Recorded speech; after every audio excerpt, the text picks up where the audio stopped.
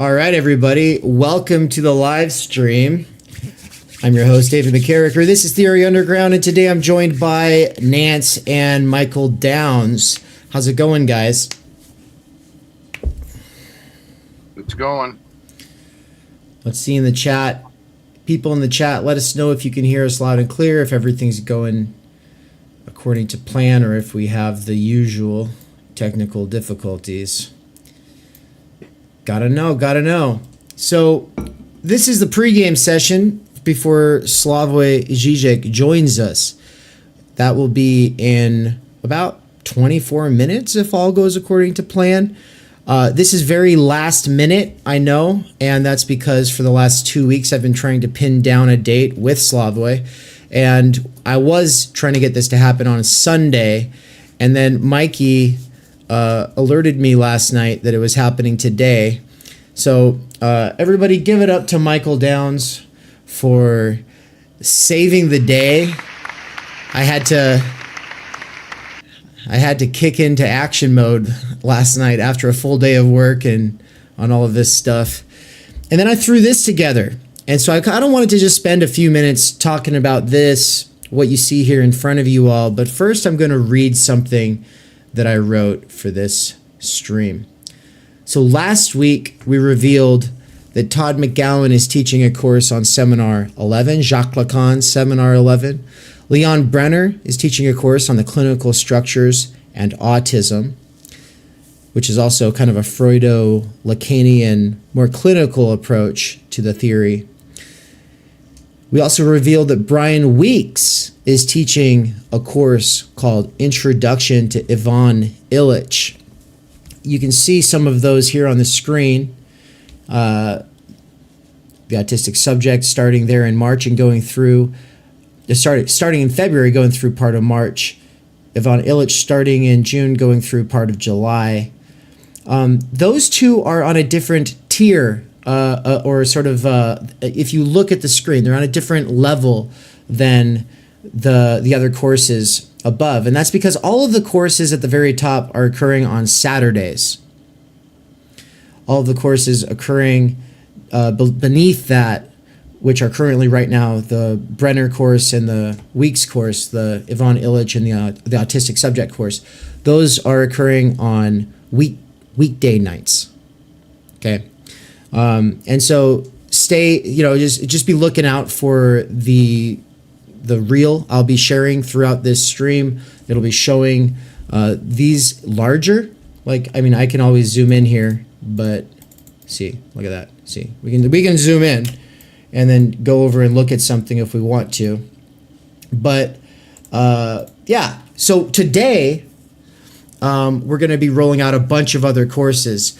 But you'll notice in the October section, I actually have some past courses, right? There's a bunch of past courses here at Theory Underground. In the last year, we've had courses on Slavoj Žižek's For They Know Not What They Do. Michael Downs taught that course. A course on Karl Jasper's The Idea of the University. A course on the Professional Managerial Class Consciousness and Ideology. Alenka Zupancic's What is Sex? Introduction to Nick Land. That was also taught by Mikey here. And the course I taught was Being in Time Division 1. Division 2 is coming up really quick. It starts on January 6th. Today we're going to be unveiling a bunch of other courses, though. We're going to be talking about Being in Time Division 2, Emmanuel Levinas's Totality and Infinity, as well as Introduction to Žižek and Introduction to Marxism. And so Chris Cutrone will be joining us a little later to talk about Introduction to Marxism, which will be in October. Introduction to Žižek is going to be in September. All right, that's just a lot of talking. But the last thing I want to point out is that at the bottom here, you'll see it just says Sundays with those blue arrows, and it just goes all throughout the year. That's because Critical Doxology and Timenergy, as well as Critical Media Theory, these two monthly seminars, they occur on the second and fourth Sundays of every month. And then there are discussion sections for those that happen on the other Sundays. And so basically, whether, if you got Saturdays, if you got weekday nights, if you've got Sundays, then there's something for you at Theory Underground. And if you have all of the above because somehow you've been able to free up a lot of time and energy and just do everything, like Nance here, then there's no better way to get involved or save money or make the most of this than by becoming a tier 3 or 4 subscriber at Theory Underground.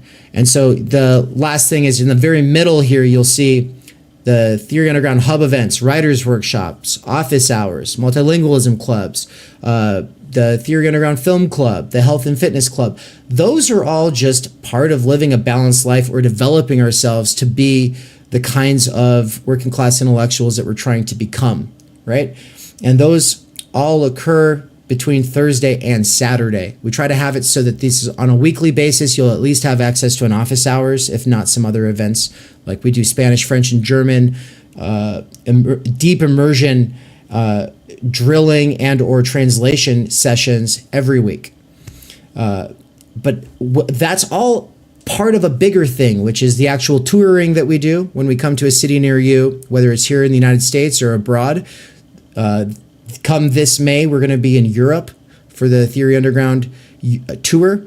Really excited about that. You can see that we've got some tentative locations already for that. And then ultimately it all culminates in October when there's going to be a conference. And I'll zoom in a little bit on that and then I'll turn it over here to Mikey and Nance to say a few things about the last year and the upcoming year.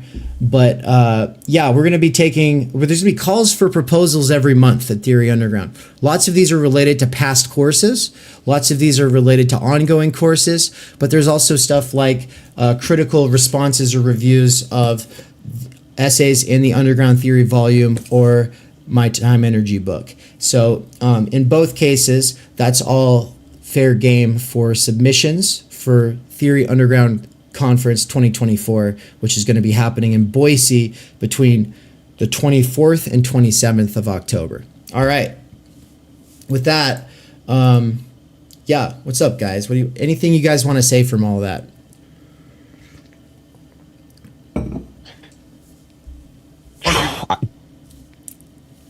I'm stoked. The stuff we've already done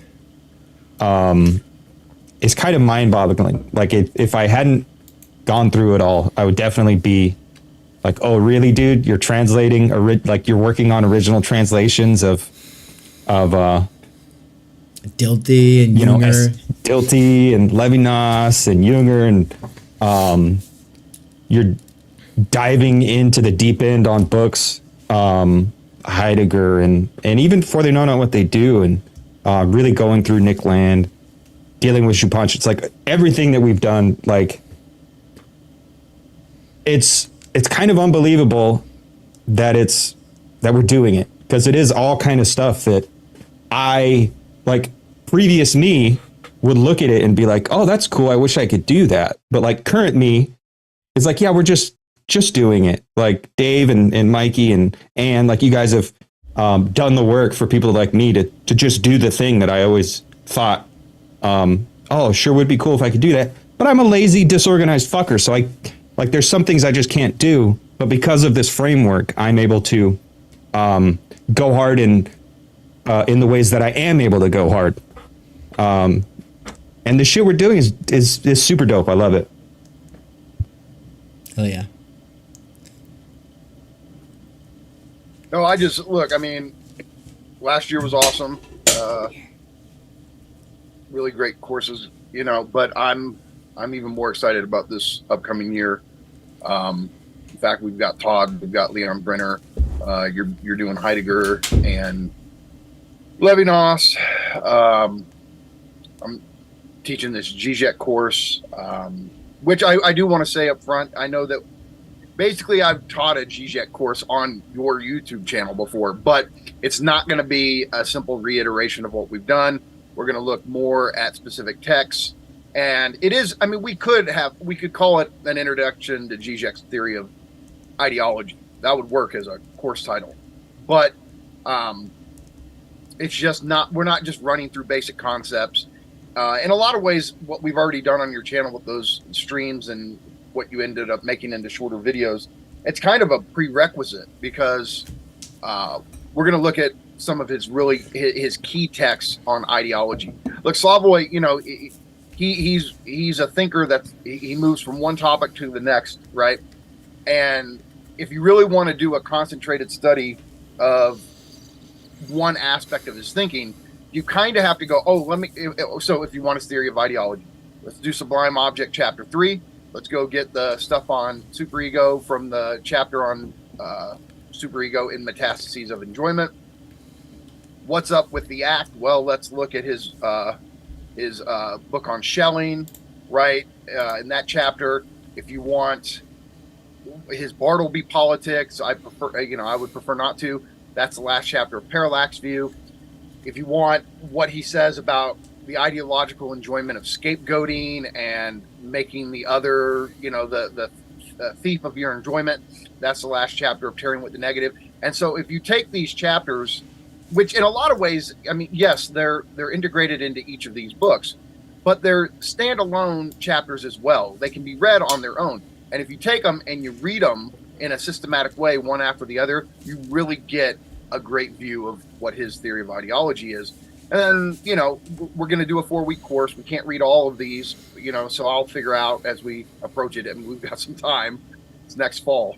But I'm going to pick the 4 best essays that I think comprise his theory of ideology, and we're going to focus on those. So, yeah, I mean, it's, and of course we'll be doing little pop-up events, and you and I have some passion projects that we're hoping that maybe we could see, that certain ones that seem impossible, but we're gonna hyperstitionally hype them up and see what we can do with some of these, and hopefully we'll get to do those this year too. I know this is like the rough draft of 2024 at a glance, and it even leaves off so much of the stuff that's actually happening. Hold on, let me mute. One of the things that I'm most excited about is that instead of just doing a sequel to Underground Theory, this volume, we're also going to have a bunch of short little works that are meant to be something that you can hand a relative or a coworker, someone who's not into theory. And so, yes, we'll be taking some deep end, academic, engaging, rigorous kinds of submissions like we already have in this Underground Theory volume. And of course, those will be in another big volume. But the thing I'm also really excited about is encouraging people to bring these works that are more popular, perhaps incorporating a bit more of that narrative way of speaking that Nance and Mikey both use in this Underground Theory volume. And we'll be doing that for people who are getting into theory, because ultimately, look, people who are into philosophy and theory are already into philosophy and theory. Most of y'all are in it for the reasons that you're in it.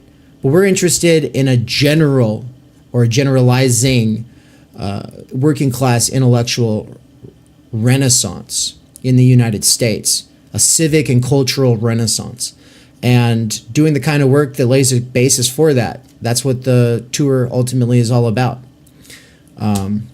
So yeah, I thought this was tomorrow, man. Fuck. So a lot of people will probably be watching this after the fact, after it's live, speeding through, skipping ahead even just to get to the part with Žižek. And but I'm hoping that we'll have a good amount of people who actually watch it all the way through and are trying to get a sense for what's going on here. Like a couple of the people that we met up with in Pomona, which is like in the LA region, right, came from the YouTube channel. And they came because they just follow everything that Žižek does, right? And so they saw that Žižek had done something with us at the launch of the tour, also as a way of promoting Underground Theory here. And then they followed the whole tour. They were along for every stop, basically. They watched all of our public events that we did. And the son of that guy was like telling me, like, we've got a lot of potential here. If we could just get the marketing down, if we could just figure out the SEO. And it's funny because I get these kind of emails from spammers like 8 times a week, like, hey, your SEO is bad. You can work on that. And, it is a work in progress. I think it was Nance, who referred to it recently as bulky and ungainly. Philip there in the chat had said, you gotta cobble something together. And so at this point, I think that these stick with me in a way because I really feel that way. I feel like that the whole thing looks a lot more like a Frankenstein monster than it should. And that's why I put this all right here in front of you all. I wanted you to see that there is kind of like this overarching logic to it. All of the courses being either Saturdays or Wednesday or Thursday evening, or on these Sunday seminars, all of that looping people into the writing workshops, always kind of like having this back and forth with the film club, all of this rolling into the conference, which then comes out in volumes that go on tour and come to a city near you. We're talking like this 2-year cycle that we've got building here, and it's a harmonious, beautiful, streamlined thing. It's not just this cobbled monster, you son of a bitch. So yeah, I want Nance to go ahead and say something about that. I just want to say, like, I mean that positively. Like, it is ungainly, it is a beast, and that's a good thing. I think, of course, like it's necessarily gonna be a bit wonky. It is a new thing, it is experimental, and it is a sole proprietorship. Like, you are doing this. This is not something that came out of some cloud computing algorithm or some boardroom somewhere. And if the target demographic can't handle that, then that's not the target demographic. Like, it is itself a filter, because the content here is what matters, not so much the form. That being said, it is important to have some streamlined elements, and yeah, as things grow and as things change, they're getting better to or easier to interact with. The app is continually getting better. The website is getting better. For the most part, it's a tendency. There's issues, there's hiccups. But yeah, like, I think it's a good thing that it is a bit of a beast. And if people can't wrap their head around that, then maybe they're not ready. And, hey, and if you're not ready, but you're really interested in taking one of these one-off courses, just because they ultimately all fit into a bigger plan, right, doesn't mean that you will only benefit from taking everything. The subscription model is basically set up for people who are diving in the deep end and trying to actually take on everything, because like it gets really expensive if you're trying to pay for every course out of pocket. And if you're just kind of there for it, for the weekly events, for the writer's workshop, for the basically Saturday and Sunday events, as well as these weekday courses, if you're kind of there for all of it, then this is a way of life. And I'm trying to reduce the cost for people for whom it is a way of life. But also, if you just want to take the course Leon Brenner's teaching on the structures of the clinical structures, or Todd's class on Seminar 11, or my class on Being in Time, or Totality and Infinity, or Mikey's class on Introduction to Žižek, or Cutrone's class for Introduction to Marxism, whatever it is, you can also do them as one-offs. The way to do that is not through the app. It's actually, the way to do that one is through the website. But if you just want to become a subscriber, you can do that through the app or the website. I guess, yeah, say something, Nance, about basically being the opposite of Mikey. Mikey's only really been able to be there for very specific events, for very specific courses. He's got no time or energy. Our whole goal here is to be able to get to the point where I can employ him so that I can actually free him from wage labor so that he can teach and research full time. But Nance, you've actually been able to take everything. So I don't know, maybe like what is that like for you? Yeah. So first, I think Mikey is always here, if not in actuality, then in spirit. And he is definitely like a guiding principle, the Mikey principle, right? Like, do it the right way. If you can't explain this shit, then you don't fucking get it. But being able to be a part of everything that's going on, like, I fucking hate myself. And I think we all hate ourselves, and I think we all just kind of hate existence in general, at least, to more or less of a degree. And I guess I have this tendency to catastrophize and be depressive and shit. And I've struggled with that at different points in time in my life, but having the opportunity to confront that in myself and say, no, you can pursue the thing about which you are passionate. You can take part in a project, capital P project. It's definitely, on a superficial level, assuage those feelings of self-hate, because I am improving myself. But it's also given me like things to care about again. Like, instead of just sitting back and be like, oh, I'm a disaffected, disgruntled, some version of anarchist, post-Marxist. I don't even know what I am, and it doesn't matter. I just hate everything. I don't have to do that. I can actually like take part in life, and it's I don't know. There's a lot to say, I guess. But like I do feel like I'm hitting the fast forward button on all the things that I spent a lifetime wanting to be able to do. Like I want to be able to read. I want to be able to sit down and really read the 3 volumes of Capital, not just like skim through it once and then be like, oh yeah, look at me, I'm a Marxist. Like, no, like I really do want to grapple with these texts, tarry with these ideas and these concepts, and come to some version of understanding. And it is the shit. Like it's actually the shit. All right, well, that's a perfect place to switch out here. Žižek's in the waiting room. We're going to go in the back, talk to him for a minute while we run the PSA. See you all on the other side. Thinking is super uncool, and that's why you should do it. It's just like almost anything that's like cool anymore. It just sucks. And I think that's like what the underground movement has always been about, is just like seeing what's in the mainstream, being like, it ain't there, and kind of like cobbling something together, and yeah, it's a little mismatched, but that's like its beauty.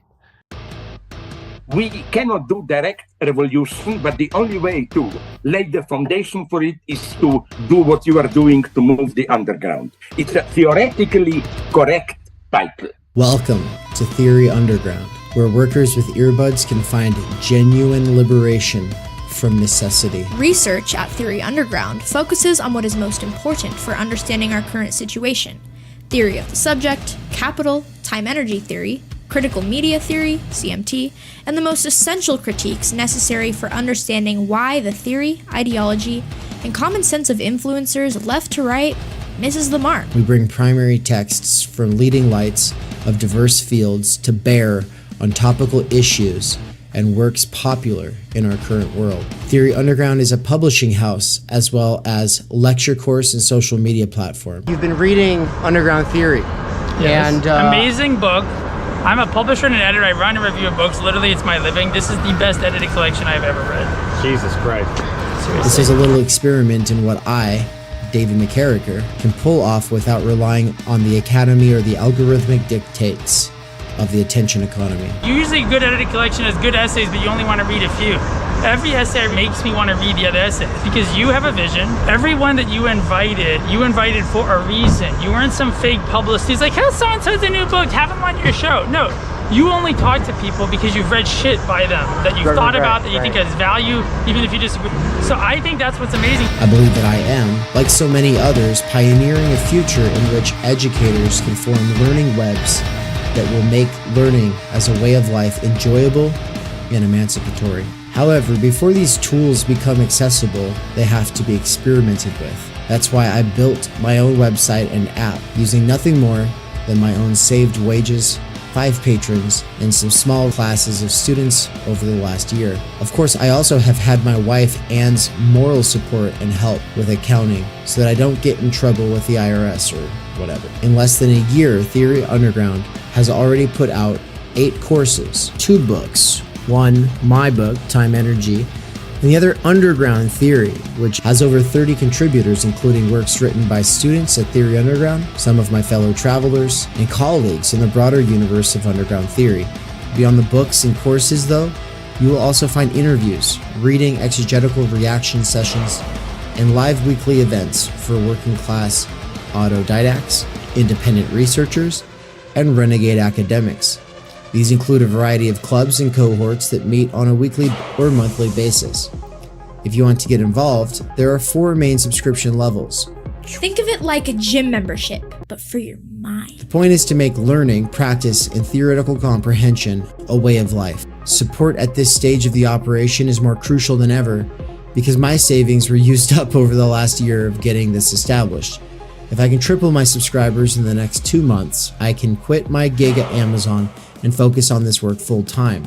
All I need is a few more people at each of the levels or a couple big time patrons who just want to see it happen. Right now I am doing a patron and site subscriber drive, so excuse the commercial. But if you end up really liking what goes on at this channel, consider signing up soon. If you cannot afford it, but want to get involved with some of the stuff behind the paywall, I have made a financial aid scholarship you can sign up for here in the description. Quick side note, some people ask about the profit motive. At this point, I have not actually made a return on any of my investment in terms of the amount of time, energy that I put into things, the amount of savings I've actually put into things, the opportunity cost of the work that I'm doing as opposed to the other kinds of things that I could be doing for money. But more importantly, I don't actually make enough to pay for my cost of living. The goal is to make enough for my cost of living, and then once that is achieved, everything over that amount is going to go towards expanding the operation to the point where I can hire Michael Downs, aka Mikey of The Dangerous Maybe, to be a full-time researcher and part-time teacher at Theory Underground. All right, so with that aside, I just want to say also, if you are a worker with earbuds, what's up? I see you. I work at Amazon part-time, and everything I do is for my past self who used to work there full-time. Most workers with earbuds couldn't care less about theory, but I do believe a working class intellectual revolution could grow out of the underground theory scene. My hope is that what I have built here will contribute to making the scene something more than just a scene, and you into something more than just a scene kid. We're trying to make this into a real intellectual milieu capable of leading a way forward beyond the imminent crises facing humanity. But for that, we need thinking now more than ever. Start thinking. I hope that you either will or have enjoyed the program, and also make sure to like, comment, subscribe, and leave this playing in the background all the time while you're doing other things. Playing long-form Theory Underground content in the background while you do things has, in the near future, been scientifically proven to emancipate minds from the functional illiteracy imposed on workers by the structural stultification of time energy. This is achieved by reterritorializing circumspective concern. Also, to some degree, it is for the algorithm. Think of it like a gym membership, but for your mind! I love you so much. I love you too. We're live. Welcome, Slavoj. Welcome. It's good to have you back. And I'm very glad and honored to be here. Thank you. Wonderful. And so, quick little note about this conversation and the stream today. It was the 1-year anniversary of Theory Underground on December 6th of this, that was this month. And so I invited Slavoj to come, celebrate, and also to plug the course that Mikey will be teaching on his work in 2024. And he was traveling that day, but was we're very grateful he was able to join us today. And so I'm going to let Michael say a couple introductory things just about that course, and then we'll get into some questions we've got for Slavoj. Can you allow me just half a minute to tell a funny, very depressive story? For sure. Maybe you could have checked it on 6th of December. I was supposed to be in Munich giving a talk with an innocent title for Europe. But then, when I was already on the way to Munich, I got a phone message saying that I'm strictly prohibited even to mention anything about the Middle East. Oh. Specifically, they were worried for me saying something critical about the present Israeli government and so on. And then that's the horror today. This talk, what I want to say is that they told me that they got calls from some Bavarian Ministry of Culture, which supports this theater, that if I appear there and even mention Middle East in any way, all the state support for this theater will be cancelled. So, that's our reality now. My God, it's not even years ago. Me and my friends often proposed variation of this motive, how yes, everything is permitted today, but the point is you are marginalized, you are ignored, and so on and so on. No, it's not even that. Now, open censorship is returning all around Europe. And don't forget Julian Assange, in a totally irrational way, if you take seriously the reason why he is in prison, it's just to prevent for a possible extradition that he cannot escape. And it's totally unnecessary. He is still alone 23 hours per day. 1 hour he can walk, but again, not communicate with others. He got married, has children. He can see them only through glass window. It's so irrational. So I think, again, it's no longer that, permissiveness, but and so on. No, we are returning to quite a strict censorship again. That's this. Sorry for interrupting you. Please, Mikey, go on. So yeah, I mean, as far as the course goes, I said this before you got on the call, Slavoj, but my approach to it is it's really going to be an introduction to your theory of ideology. And what I've found over the years that really helped me get a solid overview of what you've done is in your books, you're always covering a lot of ground. And so one chapter will be on ontology, one chapter will be on politics, one will be more on film or pop culture. So for your theory of ideology, what I've done is I've had to figure out the key chapters in each of your books to read kind of back to back and almost take those chapters and make them into one book itself, where your great chapter in Sublime Object, chapter 3 on Kvoy and ideological interpolation, that's kind of the foundation of it.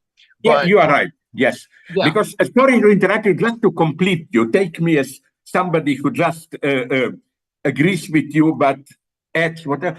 It's excellent choice.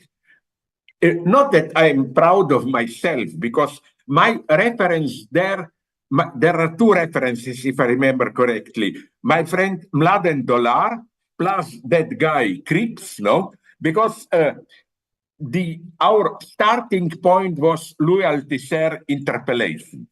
And Mladen, already, my God, 30 years ago, wrote a basic text called simply, I think, Beyond Interpellation.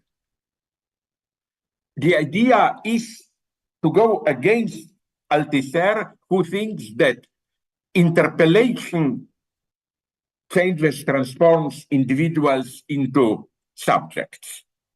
One can almost turn this around. This was already proposed in some text by Etienne Balibar, who said, what if subject, the abyss of the subject fantasy, comes before and interpellation transforms subjects into individuals? You are already this confused void of a subject, but then interpellation tells you, no, you are a free individual, liberal society, blah, blah.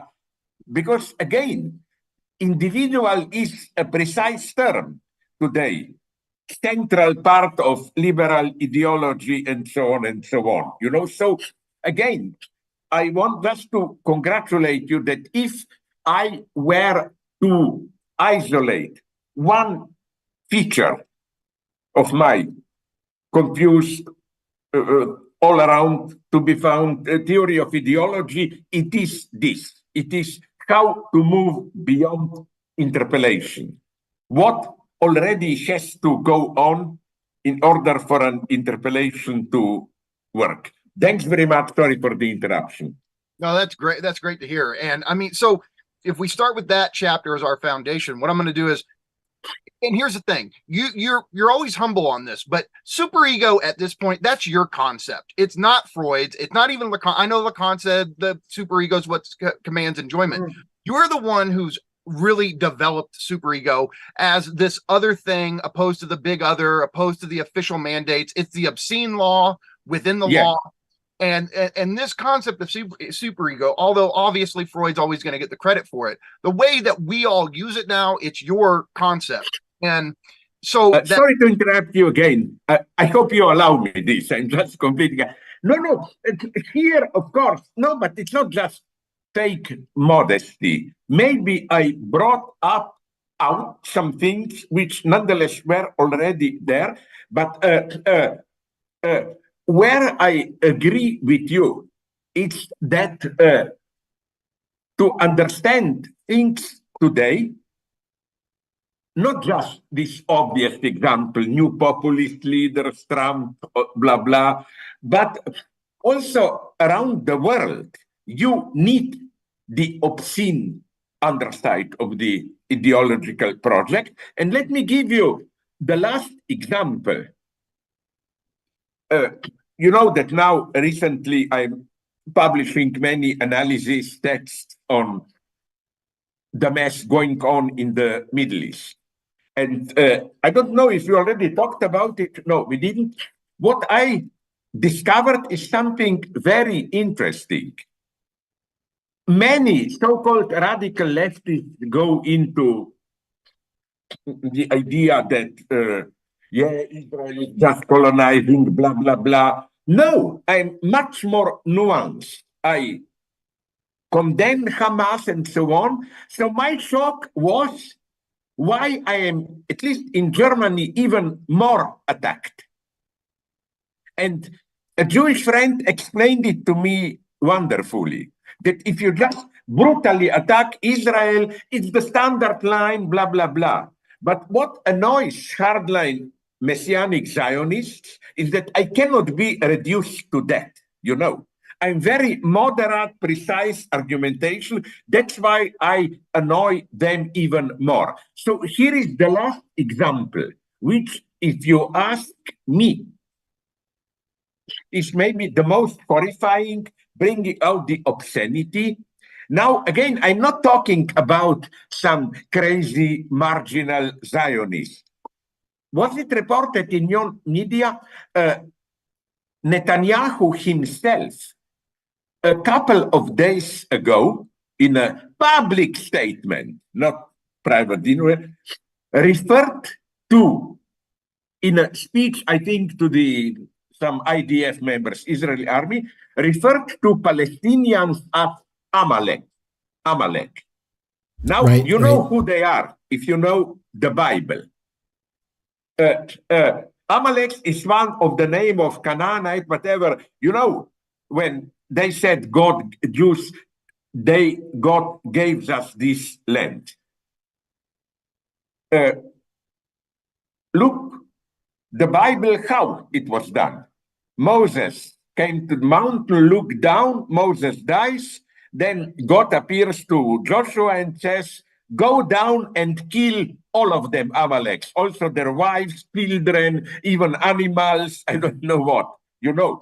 Now, here is a nice point of what you brought out, obscenity. First, let me be clear. I'm not condemning Jews for this. Let's be clear. In that time, thousands of years ago, everybody was doing this, you know. I'm not painting Jews as especially brutal.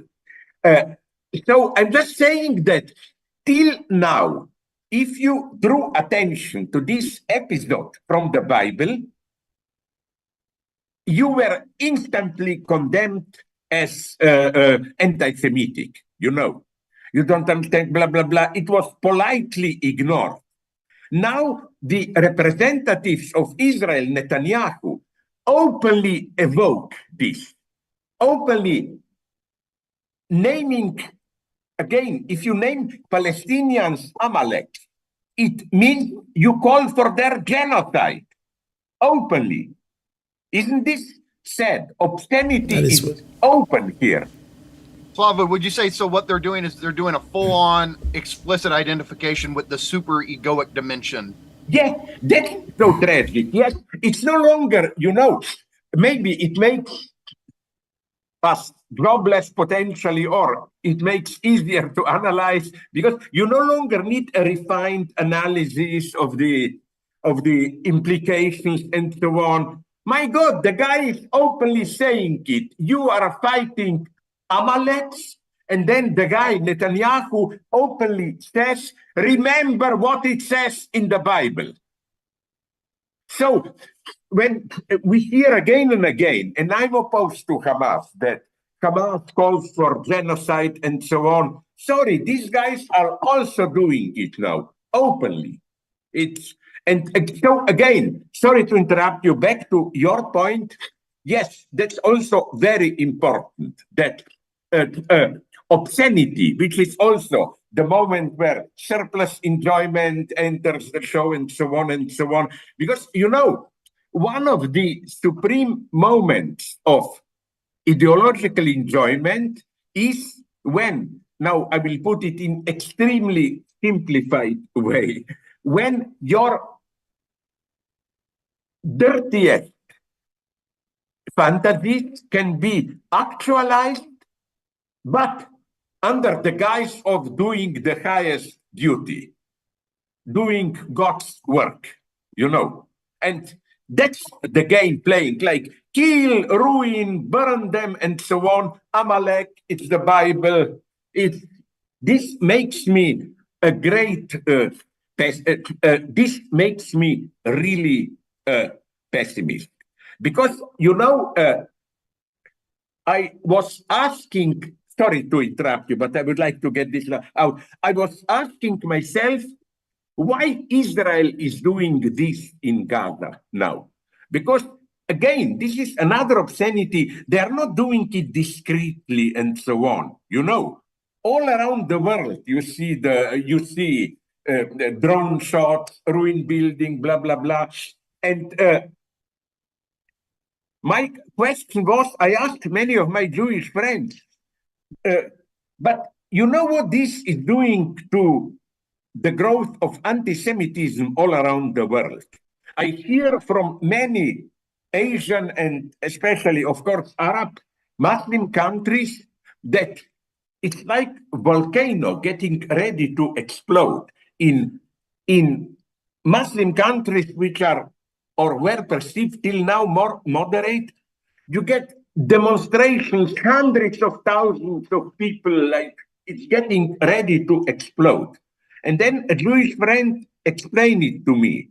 These crazy guys who are now in power, Netanyahu and the fundamentalists, they want this. They are not bothered by the potential explosion of anti-Semitism. Why? Because in their logic, this means, you see, we are victims again, so we should have the right to defend ourselves in any way we want. You see this in the craziest way now. It's very sad. On the West Bank, where literally the population there is now under such tight control that the only thing Palestinians can do to do something, I don't approve this, but Hamas appears as the only active subject. PLO is passive. So the horror is that Israel is pushing the population towards Hamas so that then it can do the ethnic cleansing and so on. It's, again, no longer hiding. It's really an extremely dangerous time. Sorry for interrupting. Don't be. Hold on. Don't be sorry. I wanted to say that this is ultimately the return of your repressed speech from December 6th. So it makes sense that it gets its moment here, that you actually, you can always come to Theory Underground to say what they won't let you say in Germany. Can I ask you something? I'm sorry to slightly change the topic to all of you, so that maybe I already asked you this, but why am I so deeply affected by your title, Theory Underground? You know, because you know which underground is that is brought out, I associate. It's that wonderful quote from Virgil that you find at the beginning, the opening page of Freud. If you cannot move the heaven, move the underground. You know, that's what we should do today, moving the underground. I read in this way your title, not just this pathetic, authentic theory, repressed underground. No. Move the underground, because the underground is coming out. It's no like today when you watch what is Hamas doing, and now madness, what is Israel doing? Again, if you do just some pure political analysis, explicit ideology, you miss the point. Without obscenity, you miss the point. Now we are back at you, Mikey, because that's how I read again your title, Theory Underground. It's perfect, because my question is exactly on this point, my theoretical question. So here's what we got. I'm going to give a little bit of context for viewers, Please. and then And I promise I will not interrupt you now. Yeah. So here's what we got. So for somebody who's not familiar with Žižek's theory of ideology and his political, a lot of us talk about Žižekian politics as a politics of the impossible, which is to say, a politics that seeks to retroactively make what is impossible possible. Which is to say, it restructures the entire symbolic order. And so something that used to be impossible, it was unthinkable it could ever happen, actually becomes a living option because the symbolic order has been restructured. Now, throughout Slavoj, it's weird, I'm talking to the viewers now, but throughout Slavoj's work, early on, he would refer to this as the act with a capital A. And later on, as you got into more Badou's work, then you start talking about the event with a capital E. And so what we're doing at Theory Underground, we know we're not the act. We know we're not the event that's going to restructure. But what we're trying to do is facilitate the possibility of an act, the possibility of an event that would restructure the symbolic order. And we're trying to, cultivate, facilitate theory on this level of the underground, on the level of our background familiarity in society.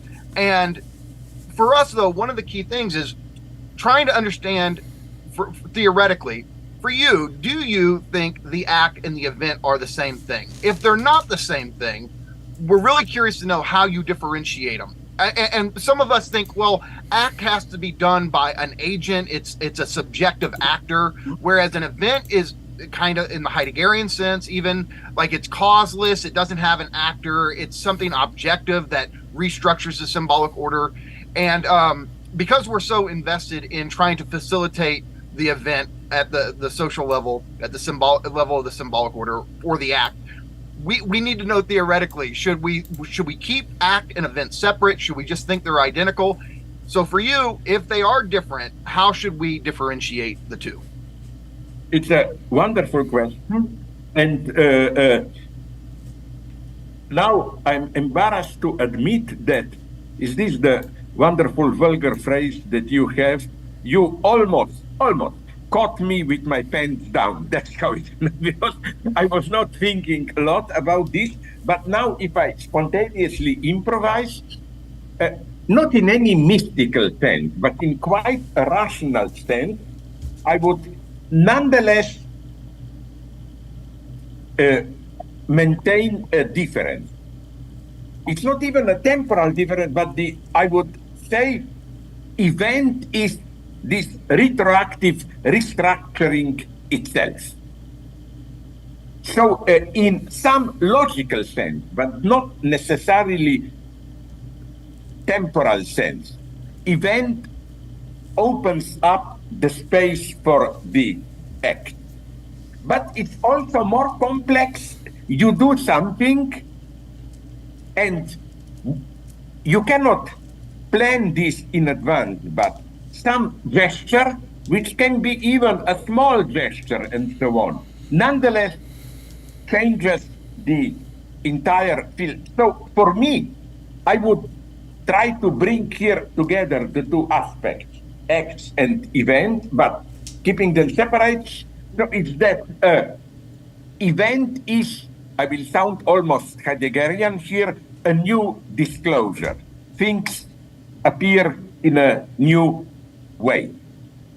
For example, extremely simplified way. When does true feminism begin? Not with just women want more or whatever, because in the early stages, women wanted more, but within the space of the existing power relations, like I want more free time, I don't blah, blah, blah, and so on. An event happens when you don't just want more within the existing space, but when you redefine radically this space itself, radically redefine the woman's role, and so on and so on. So more and more I will say something that will maybe, I'm not sure here, even appear a little bit critical of Badiou. I think that event is less than an act, because basically just we shift radically our subjective position, but at the same time more, while in the sense that you can do the same thing, but if an event happens, this thing will amount to a radically different thing. You know which distinction I would like to introduce here? Let me take, and I don't even totally support them, 2-3 examples of shift, of not truly radical, but let's say revolutionary in the superficial sense break. Let me mention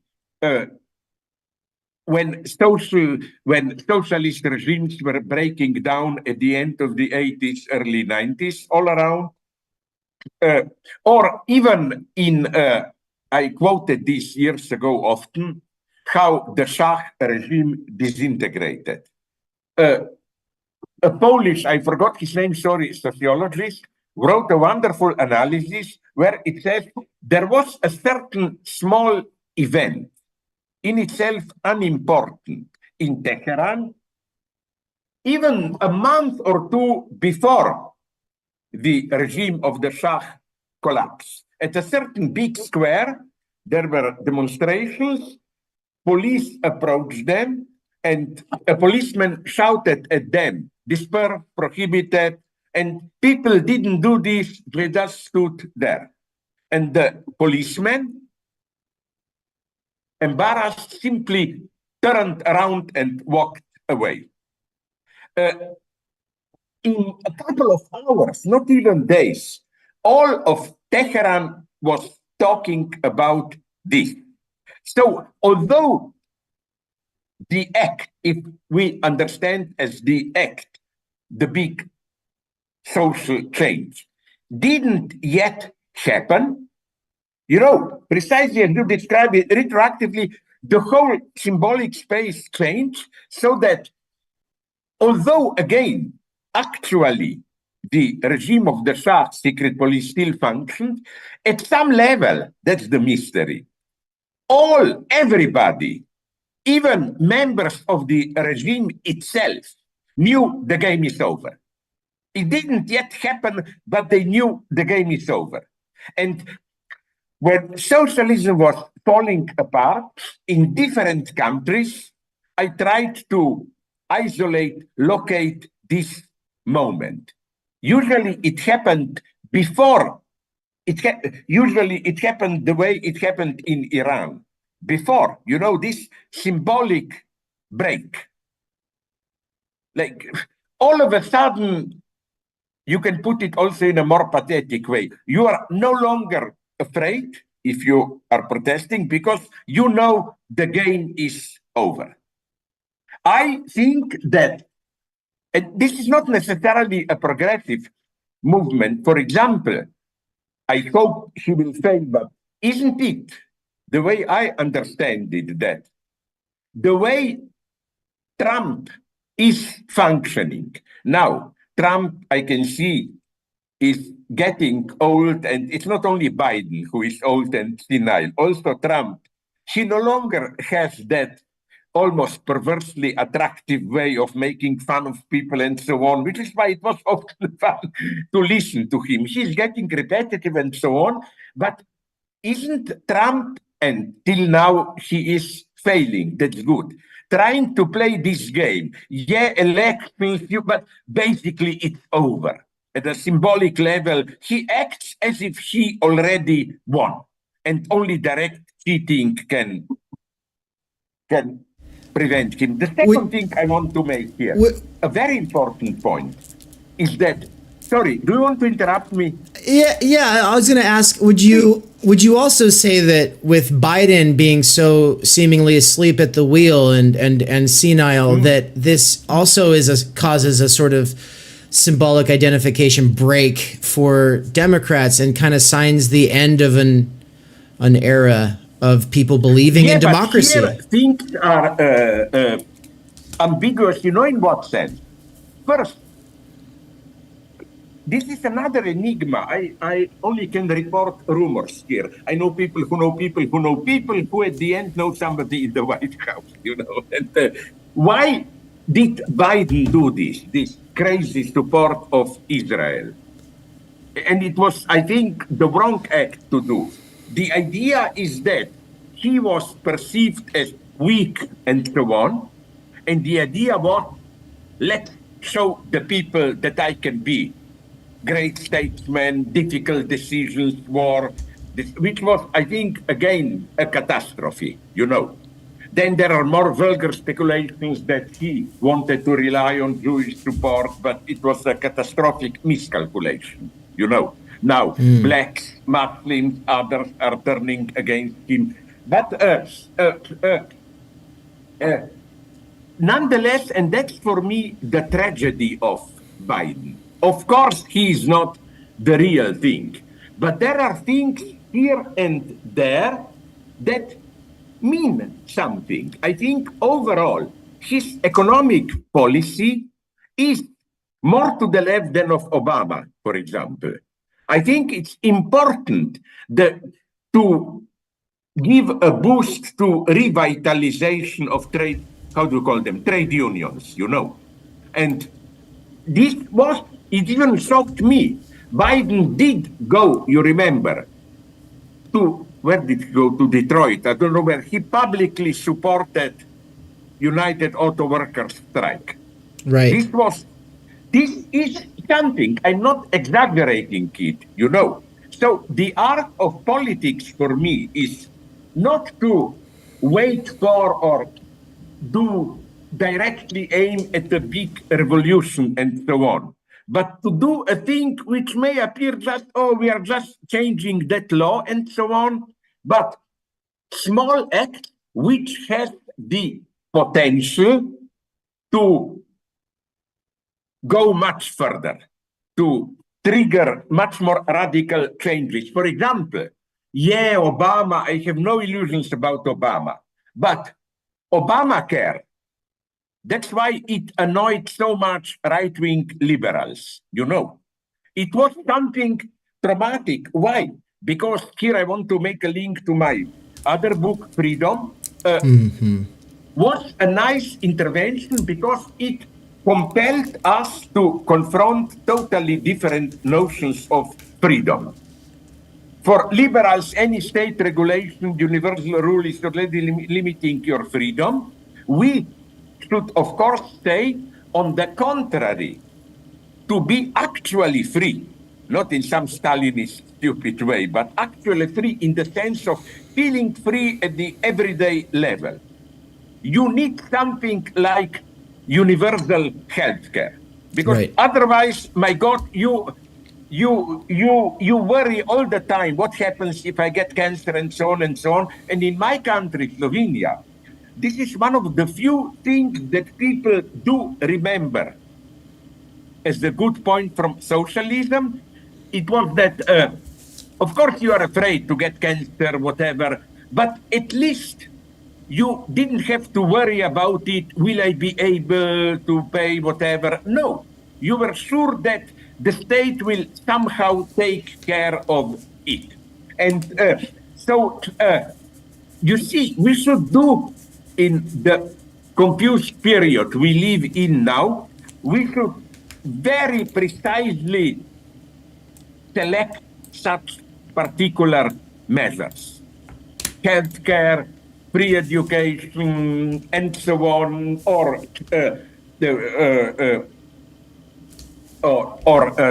these trade unions, you know, because the whole point of this, Varoufakis calls them neo-feudal masters, no? Your guys, Maki, the Amazon, ne? Yeah. The model of this, it's strange how at the same time they want to appear, you know, green, ecological, taking care of, but at the same time they go crazy if you just mention trade unions, you know. They do, right. So I'm saying that this would be my idea. Act. Don't wait for the big act. A million people on the street, whatever. Local, precise interventions which have the potential to trigger further movement. For example, Obamacare, I have no illusions about it, but it compels people to think, but what is freedom? Freedom of speech, wonderful thing. But you must have material means to actualize this freedom. Free education, you must have it.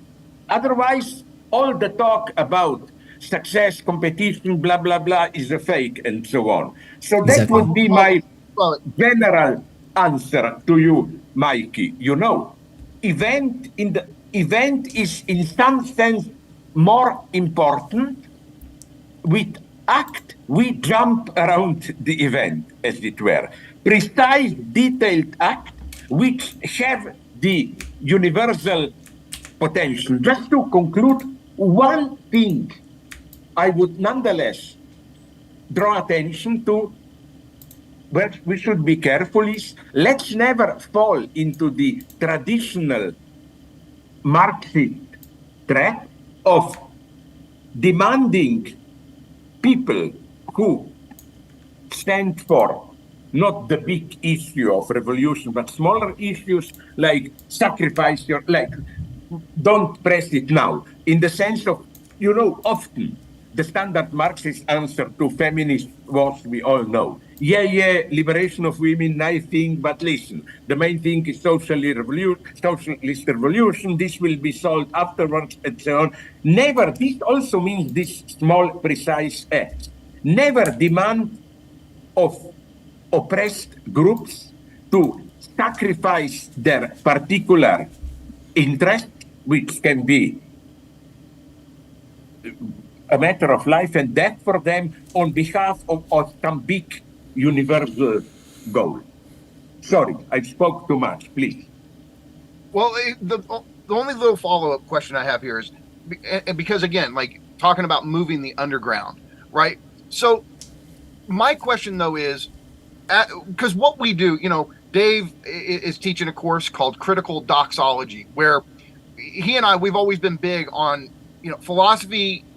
I mean, going back to the Greeks, it has to do with challenging doxa, common opinion, which, I mean, we could also call it ideology critique. But for us, that's part of what underground theory is all about, is trying to do what we can on this small scale to reevaluate and challenge the basic presuppositions of our society is obviously capitalism, but it's about challenging those basic presuppositions. My question is, so Badiou limits us to saying, okay, we've got 4 type of events: love, politics, science, and love, science, politics.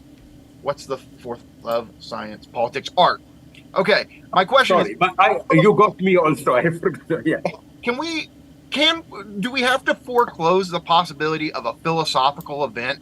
I mean, when you think about the Greeks, it seems to me that what Socrates did with even pointing out this dimension of doxa or common sense would count as a truth event. Aristotle figuring out the basic laws of logical thinking, right? These to me count as truth events, but they're not science, they're not art, they're not love, and they're not politics. And so I don't know if I agree that we should just foreclose the possibility of a philosophical event. What do you think about Not that? only it's a wonderful question. Let me give you an insight information. Once I pressed Badiou years ago, more than a decade, on this exactly. What about this mega philosophical breakthrough, Kant, Hegel, and so on? You know what was his answer? A little bit like squeezing out. He said, but the name of philosophy is philosophia, love of wisdom. So he tried to squeeze this into love. But you know what is my basic reproach here to him? I'm sorry, but what Kant did is not like falling in love. Like there's no. But that's why Kant is such a revolutionary. Kant's point is not let's give a more truthful answer to big ontological question, what is reality, blah, blah, blah. No, Kant changes radically the terrain of the question. It is, again, an event. I think that, and he also never gave me, with all my admiration for Badiou, an answer here. The small book, which I love, short book, in which he develops the notion of event. Apropos a particular case, does it very convincingly, concerns none of these 4 domains. It's St. Paul, universalism.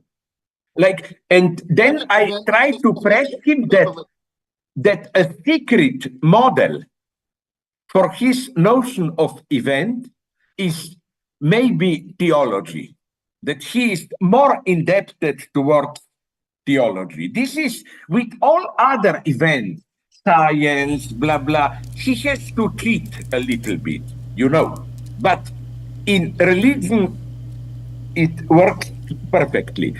Another thing. When we look at history, Jesus, Buddha, Mohammed, aren't they the big events? I mean, throughout history. Yeah, but how does it fit then into this form? It doesn't, no? Another thing is, I know I would be accused for being a standard Marxist and so on, but I nonetheless think, although it's not an event in a technical meaning advocated by Badiou, but to think like for a radical leftist group to come to power, and I'm sorry for the vulgarity, not to screw things up, not to follow the path of Cuba, Nicaragua, Venezuela. That would have been an event that you convince ordinary people, look, that you see at everyday level life is better for you and so on. Because with Badiou, it's as if he has this dismissive attitude towards ordinary life. He likes this big events, cultural revolution, And then things return to normal, it's boring, nothing. That's why, but you often claim politics is exceptional, truthful, politics at the level of truth, that mostly live, but no, I think maybe the mega event is a truth event which should be measured precisely by how did things change at the everyday level for ordinary people when the big enthusiasm is over. You know, it's no longer 1 million people at I don't know which square and so on. You know, but you have a little bit of this Maoist duality. My cultural revolution, millions debating and so on and so on. Okay, but what happens after? That would be, again, that would be my problem. So in this sense, I would propose, I totally agree with you, not only philosophy, but even economy, daily life, morality, and so on.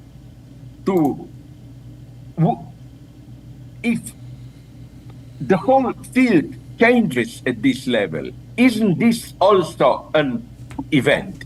Here, for example, we should use, who was it, Mike, you or you, David, no, mentioned this, making the impossible possible. Right, you know, Mikey. The impossible for many leftists is to really challenge capitalism. But not so that you have a brief period of radical changes and then you have a mass, more poverty, and so on and so on. That's why maybe you know this line of mine, I'm not sure if I already told it to you, the most depressing anti-event story that I heard is when I talked this summer, the last summer, at Birkbeck Institute with a wonderful old black lady, leftist, revolutionary, African National Congress.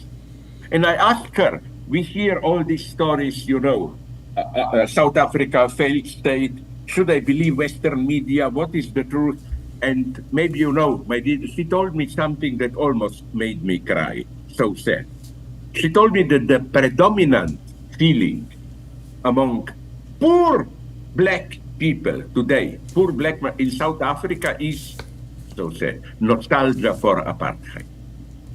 She said that, you know, the standard of living under apartheid was maybe even a little bit higher, but precisely because it was a police state, there was more social order. Now you have corruption, chaos, and so on and so on. And this would have been an event to make the system efficient, not just at these big radical changes, but again, never forget ordinary people. What does it mean to them concretely?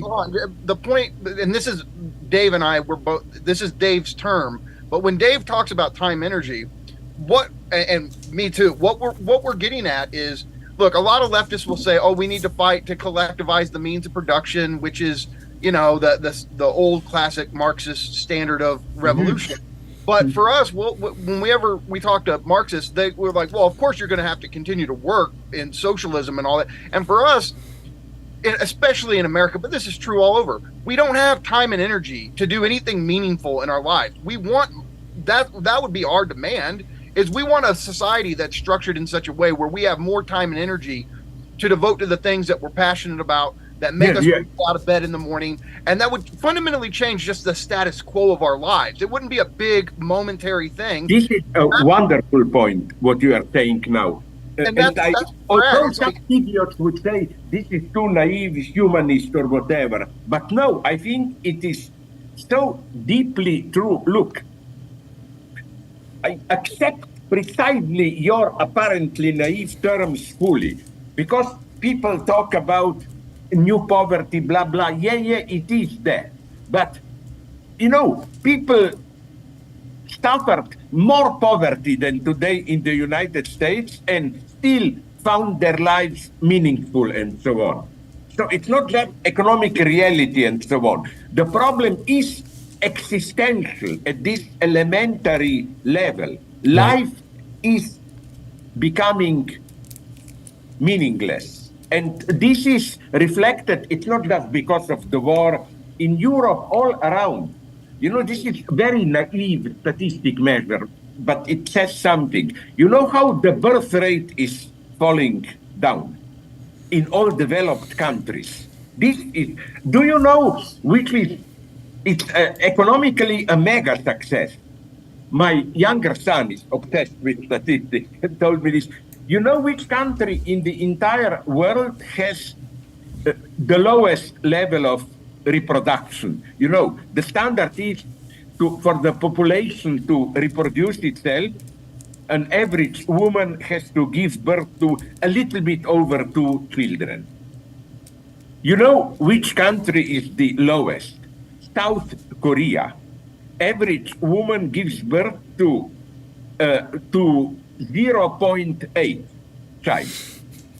And so in Europe, interestingly, it's Italy. One associates Italy with, you know, fun, dolce vita. No, Italy is the lowest. It's in 20, 30 years, it will be dying out and so on. So yes, the point is we should insist this in all naivety. This is so important. The point is not only this, you know, economic situation and so on and so on. If people find their life meaningful, they are ready to endure many, many things. Today, it's not just, as you said, material suffering. It's material suffering, but with no, I use my stupid metaphor, light at the end of the tunnel. You don't know what to do with it. And let me give you another problem that I hear from my Jewish friends, not even Palestinians, who are critical of the present government. That's the problem with West Bank. If Israel were to be serious, okay, you have to get rid of the threat from Hamas, but at the same time, under Israeli control are now in Gaza, Israel itself, West Bank, are now almost 5 million Palestinians. Give them a hope. And that's the despair. And it's not just the despair in the sense of settler violence and so on. People told me that among Palestinians, there are over 1 million of them, 1.5, who are full citizens of Israel. Crime is exploding. Their life is meaningless. This is a serious question. And again, as you said, I would use exactly your words. Because you know what's the problem? Energy, right? Like we don't have, we're always on the go. We're always burnt out. We're always exhausted. We don't have time to cultivate meaningful relationships as adults. We don't have time to, you know, and so, and we don't have the energy. So that's why Dave smashes the words together. So it's not just time, it's not just energy, because if you don't have your energy, you really don't have time. You have to have enough energy to do something with time for it to be time. And if you don't have time, don't totally really agree with you. And I would like to, for this very reason, to critically evoke a term where I became like Joseph Goebbels. I reached for my gun. You know, the term which brings out all that's false about this, you know, the term quality time. Let's spend some quality time together. Right. This is precisely fake organizing of quality time. No, in a meaningful life, you then have to organize quality time. It happens by itself when you meet friends, even when you are in love, sex, or where you have a beautiful meeting, political. The moment you call it quality time, it's already this meaningless manipulation and so on. You know, it's something so obscene in it, as if you spend it now, let's have some quality time. That's horror. Right, right. And this is so important. Sorry, just to finish, because I think that precisely the new populist right is aware of this much more than many leftists and provides their own fake answer to this. Right. So I wanted to say a couple of things, kind of building off of a couple of the threads that have come up here. You had mentioned my gig at Amazon. You had mentioned Heidegger in reference to something else. I kind of wanted to tie this all together because you opened your book, Freedom, a Disease Without Cure, with that story about that guy in China who's also a warehouse worker who learned how basically theory and was able to interpret Heidegger. And then you talk about... It's an extraordinary story. I love it. It's an amazing story, yeah. And I wanted to... So I'm teaching a course on being in time. I taught Division 1 over the summer. I'm teaching Division... Where do you teach it? Where are you in Chicago? Where? Theory Underground. I'm based out of Boise, Idaho, but it's the platform, the Theory Underground platform we are on here. And so most of the work that I do, like I listen to a book while I'm working at Amazon because I hide my earbud underneath my beanie here. And then I'm able to... Aren't you risking that then something falls on you? Doesn't it distract your attention or... They're afraid that is the case, and that's why there's a rule against the earbuds. But there's a subsection of us working there who hide them underneath our ear. But only one in. That way we can hear with the other ear. And when they try to say that this is a safety hazard, I always respond, because I've actually been advocating for the earbuds at Amazon, and I say, OSHA has approved headphones that my brother, who works in a lumber mill, is able to use, and he's working around chains, ropes, saws, dangerous operation, but he has OSHA approved headphones. So when Amazon turns around and tells us, oh, it's a safety hazard, we just say, no, the management is just jealous because their mental work means that they can't disassociate from their labor and listen to things like we can. Right. And so I wanted to... I want to ask you something, because in polemics with that, he's popular in Europe, some Korean theorists who also brought out this motive of exhaustion and so on, Would you then agree with me? Because I tried to specify in one of my older books 3 levels of exhaustion. One is the exhaustion of repetitive physical work, or even if it's not purely physical, like simple mechanical work. But I totally see your point, because at least this work allows you to maintain an inner distance, Exactly. You don't have to be active. For me, although it's much less physically exhausting, it's almost, I would say that there are 2 forms which in some sense are worse. One is this, how do you call this, work of caring. You care for, I don't know, in a hospital, education and so on. There you have to be engaged, you have to be kind and so on, which is for me, if you are not doing it with pleasure, but are paid for it, almost worse, because you have to, it's nice humanist thing, but nonetheless, you have to fake your emotions. And the worst for me is to work, even if you are better paid, in some, this, as they call it, top executive committees, where you have permanent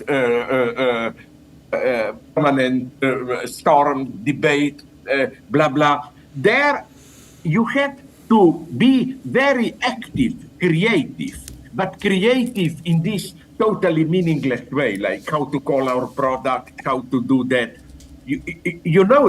That's so horrible today that everybody suffers at a different level.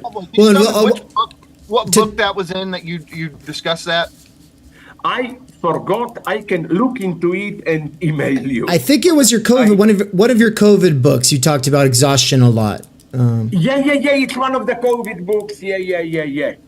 Yeah, One and of so the COVID books. So to bring it back, I just wanted to make a plug for my new podcast, Workers of Amazon, and also this Critical Doxology and Time Energy course beginning every fourth Sunday of 2024.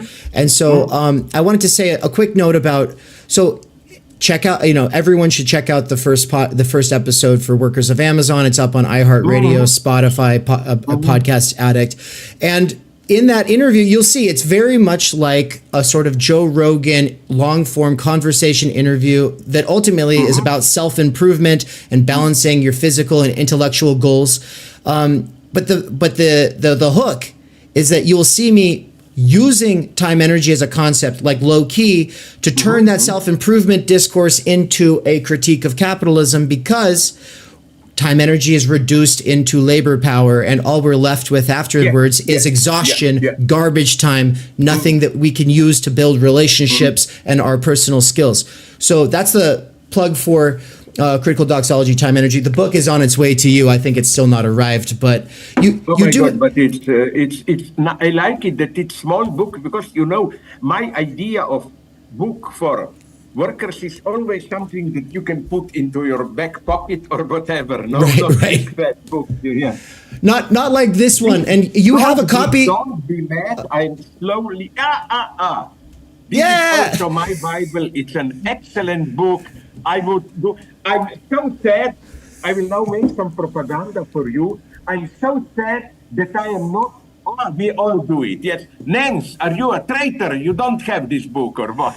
Yeah, Nance, camera on. Do you have the book or not? Let's see. He'll have to turn his camera on. No, but what I wanted to say We're is sending him to the gulag, Slavoj. Sorry? We're sending Nance to the gulag. Yeah. No. What I like it is that if you look at these names, it's incredible how you, as at the same time, part of a real working process, and was for me the real miracle. You, with this concept of time, energy, and so on, you have much better sensitivity. Also for these, let's call them naively, spiritual problems. Is your life meaningful, and so on and so on? Because some stupid intellectuals would expect from ordinary work to say, who reads books, that's nothing, we care about how much I'm paid, blah, blah, blah. No, you are a good lesson to intellectuals of how don't underestimate so-called ordinary people. I think that the true enemy are pseudo-intellectuals, people who are intellectuals but in the wrong way. Because, for example, being intellectual can also work in very ideological way, cynical way, and so on, which is almost the predominant ideology today. But listen, don't be mad. Now I'm falling apart. We can repeat this in a month too if you want, but now I'm over. And to do a little bit self-propaganda, can I also mention that because of this terrifying censorship, I find more and more difficult to publish text. They censor it often without asking me. I know this is a big compromise, but they are kind. I now opened a Substack post there, and I'm doing it very democratically. For a month or two, you are charged nothing. Not only this, I insisted that all the time the key text will be for free.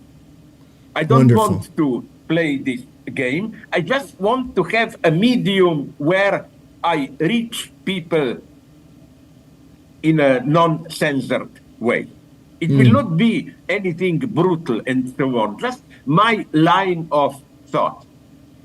Sorry for being a little bit out. It's horrible, but I enjoyed it so much. So I'm not bullshitting to tell you, let's repeat it.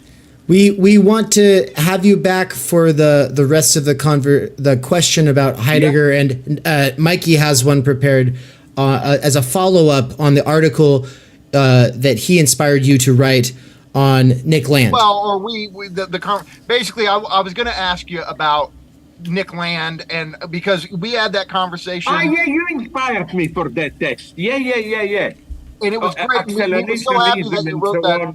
I wanted to let you know, just real quick, I know for a fact Land knows about the essay and has it because I sent it to him personally on Twitter. So I know he has it. And so I made sure, he knew about it because I wanted to see what he would say.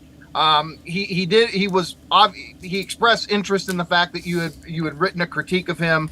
I sent it to him, and then he does this thing. He takes these hiatuses from Twitter where he disappears for a while. So right after your article came out, he kind of vanished off of Twitter, and he hasn't been on there since.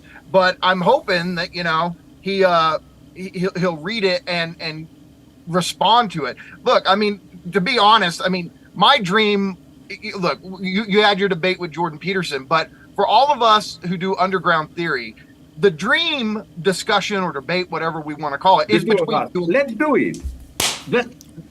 Give me like some 2 months, I would say, something like that. And that's all. So, I mean, Dave, you messaged Land, you emailed them about talking to us, and so this is. It would just be so important. So next time, whenever we get to talk to you next, I won't keep you. I want to talk a little bit about his neo-reactionary politics, where he just admits to basically being a racist in the sense of he fully embraces social Darwinism, and he totally rejects the principle of equality. He thinks that but sorry to interrupt you, but this is what you learn from intelligent Darwinists, like the one who already died, Stephen Jay Gould, and so on. But Darwinism in Darwin doesn't mean survival of the fittest, that the best wins. That's the whole point. The best don't win. You may be the best, but then for example, for an animal, some weather pattern, something changes, and you are a loser. It's not. Darwinism does not mean the heroes, the hardworking win, and so on. It's a much more desperate vision, Sorry, I have to drop you now, but we remain in contact, definitely. Sounds good. Have a nice time, and as much as you can in this really, really shitty world that we live. Thanks very much. Bye-bye. Get well. Take care. Bye-bye. Rest up. Bye.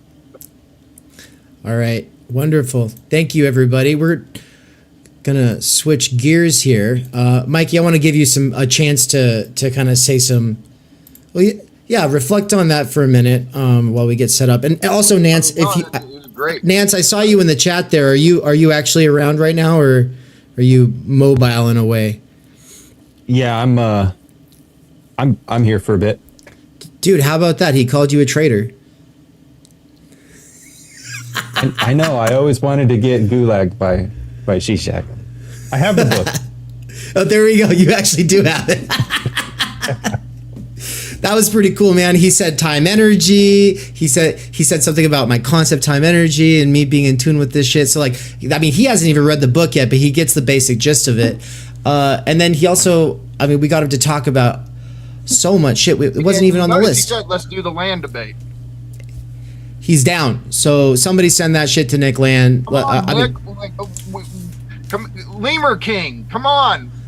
Come over here and talk to us. Summon the king. Yeah, no, actually, go ahead and... Decadent, I just summon Land. Yeah, Mikey, for the people who might not... Get the cards out, Mikey. Get the cards. For the people who don't know about the book, or sorry, not the book, that's a slip. The introductory course you just taught on Land, or who don't know about, or maybe even just for Land himself. Do you want to say a few things about your vision for that debate? Well, sure. Look, this whole thing that Land ended up doing with the Dark Enlightenment, where he's critiquing equality, and he basically wants to take a stand a biological stand and defend racial difference, that there are real differences between the races. Certain races have greater abilities in some ways and blah, blah, blah. And if you do IQ tests, certain races or groups fare. All of this typical, look, it's racist bullshit to me. And I don't count myself as your typical leftist who's triggered by it, but I'm not going for any of this. But the thing is, okay, so it's really easy for leftists to just go, well, it's racist, it's bullshit. Obviously, cancel him. He's not worth talking about. You shouldn't even talk about him. Well, okay, I'm just not afraid of what he has to say about race, because I think it's him at his worst. And I'm just not afraid to critique it or to deal with it. So not being afraid is one thing, and that's for sure. Like we deal with all kinds of stuff that people wouldn't touch with a 10-foot pole. But the you also see a tremendous value in the conversation that this opens up, and that right, sure, right. But and look, and so Land, as far as a thinker, going back to the early stuff on Thirst for Annihilation, and then his key essays in the collection Fang Noumena, I feel like all of this is worth engaging with, because Land had so much impact. I mean, and it's not just so we can understand the people he impacted, like Mark Fisher and Reza Negarestani. Those essays that he wrote in the 90s are incredible philosophical, speculative fictions, right? Theory fictions. They've inspired me. They've inspired, many thinkers. And I think this vision of his of where capitalism is going is totally worth wrestling with. It's really a special thing that he did, even if we don't accept all of it or blah, blah, blah. So there's lots of things that I respect about him as a thinker throughout his career. When he gets to this dark enlightenment shit, I don't find it convincing at all, and not just on moral grounds, but on philosophical grounds. I think this whole thing, and I mean, if we get to talk to Slavoj about this again, I mean, it's weird for me with Land. I feel like we run into these inconsistencies on the race thing, which is, okay, so you want to defend race realism, but you're a Deleuzo-Guattarian, which means that you're all about the deterritorialization and decoding of identity. You also say that as technological advancements occur via capital accumulation, right, the mechanisms of capital, you think body modification is going to take hold, and you think that there's going to be a new race that emerges, which is going to be technologically modified. And so those of us who are the non-modified will be the peasants, or will be the ones that they're prejudiced against, right? But ultimately, this whole trajectory, this whole thing with body modification is going to destroy race entirely. And so he critiques white supremacists because he says, look, you guys want to hold on to your identities. All of that shit's going out the window. You're worried about what, having children with other races is going to do to your identity. What you should be worried about is face tentacles, which is to say he thinks body modification is going to get us to the point where we can modify ourselves to look like Cthulhu, which would totally undermine our whole sense of what it is to be human. And so it's odd. You go, well, okay, if he thinks we're that plastic that we can be undermined, race is not anything enduring, it's not essential, then he wants to stubbornly stand by racial difference and these differences between the races and on political grounds. See, everybody's not equal. D&G would puke at this kind of social Darwinist race, and it's weird. He critiques racial essentialists, but then he kind of flirts with it himself, and this is where I feel like he ends up in these contradictory positions. And so what I was going to say to Slavoj is this, and I had a great talk with Todd McGowan the other night. Look, when Land in the Dark Enlightenment says, look, of course there's the left can't deal with the fact that there's differences between groups, and certain people are more talented, certain people are wittier, some are more intelligent, blah, blah, blah. And see, so therefore the concept of equality is bullshit. Nah. It's like no leftist, no liberal has ever based equality on we all have to be equal at our ability to play sports or play music or do math. Like nobody's based this principle of equality on anything like that, right? It's always ontological, which is to say it goes to the very structure of our existence, our being. So like you can, and if you go through the history of philosophy, right? I mean, think about Descartes. Every one of us, if you do the cogito argument, we arrive at we're all the cogito, right? It's a universal subject. Kant had his racist moments, but he shouldn't have if he was consistent with his own philosophy, because all of us structure our experience on the basis of time, space, causality. We share these categories that all races, all cultures think in terms of time, space, and causality. Come on. And so when you go through the list, Heidegger, despite himself, if you read the first division of Being and Time, when he's laying out these existential structures of Dasein, they're universal. Being with, discourse, projection into the future. We're all doing this all the time. Levinas, right, with his whole thing of how there's always an infinite surplus. Nobody's just reducible to their identity, to their categorization, right? The whole point of totality in the sense of how we conceptualize things, there's always something that remains. There's something that you can't reduce to your concept of the person. And in that sense, we're all irreducible to conceptualization. That's equality among all of us. For Freud and Lacan, we're all split subjects via language. We all have an unconscious, and we're wrestling with our drives versus our egos, and our consciousness versus our own.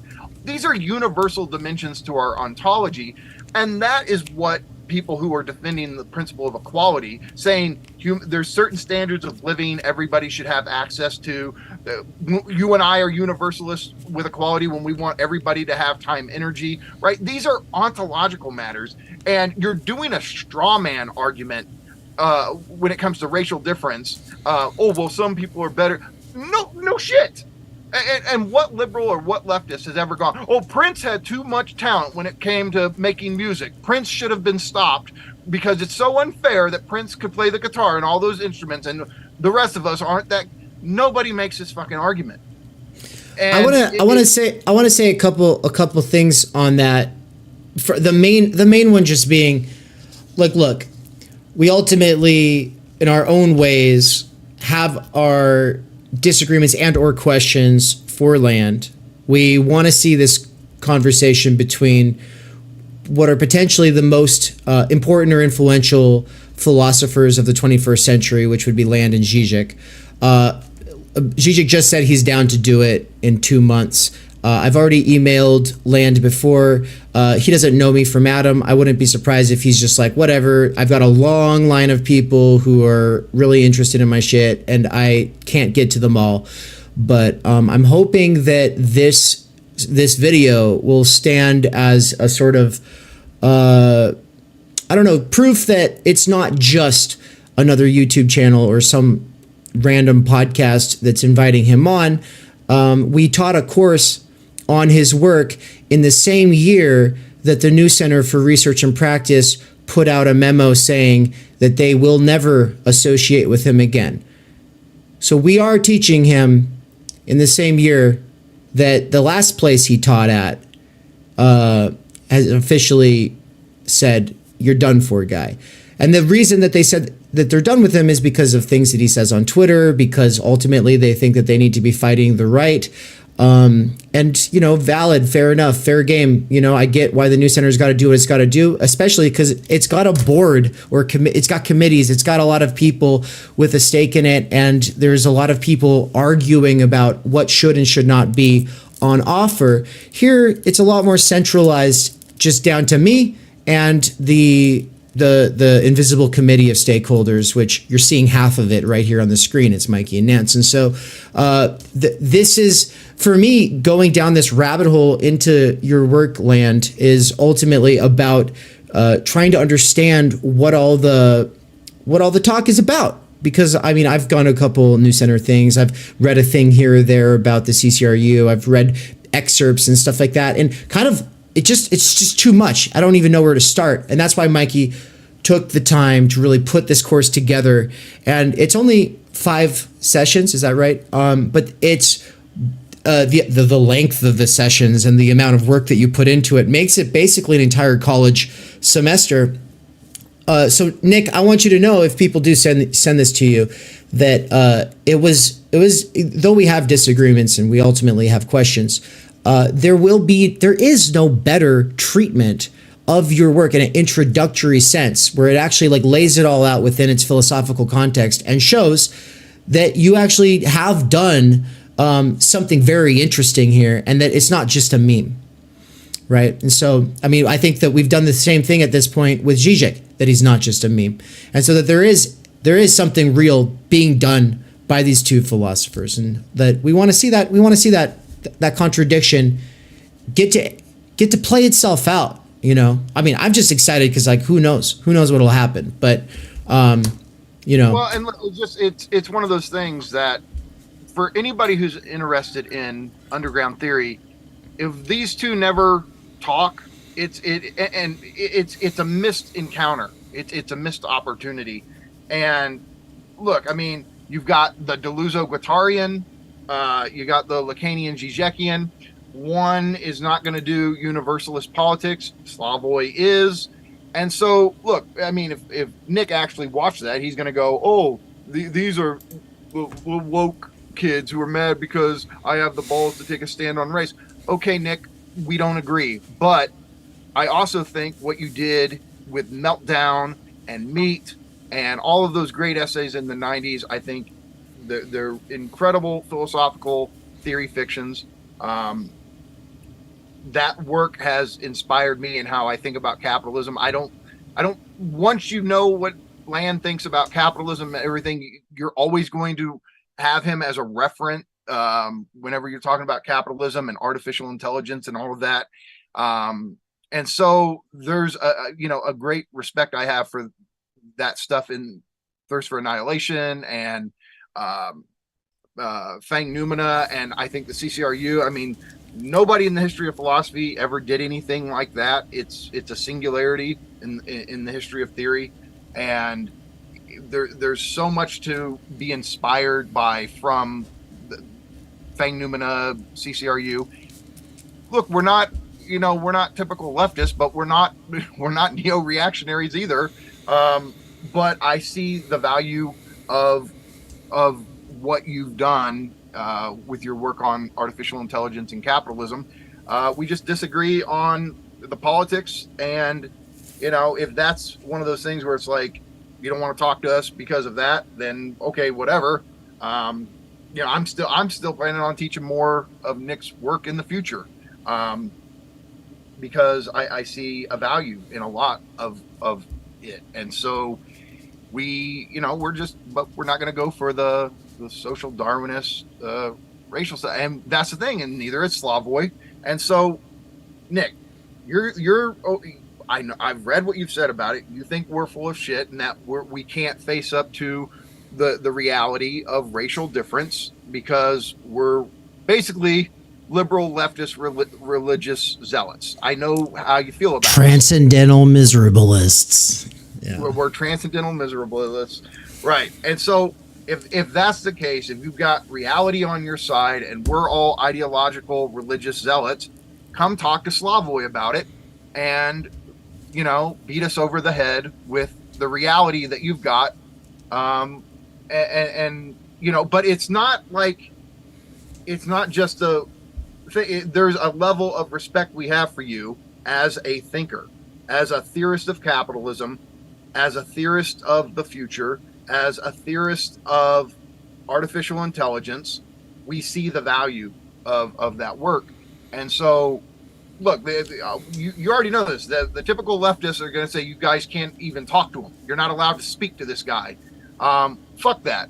We do want to talk to you. But it's on the, going in, it's also, we have our strong differences with you. And so if there is any way you're open to this, we would absolutely love to have you come on and talk to Slavoj about, there's all these different things. You guys have different takes on how China banned sci-fi, right? That we talked about that last time with Slavoj.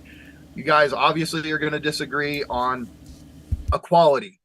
You guys are going to have a lot in common because Slavoj also attacks democracy, right? That's his big turn from Sublime Object. Early on, he championed democracy, and later on, he totally rejected it, and he's embarrassed to have defended democracy so wholeheartedly in his early work. And so you guys are going to have a lot of interesting things when it comes to critiquing democracy. You're going to probably disagree on a lot, but it will be an incredible conversation. And if it matters to you at all, your fans, the people that you inspire, want to see it. All of us who are Žižekians and Deleuze, whether it's Žižekians, Deleuze-Guattarians, it doesn't matter. Everybody wants to see you two talk. And I know that, it's been my dream debate or dream discussion to see. And, it's kind of you guys are generational thinkers. You're the biggest memes on social media or Theorygram. It's one of those things that a lot of us feel like needs to happen. So if you're open for it, let's do it. Yeah, it's not something that's going to be really possible anywhere else, because I don't think that most of these other places where it could occur have the basis for what we're hoping will open into a richer dialogue. And ultimately, I've got up here on the screen, you guys can see it too. Everybody can see it. This is the 2024 at a glance at Theory Underground. This is all the different courses being taught. All the ones at the top are being taught on Saturdays. All the one lower are on weekdays. And then at the very bottom there, those are the seminars going on a weekly basis every month. But the thing I wanted to point out here is if you zoom in on Theory Underground the theory, I guess that's what it will have to be for short, because people always abbreviate conferences. So Tucon, I guess. You'll see it says human futures at the very top. This human futures, and the arrows pointing to it, all of the writing workshops that we're doing, all of these different kind of things, and the courses ultimately develop people to be able to have something to say on these various topics that we're doing calls or proposals for. But the call for proposals on human futures is for people with a basis in the Intro to Land course. Because when we're talking... Land inspired this, and I mean, because he thinks the future is going to be non-human. And so those of us who have at least more sympathy for humanity than Land does, look, again, this shows the influence that his work has had on us. Right. So there you go, guys. That's that. And we'll have Chris Cutrone joining here at, let me say the times for everybody in the different time zones, to talk about his introduction to Marxism course he will be teaching. That will be at 1:30 or 13:30 LA/Pacific time, which is 4:30 or 16:30 New York City time, which is that's like 10 o'clock, 10 p.m., 10:30 in Central European time. And so, but what we're going to do until then is play a lecture that I gave the critical media theory research cohort on Emmanuel Levinas, his work Totality and Infinity, combined with, I'll be talking about Michael Downs, right here, Mikey, his post, which is also a submission in Underground Theory here, on critical media theory, which is, it's called Millennials and Loneliness, McLuhan and Levinas on the Phone. And essentially what this is about is that this is the loneliest generation, right? At this point, I say generation, like we're just talking about Zoomers. I would rather take, I don't believe in generations after the smartphone, right? Up until the smartphone, it's like there are significant material changes for every generation, but with the cell phone becoming ubiquitous, we're all boomers, we're all zoomers, we're all on a spectrum of boomer to zoomer all of the time because there's constantly new things that we don't understand how to work. And on the other time, we're always distracted and we're always on our shit and we're all kind of like looped in libidinally through all of these different apps. And so critical media theory is about excavating ourselves from all of that and getting some kind of critical distance on it, though we'll never be totally free in any sort of substantial sense. But the point is just to free ourselves up in relation to all of that a little bit. And so if you struggle with cell phone addiction, if you struggle with distraction, with actually being able to follow a multi-clausal chain of reasoning, if you can't sit and actually turn pages and read through a text and make sense of what somebody is saying without having to run off and check your social media or do whatever, critical media theory is ultimately something we do on a monthly basis, only once per month, so that you actually have a whole month to kind of reflect on, inevitably forget about, and then return to this topic. And we have assignments that people practice the entire time throughout September that we were on tour. Nance was religiously doing his actual notebook reflections in his little pocket notebook. And that was one of the things that we had challenged people to do, was get a little pocket notebook so that you can sit there and jot some thoughts every once in a while without pulling out your distraction device, right? But I want to give you both an opportunity to say something about critical media theory or totality and infinity, which are two different courses that are going on at Theory Underground. I want to give you both an opportunity to say something about critical media theory before we dive into that lecture.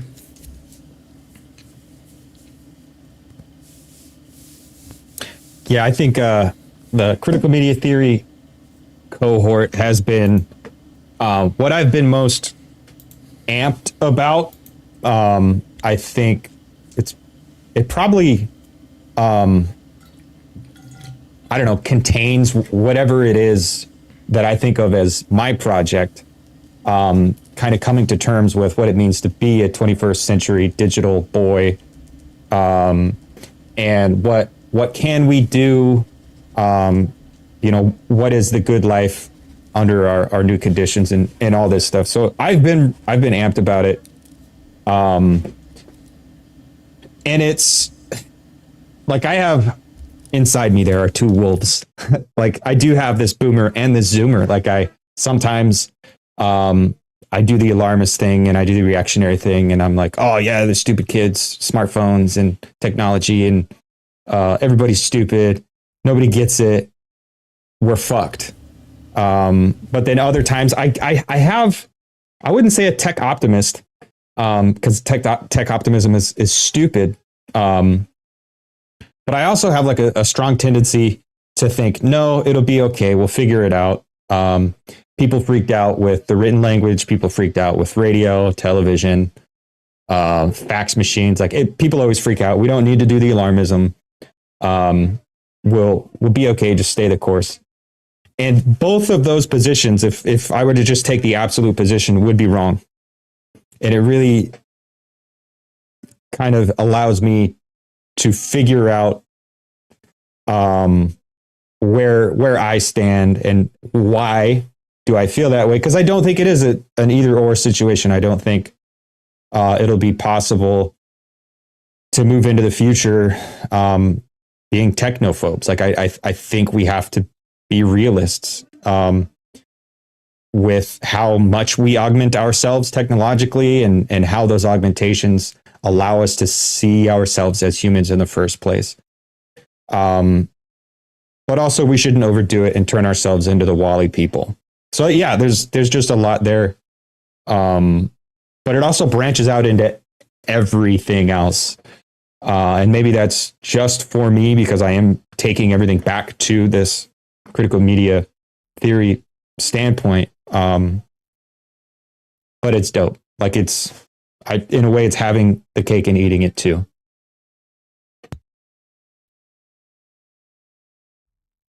So what I would say as far as critical media theory goes is what this does is enable you to be the fish that perceives the water.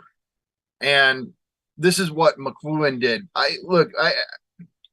a lot of people who are into philosophy and critical theory, they just don't factor McLuhan in enough. McLuhan is on this level with Sigmund Freud, Karl Marx. Like, he opened up a whole new way of critiquing everything or analyzing everything. And what McLuhan's great insight boils down to is the medium is the message, which for him means the various ways in which we communicate shape the communication itself. The message, what you're communicating, is shaped by the media or the media form through which you're sending it. So speech or writing or texting, right? The telephone, the television, the movie theater, all of these various ways or forms of communication are not neutral, right? And so coming to understand the various effects that specific media have on us totally changes our sense of what's going on in the world. And so there's this great quote that McLuhan, it's from War and Peace in the Global Village. It's getting at what I already said, but he says, one thing about which fish know exactly nothing is water, since they have no anti-environment which would enable them to perceive the element they live in. It appears that they can hear pretty well, but have scarcely any power of directional location for the origin of the sounds they hear.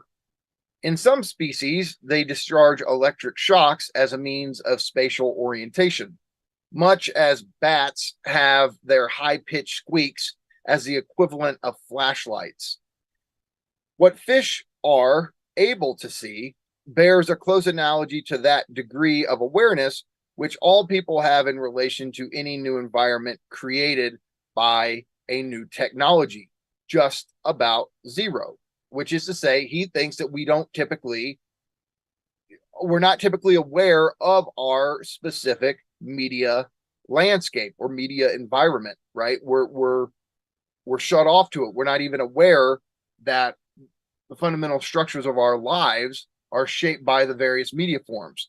But anybody who went like I did from living in a world pre-smartphone to post-smartphone, pre-smartphone to smartphone, fundamentally experiences how disruptive, how reorienting the emergence of this new media form is to our way of life. It completely changes everything at a fundamental level. And so McLuhan continues.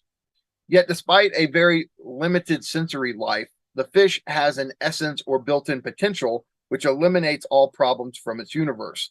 It is always a fish and always manages to continue to be a fish while it exists at all. Such is not by any means the case with man. The order of importance in which we rate our existing senses will almost certainly change with electric technology and the computer. So, look, this is kind of McLuhan's way at getting at like how we would define humanity, but we're the beings that have an awareness of our environment. We're the beings who can actually almost have a meta position. It's not like we get outside of it altogether, but we can take up a position within our media environment where we're aware of and critical of it. And because of that, we can investigate it, we can modify it, right? And so this is where Marxism, the critical part, right? Critical media theory, Marxism needs to take this McLuhanite insight into account more often to understand that media forms are infrastructural. They're built in, they're not superstructure, they're not some epiphenomenal thing. They're at the very heart of the structure of our world in the most material of ways. And so this is why we see this. Dave especially is really built out this thing, critical media theory.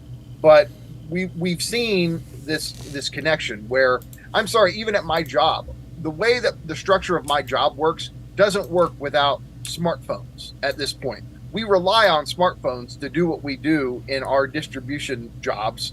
And without the smartphones, the whole thing would have to go back to some old structure, or there'd have to be a new structure. But to take the smartphone out of this equation is to completely to have to restructure the job itself.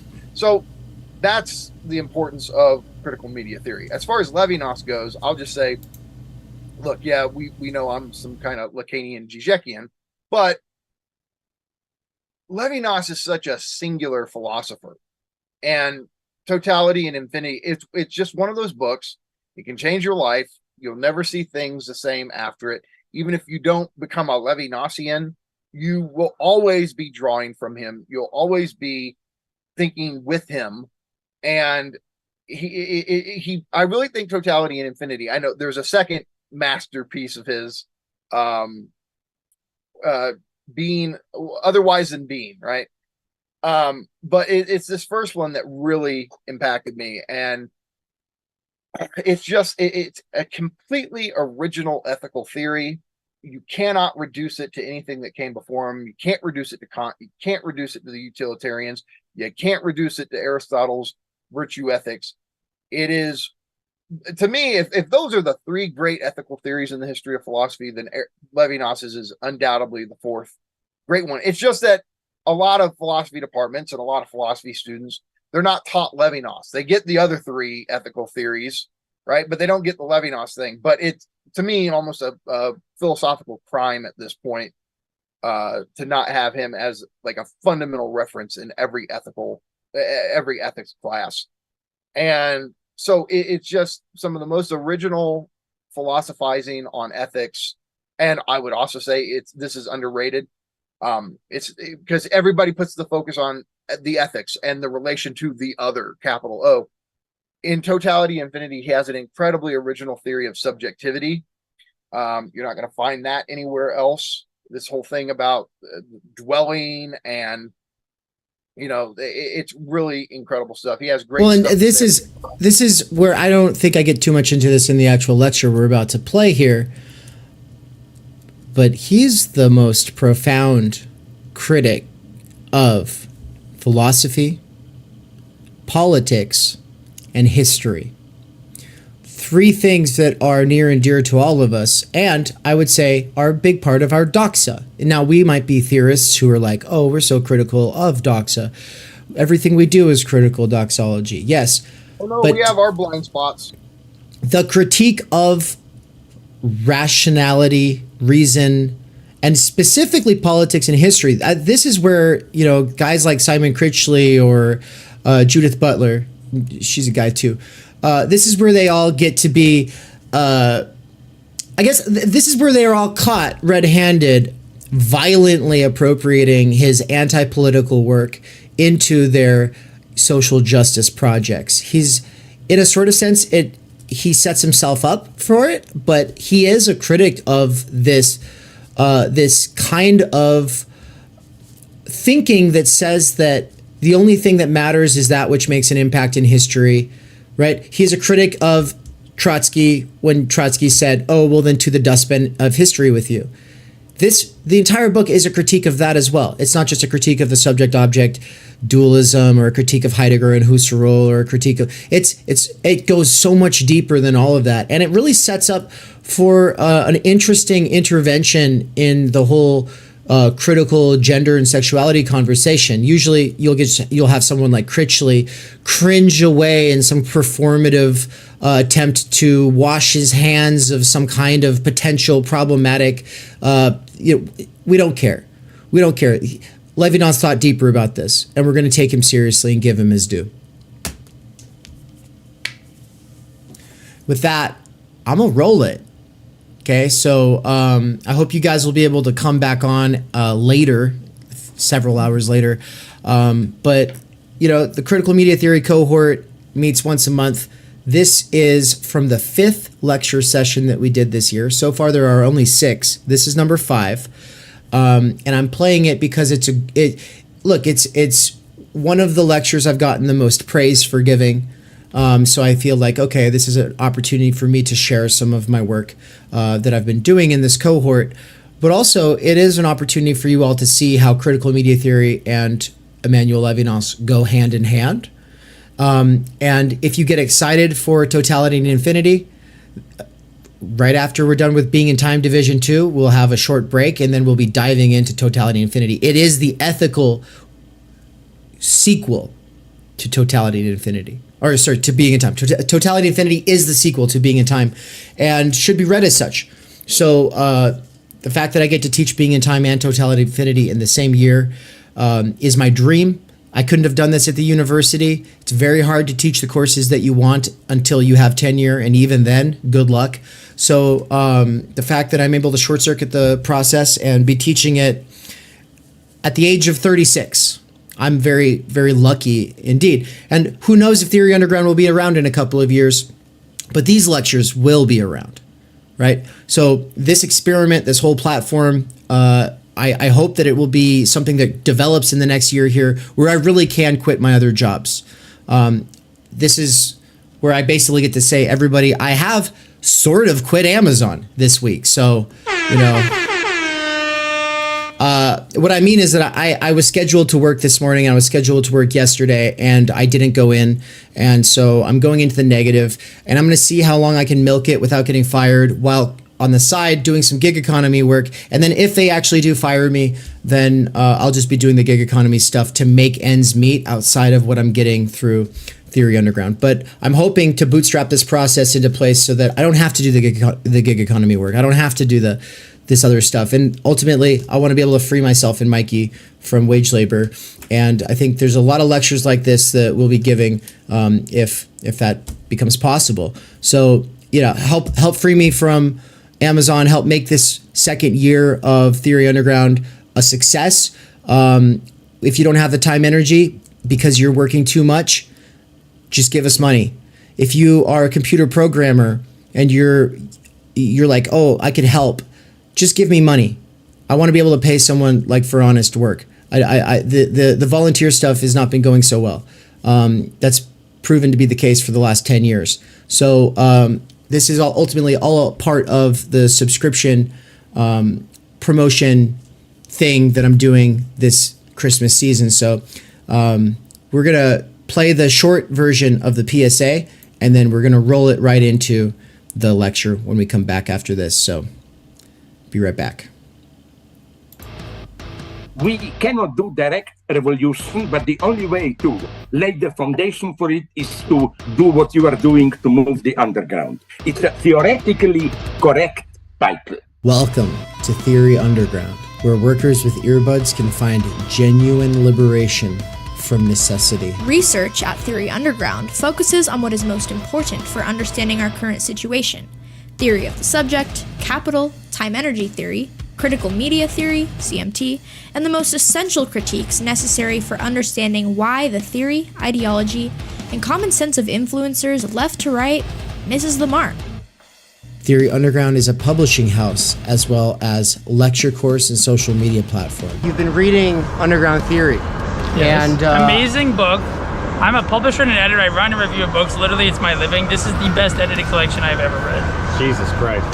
Seriously. This is a little experiment in what I, David McCarricker, can pull off without relying on the academy or the algorithmic dictates of the attention economy. I believe that I am, like so many others, pioneering a future in which educators can form learning webs that will make learning as a way of life enjoyable and emancipatory. However, before these tools become accessible, they have to be experimented with. That's why I built my own website and app using nothing more than my own saved wages, 5 patrons, and some small classes of students over the last year. Of course, I also have had my wife Anne's moral support and help with accounting so that I don't get in trouble with the IRS or whatever. In less than a year, Theory Underground has already put out 8 courses, 2 books, one, my book, Time Energy, and the other, Underground Theory, which has over 30 contributors, including works written by students at Theory Underground, some of my fellow travelers, and colleagues in the broader universe of Underground Theory.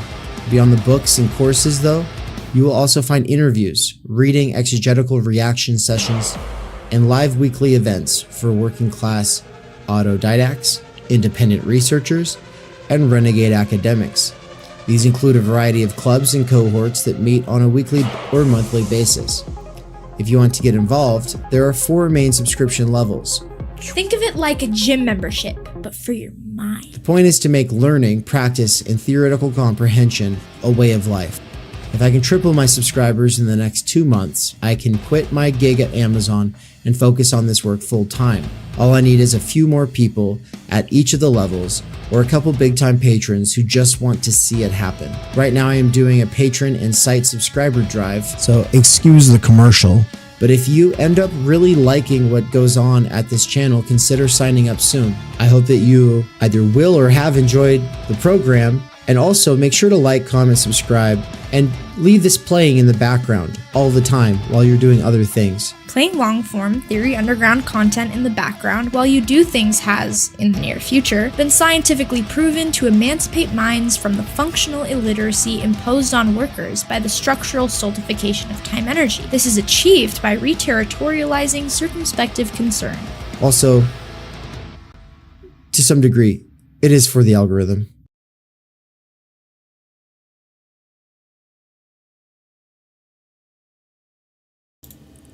We're back. We're playing it. Let's go.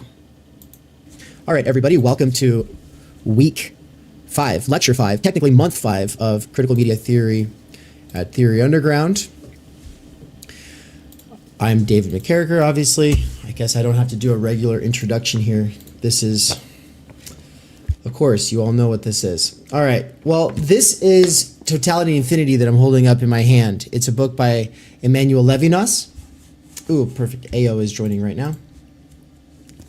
Totality and Infinity and Byung-Chul Han's Psychopolitics are going to be the two main focuses of my lecture today, and that will lay the basis for Anne, who will then get into some digital literacy and well, it's a book that we've been really excited to go back over now for a long time, because when the two of us were first going down this rabbit hole, Digital Minimalism by Cal Newport was one of the first texts that we had read together. And so it kind of informed some of the ways that we think about things. But I also think that in the time since we read it together, a lot has happened. We've tried a lot of experiments. And then we've also been doing this course, and we've had a lot of great conversations here. We've done a lot of research that we had not done before, and so we'll be seeing him kind of with new eyes. Last month, we talked about Martin Heidegger's The Question Concerning Technology in the context of duopoly. We used Baudrillard to think about duopoly, and then that sort of set the context for Matt Taibbi's Hate Inc. And I would summarize the whole segment on reducing the other. Sorry, what's happening? Oh, you're just okay. I see. No, I would. The other being on call, on demand, all the time. Right? The other being on call, on demand all the time means that we become on call, on demand all the time. It's not just YouTube videos that are on demand, on call all the time. We've all become YouTube videos to our friends. We've all become YouTube videos to our families. Now, there might be extreme versions of this, like the kid that Anne was nannying a couple years ago who wanted to be a YouTuber, and he was like 11 years old, and he would always be like, comment, subscribe. He was 6. There's a big difference between an 11-year-old and a 6-year-old wanting to be a YouTuber. Could you say a couple things about what I'm referencing? Yeah, give me 1 second because the kettle's boiling. Terrible timing. Yeah, so we obviously won't use his name. Let's just say it's Trevor. So Trevor. Yeah, Trevor had a Nintendo Switch with unrestricted access to YouTube. Luckily, he was young enough that I don't think he was, looking at like sexual content, but he was watching horror videos. So he had this weird fascination with the Ohio State Penitentiary and like the ghost stories from that because he was just watching that. He would ask me about the Israeli-Palestine conflict as a 6-year-old because of having that access. He wanted to have the news on his tablet. I'm like, you're 6. You don't need to watch the news. And then he would always go like, comment, subscribe. And he could not be alone for even 2 minutes. Like I could not go to the bathroom without him. I go, I'll be right back, bud. At the door. Anne, hey Anne, when are you done? It's like I practice a lot of patience with kids. I understand if they have higher energy, but this child did not stop talking for 8 hours straight. Like I would come home and be like, no one talk to me for 20 minutes. I need silence. So it was just like, I had a good time with him and I feel bad for him because I kind of saw the inner workings of his family life. And that's a whole other thing that I think was causing to some of this like need for attention. And it's obviously not his fault. And if anything, it's his parents' fault, but it's not even their fault because they just don't know. Like when we give kids this unrestricted access, that makes parenting a lot easier. But I just kind of unfortunately got to like witness the firsthand effects and have been impacted by that experience to this day. And so Trevor really never learned how to sit with himself, obviously, but that's kind of been the theme of the course. We don't learn how to sit with ourselves. And we're not just performing. I mean, I'd said, he's this extreme version of somebody who's performing YouTube outside of YouTube with other people. And it's like, maybe it's slightly ironic. Maybe it's kind of cute. Maybe it's kind of fun. But I think it scratches the surface in that we're all YouTubers in this one sense. And that is that we're all performing for others on demand. This is why someone says, like you do something that's slightly out of character, they're going to act like you're off brand. You're going to be like, that's not you, right? That's not what they subscribed to. That's not what they're here for, right? Now, obviously, there might be good reasons for that, whatever, blah, blah, blah. But this general tendency is of wanting people to play a certain role, to perform a certain function. This is kind of the theme of my lecture today, which is totalization, or another word would be instrumentalization, right? Instrumentalizing another totalizes that other, and this reduces that other, right? All these words go together: reduction, totalization, instrumentalization. We'll get into that a little bit more. So loneliness as a national crisis, this book actually that we will for sure get into with the second cohort, which will be the next year's CMT cohort, is called The Comfort Crisis. It's a book that has been recommended to me and Anne by her sister. And it's kind of focusing in on the part of, like, I guess like the frictionless living part of the course. It's talking about how we've become creatures of comfort, right?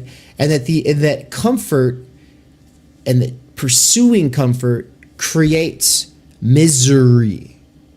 It makes us miserable. Not taking on challenges makes us miserable, right? Well, there's a lot of CMT sort of reflections throughout this book. So if that first characterization is not enough to make you want to read the book, well, there's also just a lot of good CMT stuff there, and he brings in a lot of new research, and I mean, like, he cites a lot of studies and stuff like that. And one of the things that he said that I did not realize was that the U.S. government had actually declared that loneliness is now an epidemic. Is that the right word? What is it, Nance? Yeah. Look like Epidemic. epidemic. Yeah. Okay, making Yeah. sure I got the word right. Okay, good. So loneliness as a national crisis. Loneliness levels are higher than ever before, and this was sort of the springboard for Mikey's piece. Did everybody read Mikey's piece? It's called Loneliness, or Millennials and Loneliness, not AO. Well, I'm sure like that's going to be the case for a lot of you. A lot of you won't have read it by the time you're hearing the lecture. I hope that a little bit of what you get from this lecture will be enough to, inspire some of you to take it on your own time. It's a blog post on the Dangerous Maybe blog at medium.com. It's not easy to get your hands on right now because it's actually behind a paywall. But also, if you just sign up to Medium, you might get a few free credits. And I know Anne's like making all these faces. I know. I was going to say it. Okay, good. It's Okay. also in Underground Theory, the book. Yeah, Underground Theory, which you can purchase for a lot cheaper from Theory Underground, by the way. It's more expensive on Amazon. But if you are outside of the United States, you just have to order it from Amazon. We don't have any other options for you for now. Sorry about that. Pete and AO, I know you're in Canada. So far away. It's like a different world over there. So, the Millennials and Loneliness piece, it's relatively short. It's really a sweet piece. Mikey talks about how he has like 12 friends. You know, he's got 12 strong friendships that he's developed and maintained over the years. And one of those friendships came about through the internet. And he refers to this friend a few times, keeping it all vague and shit, but it's me. I'm the friend. Now you know. Well, what he says is that our friendship could have never became what it did if not for going beyond texting and into voice. And so, being theorists like we are, the two of us had this sort of meta conversation about why we were getting so much more from our interactions than we were with everybody else that might message us on the internet. And being McLuhan-pilled, as we are, we were talking about how that must be the medium itself. To some degree, it has something to do with the medium. Well, what is it that the medium allows when you're getting outside of, say, reading words in a text and you are instead listening to the voice of the other? Now, authorial voice does come through in a book if you're just reading it in your hands, right? And authorial voice maybe comes through a bit in text messages. You know, the way a person writes, the way a person does or does not use emojis, the way a person does or does not use punctuation. Like, these things ultimately give you some kind of a sense for their idiosyncrasies, but there's so much that cannot be conveyed through text, and people know this. People reference this all the time. On the next slide I'm about to show, there's a wonderful quote from Mikey's piece that gets to this. But ultimately, what's happening is we're discovering that a medium is able to help us express ourselves in specific ways, but it can also hinder that expression of ourselves, right? We are made to believe that every space on the internet is or should be the same. And we are made to believe that any medium is as good as any other. This is the ultimate flattening of everything. And it's our task to unflatten these things, not just for our own mental health, not just for our own friendships, but also as CMT researchers. Finally, failure to understand the role a medium can have in our expression has resulted in us losing face. Now, I'm playing off of this idea that one can lose face. I'm playing off of that sort of idiom and saying face in this more robust sense, the sense that Emmanuel Levinas uses the term, which means that we're losing touch with the fundamental relationship established by the face-to-face relationship, which, as you'll find out, is not limited to the actual face, right? So what is the face of the other? Now, Mikey's got his wonderful descriptions of it that I'll go to in a second, but I wanted to give Levinas a moment here to say it himself. Here's what I should do though. Let me actually duplicate the slide, delete all this text, take his face over here, make it really big. Oh, that's not how to do that. Here we go. Okay. I just want you to have a second to look at Emmanuel Levinas. Okay. This is him. Now, show of hands for anybody who is familiar with the work of Emmanuel Levinas. Okay, we've got a couple of people. And then there's probably a couple more of you who were in the discussion this week. We had a CMT discussion, and Levinas came up, and then I gave a sort of impromptu lecture, and then I said I wouldn't repeat too much of that here, but I want to assume people might be watching this for the first time. And so what I'll say about Emmanuel Levinas is that he was a Lithuanian Jew who went to Paris to study, and he ended up teaching at the Sorbonne. But that skips a few steps, because before he got to the position of teaching at a place as prestigious as the Sorbonne, he studied under Husserl and Heidegger, the two foremost philosophers of the century, really, or at least within decades of time.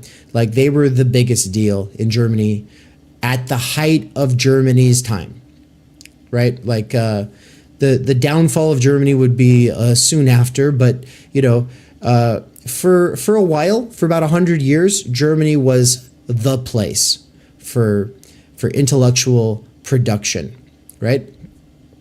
Well, Husserl is famously the father of, or at least the primary pioneer and popularizer of phenomenology, which means trying to develop a sort of philosophical psychology that does not borrow its concepts from other sciences, doesn't use hand-me-down concepts, right? Freud used a lot of hand-me-down concepts borrowed from the natural sciences. Husserl, following from Brentano, really wanted to develop a rigorous philosophical psychology that would develop its own concepts based off of the phenomena that we have available to consciousness. You don't need to remember that. There's not like a test or anything like that. It's fine. The only reason I'm saying this is because it changed Emmanuel Levinas's entire life, studying under Husserl and then Heidegger. And Heidegger was even more influential on Levinas. Now, I think the reason the story gets set up this way is because Heidegger famously joined the Nazi Party in 1933, or it might have been 1932. I'm not sure. Was there even a Nazi Party in 1932? I don't think so. I think it's 33. Whatever. I think he joins at that point, and that was a total betrayal to so many of Heidegger students who were Jews. Levinas is one of them. Hannah Arendt is another, and she had been one of his love affairs. Right? They had like this steamy romance over the course of decades, really, but it was kind of on and off, and it was definitely off for a while due to the Nazi affiliation, as you can imagine. So both Arendt and Levinas can be read as disaffected, disenchanted, former fans of Heidegger. Not just fans, but serious students. Like, to get in, we couldn't get into the University of Freiburg. I mean, at the time, I doubt that any of us could have ever gotten in. We would have had to go to private school our entire lives to get to the level that they were at, right? These were super privileged students, but they weren't just privileged because they couldn't just get in on privilege. They had to apply themselves, right? Well, I guess the only story I'll share from all of that is that Ernst Cassirer was this neo-Kantian figure at the time. Neo-Kantianism was a really big deal. Heidegger critiques neo-Kantianism. If you're in the Being in Time course, you're not going to see it in the book Being in Time, but you would see him critiquing neo-Kantianism in History of the Concept of Time.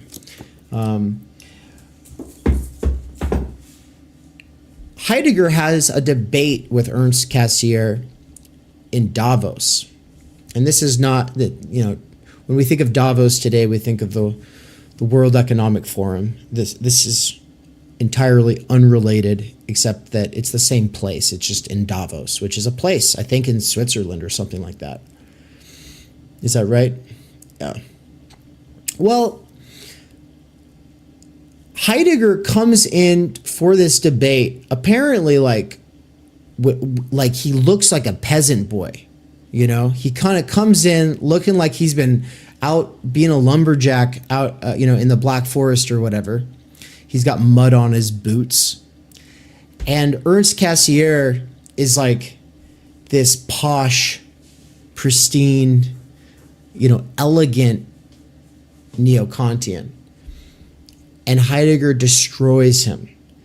Not with like this, rhetorical shenanigans that you see on YouTube, but by striking to the heart of the matter and showing that Kantianism, as well as neo-Kantianism, is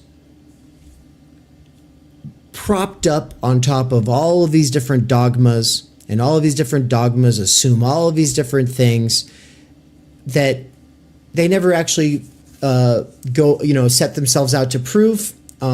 They just take for granted, and that ultimately the whole system misses so many of the things that are fundamental and sort of incontrovertible truths discovered by phenomenology itself, right? So, this is Heidegger sort of championing his mentor, Edmund Husserl.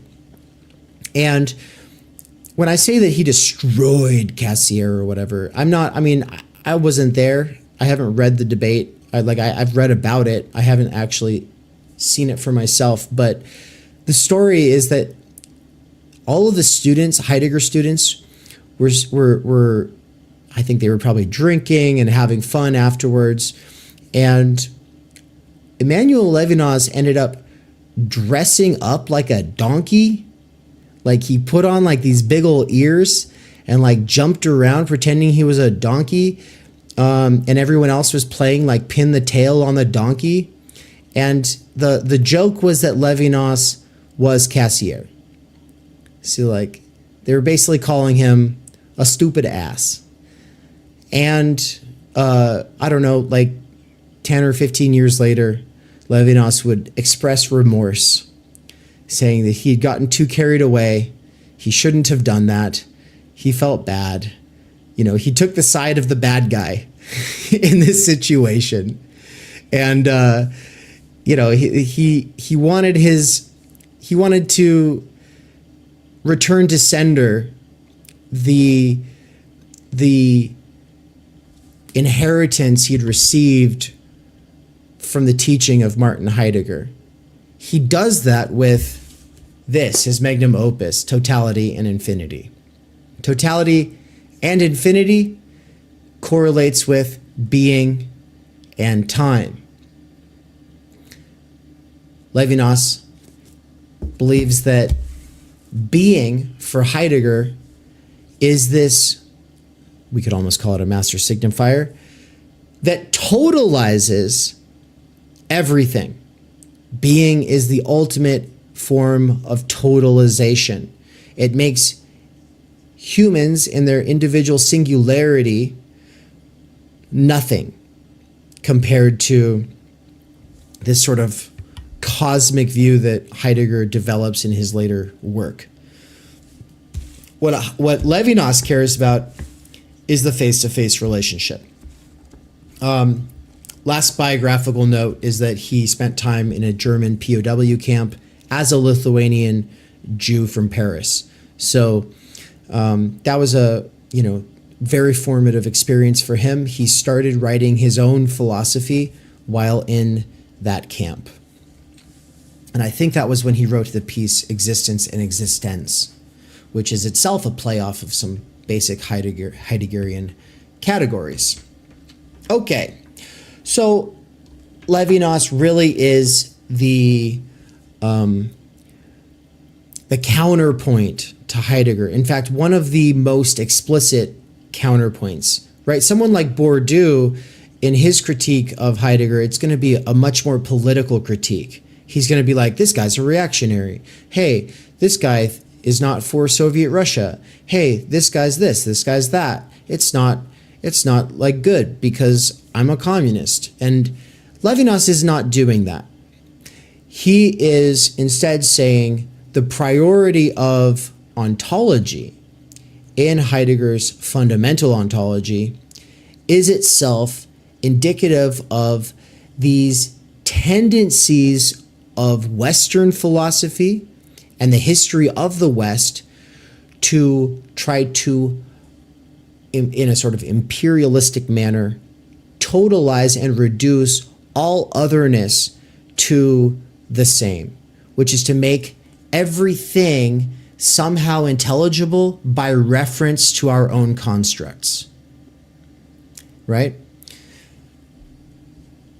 It's a powerful critique, and today all I can really tell you about is the face.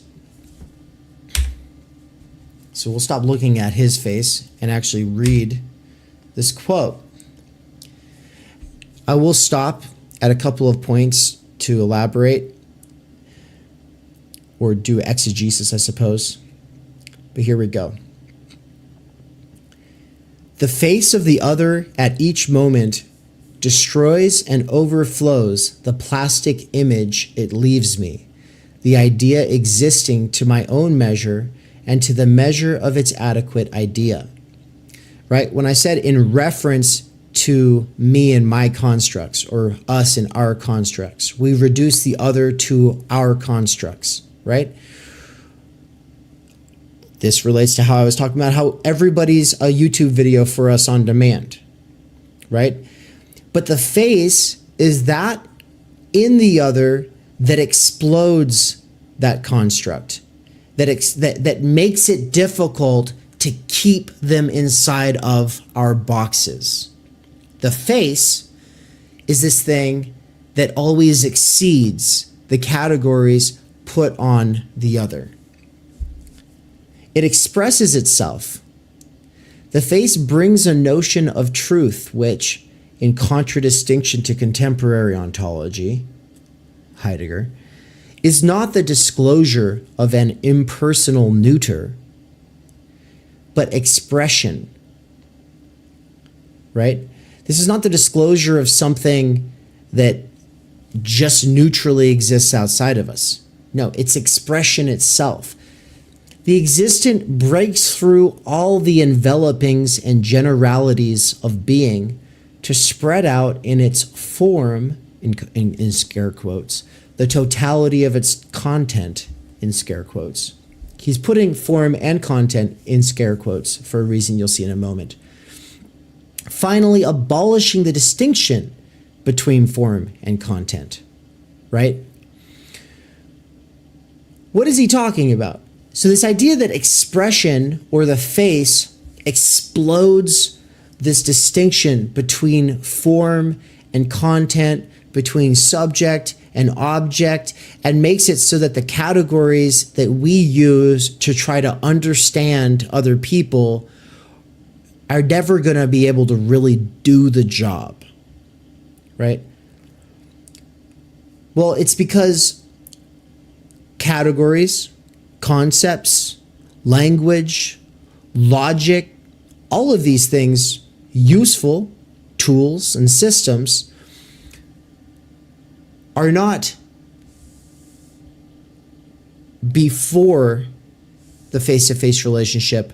The face-to-face relationship is the birthplace of all those other things, which is to say, the face-to-face relationship, the ethical relationship, precedes rationality, science, language, logic, concepts, categories, all of the things that we use to try to possess and control ourselves, the world, etc. These arise from this relationship where you have something I don't, that I can't understand. I'm trying to understand it. So we develop this thing called language as a way to try to bridge this abyss between us, right? There's this abyss between every person because you can't actually get inside of the brain of the other. You could put them in an MRI scanner or some such device, and you could read patterns and do all this other stuff, but you're not going to have the experience of the other, and you're not going to know what the other is trying to convey. And when the other tries to convey what they know or have experienced, they're going to have to do so imperfectly through language, which is always open to more interpretation, which can never be finally stated. The other is not just an expressed. The other is the expressor, which means that the other is not just a signifier. The other is the one who signifies.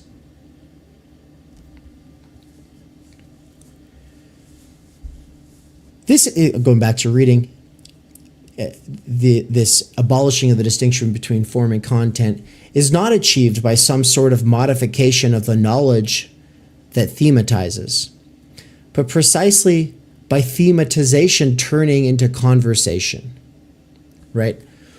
This thematization idea, this knowledge that thematizes, this is like Hegel standing at like his pulpit, basically having encompassed all history, all knowledge, kind of doing this sort of grand narrative of everything that kind of swallows up human beings and their singularities and their values and concerns, right?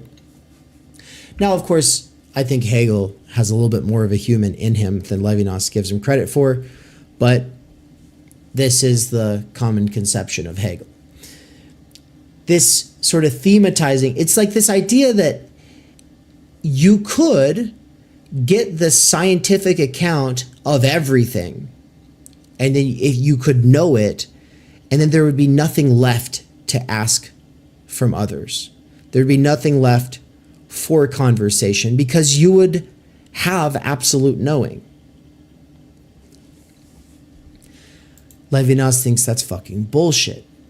Conversation takes supreme priority for him. The condition for theoretical truth and error is the word of the other, his expression, which every lie already presupposes, right? when we say that a lie presupposes truth, you cannot lie without some kind of a reference to truth. There's bullshitting, which is not in reference to truth. Harry Frankfurt talks about that. But no, a lie always presupposes truth. But of course, when we say that as Americans or people influenced by Americans, or we could just say influenced by the West, we're going to have this idea that truth is this sort of inert, indifferent, depersonified, deprivatized, objective thing outside of us. And so a lie is in reference to that. For Levinas, a lie is always in reference to the face of the other. In the same way that all accounts to say what the truth actually is are also in reference to the face of the other. Now, this is not, and if you read the piece, you know this already, this is not a physical face. This word face comes from the French visage, basically, right? Now, the visage just means like the appearance of the face or whatever. So no matter what, we don't have good enough words for this, but it's a highly technical term that he takes this entire book to develop through a variety of contexts. But I'll just kind of get to the fact that it's not the physical face by saying that in an interview, Levinas says that the face can be all kinds of things. Like he says that, you know, if you're in line, say a bread line, everybody's really hungry, somebody up ahead of you, their skin is exposed to the cold.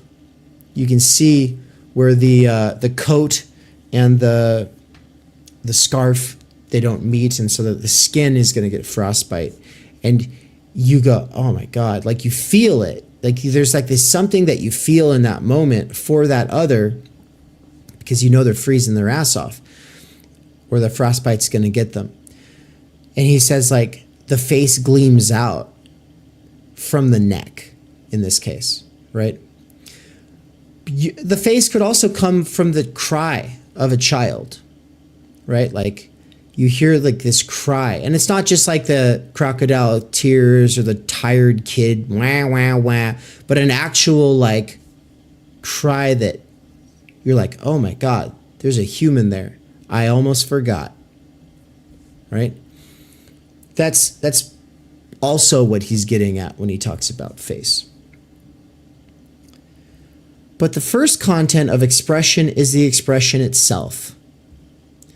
To approach the other in conversation is to welcome his expression, in which at each instant he overflows the idea a thought would carry away from it. The other overflows any and all of the things actually said in the discourse. Lacan kind of broaches this in talking about the difference between the subject of enunciation and the enunciated subject, or the subject of the sentence. There's the subject of the sentence versus the subject that utters the sentence, right? Well, in the same way, the other is the source of expression itself. It is therefore to receive from the other beyond the capacity of the I, which means exactly to have the idea of infinity. So, the other term in the title, infinity, is here brought up. Totality and infinity. So for totality, think of a closed fist. For infinity, think of like an open hand, except you're like, you know, like, whoa, you know, it's the point is, you know, with concepts and categories help us totalize the other, help us get a grasp on the other, help us get them inside of our boxes, because we got different boxes for making sense of things. Oh, that's a person that's into this kind of thing, so that is this kind of a person. They go over here, that's what they're into. I get it. I know everything I need to know about that person, right? In reality, the other, by definition, in their human singularity, is pure potential. they could become fuck it, anything. You have no idea what the other is capable of. And the fact that the other is capable of anything, including murder, I know it got really extreme right there, but this is actually where he takes it. The fact that the other is capable of anything, including murder, is actually why we're so overwhelmed. We're so overwhelmed in the face of the other. The anxiety that you feel is not just, oh, what if they judge me? Or, oh, what if I say something wrong? Or, oh, what if they don't like me? Or, oh, what if... No. Those are just downstream from the real insecurity, the deep insecurity he wants to get to, which is the vulnerability of being present to the face of an other that you can never truly, totally understand or grasp, and who is actually capable of literally anything. And so that is part of the reason why we revert to trying to totalize the other, right? Because he spends the first sizable chunk of this book going into how he's actually anti sort of systemic. He's sort of anti-dialectical. He's sort of he's against this idea that you are basically a product of being between all of these other things, and says, look, no, there really is a singular ego, and it's a real substantial you, and you really have these walls around yourself that are protective by necessity, because the world really is a risky place, a scary place. And you are self-reliant to a large degree. You really could survive without a society doing everything for you. Like you actually retreat into the safety of your inner sanctum, right? Because the world really is terrifying. There really is all kinds of scary things that happen to people all the time, right? And the fact that someone can grab a knife or a pen and stick it into your eyeball is just one of a fucking trillion other things that can happen that is terrifying, right? And babies screaming in the middle of the night don't have little examples like the one I just gave. Babies screaming into the middle of the night in absolute terror, they just know that there's all this otherness that cannot be controlled, that cannot be understood, and they don't know what to do about it. And they are totally overcome by that. Whereas for Heidegger's the thinker of death, and Kierkegaard's the thinker of anxiety, and Sartre's the thinker of, not nostalgia, what's the word? I always lose this word. He wrote a whole book by the title. It's like if nobody else remembers, I'm not going to be able to pull it up. Nausea. What is it? Nausea. Nausea, yeah, thank you. Yeah, he's the thinker of nausea. Levinas is the thinker of insomnia. This experience of not only not being able to go to sleep, but also of just feeling like this. It's not the same kind of burden of existence that comes with like this sort of responsibility and thought of death that Heidegger's dealing with. It's the sort of hanging out into the infinity of what he calls the rustling silence of the there is, which is just to say like the infinite something that you can never really grasp, right? That's what the baby's screaming at night about. You know, of course, sometimes baby just needs to eat. Sometimes baby had a bad experience that day, whatever. But no, there's also just this overwhelming facticity of alterity itself. The word alterity just means otherness, just otherness.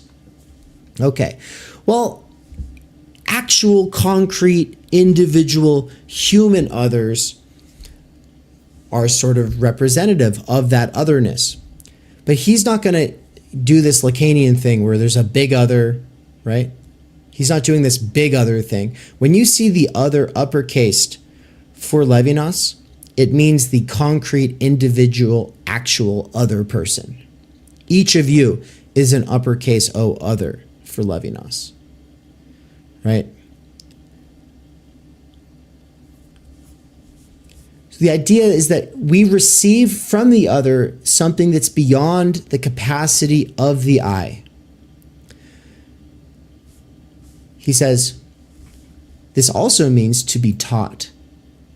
The relation with the other, or conversation, is a non-allergic relation, an ethical relation. But inasmuch as it is welcomed, this conversation is a teaching. Teaching is not reducible to meutics. It comes from the exterior and brings me more than I contain. Now, this begins with that sentence from before where he had said, we receive from the other beyond the capacity of the I. And then he ends it by saying, it comes from the exterior and brings me more than I contain. Though it is true that I can enjoy myself without the other, I can happily get stoned and eat a whole pizza and, watch a TV show all by myself. I can enjoy myself without the other.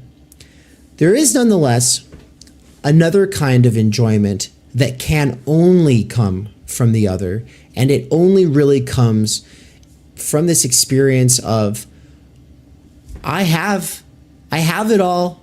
I've basically got my things in order, but guess what? It's lacking. It's because the other brings something to the table that I could never do for myself, right? So when he says that teaching is not reducible to meutics, he's saying Socrates is wrong in this idea where Socrates helps you bring out from inside of yourself something that's already there. Levinas is saying, bullshit. No, we need the other because the other has something I don't, right? And I actually don't even know what it is. But he talks about this as being metaphysical desire, right? He says it's metaphysical desire. He uses the word metaphysical in this really odd way that just means fundamental. It's the most real thing. The most real kind of desire that we can possibly have is the desire for learning something new from the other in genuine dialogue, in genuine conversation. Okay, so there you go. That's the quote from Levinas.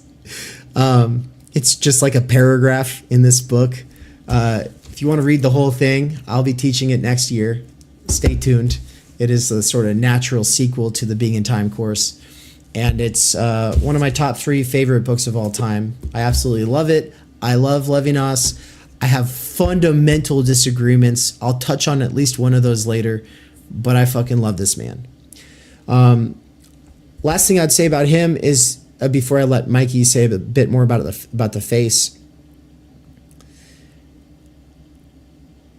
I was saying Bourdieu critiques Heidegger from a communist standpoint. Levinas doesn't, right? Well, then what standpoint does he critique Heidegger from? It's that ethics is first philosophy, not ontology. That ontology is something the individual self-sufficient ego develops as a way of trying to control everything. That's how Levinas sees Heidegger and Nazis. They try to control everything by eradicating the difference that cannot be subsumed to the same. When you say difference that cannot be subsumed to the same, it just means the stuff that's different from you, that cannot be drawn into adequation to oneself. right? Like we only know what 1 is in comparison to 3, right? And so like, you know what other people are in comparison to yourself, right? Well, Levinas is going to say, fuck no. The other exceeds your categories and your comparisons and your contrasts and is infinitely irreducible to your categorization. That's why it's scary. That's why any individual other is terrifying. It's why we actually want to try to do this. But he doesn't just say that ethics is metaphysics. He's arguing that the history of philosophy has gotten the order of these terms backwards. You know, the history of philosophy, you want to understand what's real. You want to then know how you know what's real. So that's metaphysics and epistemology. Then comes ethics and the good life. No, ethics is first. Those other things just become rationalizations of these sort of ego-fortifying defense mechanisms otherwise. At least for Levinas. But what I especially like about him, as I think this is probably the most radical challenge he puts on us, is that he's an anti-political thinker. He is inherently anti-political. He opens the book, the actual preface to Totality and Infinity, by saying, everyone will readily agree that it is of the highest importance to know whether we are not duped by morality. Right? Is morality real or not? If it is not real, then we should probably fucking figure that out, because it's time that we get over it if it's not real. And then he goes on to basically say that people make a mockery of morality and dismiss it as like a childish, idealistic fantasy or sort of platitudinous game that people play, that weak-minded people play, because they are realists. And realists think about war, and realists who think about war think about politics and history. Levinas is against the prioritization of politics, history, and war being put before this ethical relationship. He thinks that 2,500 years of Western history and ideas has gotten us to Stalinism and Auschwitz, the Holocaust more generally, right? Camps, gulags, extermination camps, labor camps, mass deportations, genocide. This is what 2,500 years of philosophy culminating in this super technological scientific society resulted in. And he thinks that it's because of this failure to understand that all of these are simply tools developed in between us, in the space opened up between people who are in face-to-face relationships, but then who, in their insecurity, revert to trying to totalize and control everything and everyone else. You have probably heard like this idea that peace is created by war, right? It's the idea that, well, oh my God, there's so much war going on all the time. What we just need is a bigger, stronger state to squash all of these littler wars, and then we'll have a true period of peace. It's the king's peace. It's the imperial peace, right? For Levinas, that is not real peace. Real peace is something singular that happens between people. It doesn't have anything to do with this grander scale of world history. He is, in a sense, defending the dustbin of history, right? When Trotsky says to the Bolshevik who's like saying, fuck this shit, I'm out, storms out of the committee meeting. Trotsky says, you know, to the dustbin of history with you then, motherfucker. Levinas says, that's where the good people go, my friend, to the dustbin of history. We spend all this time trying to read people who are heroic, people who are brave, people who are strategic, people who are fighting wars, people who are winning wars, people who are losing wars, taking the side of the oppressors, taking the side of the oppressed, saying that the oppressed just need bigger guns so that they can beat the oppressors, and then eventually we'll have a good society, right? And Levinas is just like, no, this more and more fighting to always fix the problem. At the end of the day, these are all just legitimation narratives for mass horror and for having yourself turn into a tool for other people's war games. And that those other people's war games have nothing to do with you and your singular responsibility to be hospitable to the other.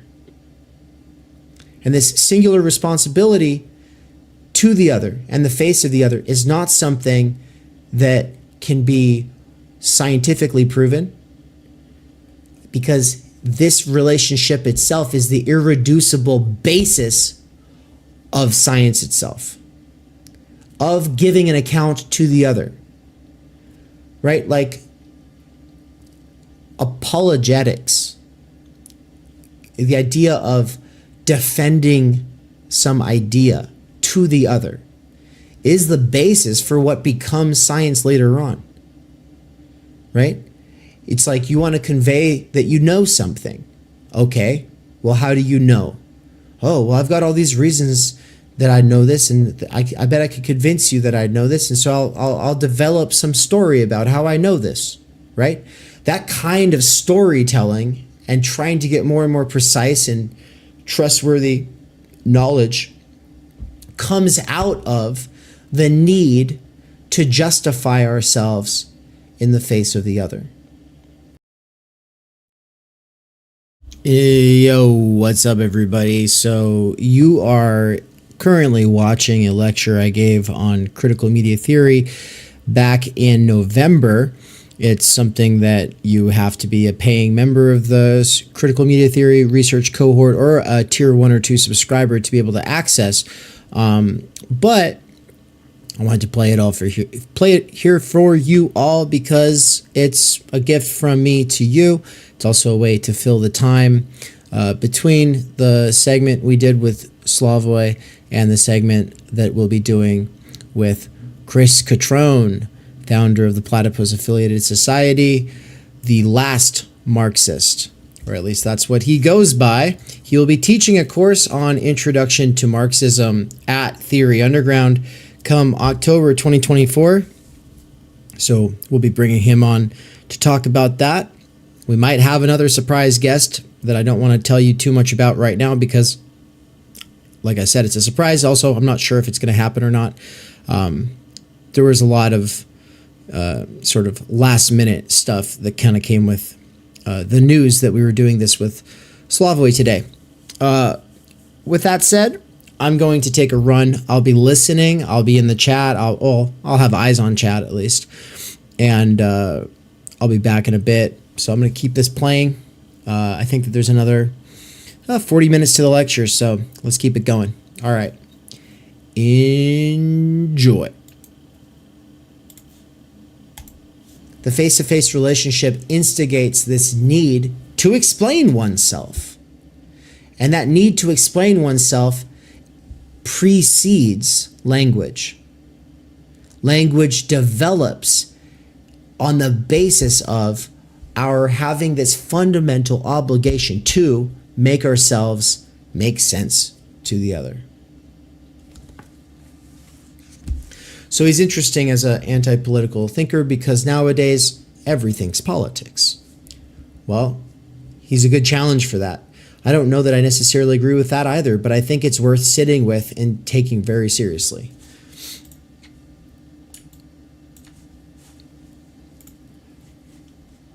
Mikey, wait, am I getting my order wrong here?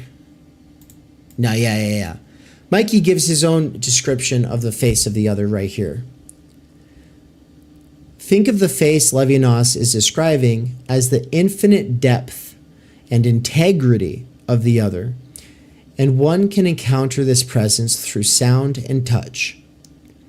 However, the visual experience of the other is emphasized due to the fact that vision is the primary sense for human beings. What is so special about the telephone is how it enables us to see the other without any visual perceptions getting in the way. This subtraction of the actual visible features of the other is precisely what helps to enable a profound ethical encounter. More of a person's face can come through their voice than through their actual physical face. Their actual physical face can get in the way. Here's a good example of a person's face getting in the way of their face. Say that someone is stunningly beautiful or abhorrently ugly. In either of these situations, that's not them. That's fetishization if you take that to be them and who they are in their totality. It's something they have to deal with. It's something that other people are going to get stuck on or judge them for. And so then, of course, something about their character will shine through in how they deal with the curse of too much beauty or too much ugliness, right? But a person with a kind of like average face almost has an advantage in the sense that that person's able to kind of express themselves beyond your sort of simplistic categorizations of, oh, this person's beautiful, this person's ugly, right?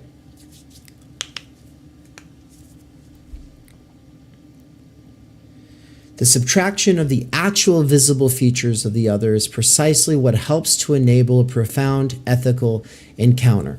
Well, what we're doing is talking about texting versus calling. God damn it. What's all this stuff about Levinas, right? Well, let's bring it back to the medium itself. Mikey says, all it takes to see that a medium form is never neutral in relation to its message content is to consider the following example. Imagine you are in love, but have not yet said, I love you to your lover. The medium in which you choose to express this message will greatly shape how it affects the one you are in love with. There is a world of difference between saying, I love you for the first time in speech, in person, and posting it on Facebook. Or saying it on TV. Can you imagine? I love you over TV. Or on the radio. Or writing it in a text message. Or writing it in a handwritten letter.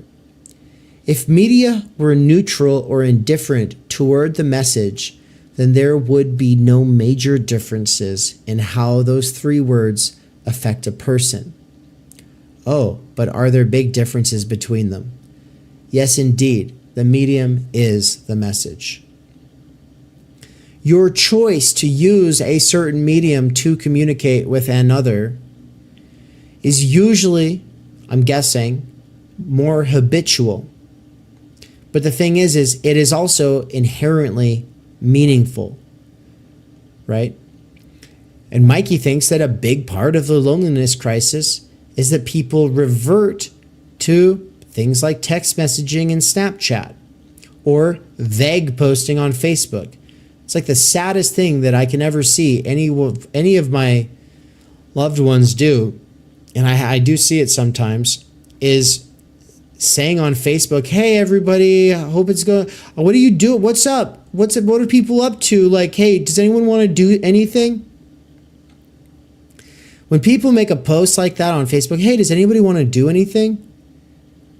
First of all, they don't get good response. Like anyone who responds to that message is so boring and pathetic themselves that they're just going to go be boring and pathetic together, right? It's because people who are living their life aren't just kind of like going, I'm bored. What's going on? Oh, let's just look at Facebook. Oh, look at that person's bored too, right? Oh, hey, let's hang out. No, like people who have stuff going on, who are interesting, you actually have to reach out to them, see how they're doing, see what's been going on with them, get a feel for how busy they actually are in the moment, and you probably actually have to make plans.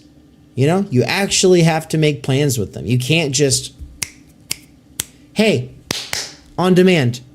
I want the other on call, on demand, ready to hand for me when I want, which is instrumentalization, which is using the other as a tool for your entertainment, right?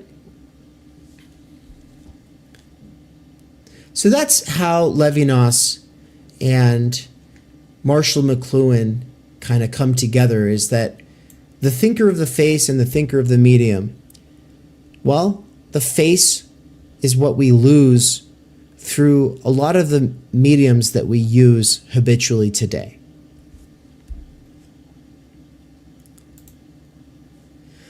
So the face has been inframed. And this is what we talked about last time, right? My fourth lecture was on inframing the other being on call. So against the infinity of the face is totalization. We only understand and convey ourselves via categories, which are how one collapses otherness to something that can be made sense of in relation to a system or oneself. Right? So that's just normal. That's just human shit. That's just life. That's just part of how it is. We always do this to one another. You've all done it to me. I've done it to you.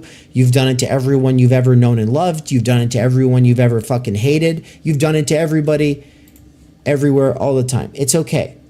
The point is people don't stay caught up in those categories. They don't stay under those pigeonholes. They don't stay in those buckets that we place them in, right? Because the face keeps on expressing. The other keeps on expressing. So at the time that you think that you're done with a person, who knows? You really might not be, because you just cannot see what's going to come from them. All right? But certain media make it easier to totalize the other and then just keep them that way, because now they can never express again. Because the part that is most expressive of the other cannot come through the medium that you use to keep everyone else at a distance and on call.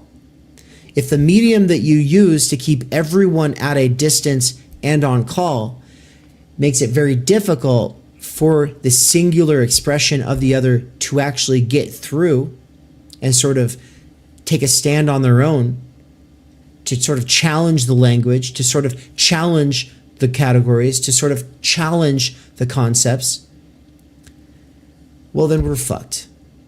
And that's the real issue, is because if we're always totalizing other people, it's okay, because the infinity always keeps coming back. But now we keep people at a distance and filter them using media that make it hard for their expression to break that shit apart. Which means that we become distanced, isolated, and delusional. Which means that we all become our own little imperial conquistadors, and that in the meantime, we lose touch with the world, because the world is not this neutral thing. It's this thing that exists between humans. And it's that humanity that we're losing touch with. Instrumentalization, making the other into a tool, erases the face. Right? Now, think of like being in the workplace and everything's going really well, and you're in the flow of things, and you've got a good team dynamic going on. It's not really a place for the face, right? You're all kind of, if you're enjoying like getting lost in the flow of kind of like this teamwork operation, let's imagine like a kitchen or something. And everyone's kind of like, this is a good day. It's a good day because maybe you all are kind of like, whatever, there's some music, or maybe like people are joking around or what, but that's not the point. The point is that you're all kind of like functioning as this bigger organism, and that it's instrumentalized towards the production of certain tasks, right? Well, let's just say that like one person is not really able to function as that tool anymore. And so you get frustrated with that person. And it turns out like this is not some excuse. The person has literally just found out about the death of a loved one. Okay. Now you'd have to be a truly heartless person to be like, well, toughen up, buttercup, let's get back to work, right? The human is inserting itself into this instrumentalized situation.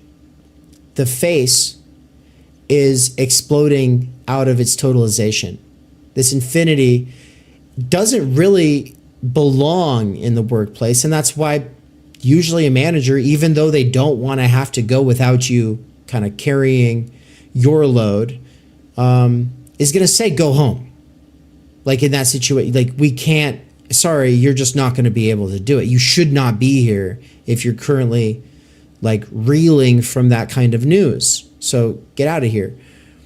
Of course, I could also imagine a manager who's heard about so many dead grandmas at this point, because that's everybody's go-to excuse, that they're like distrustful.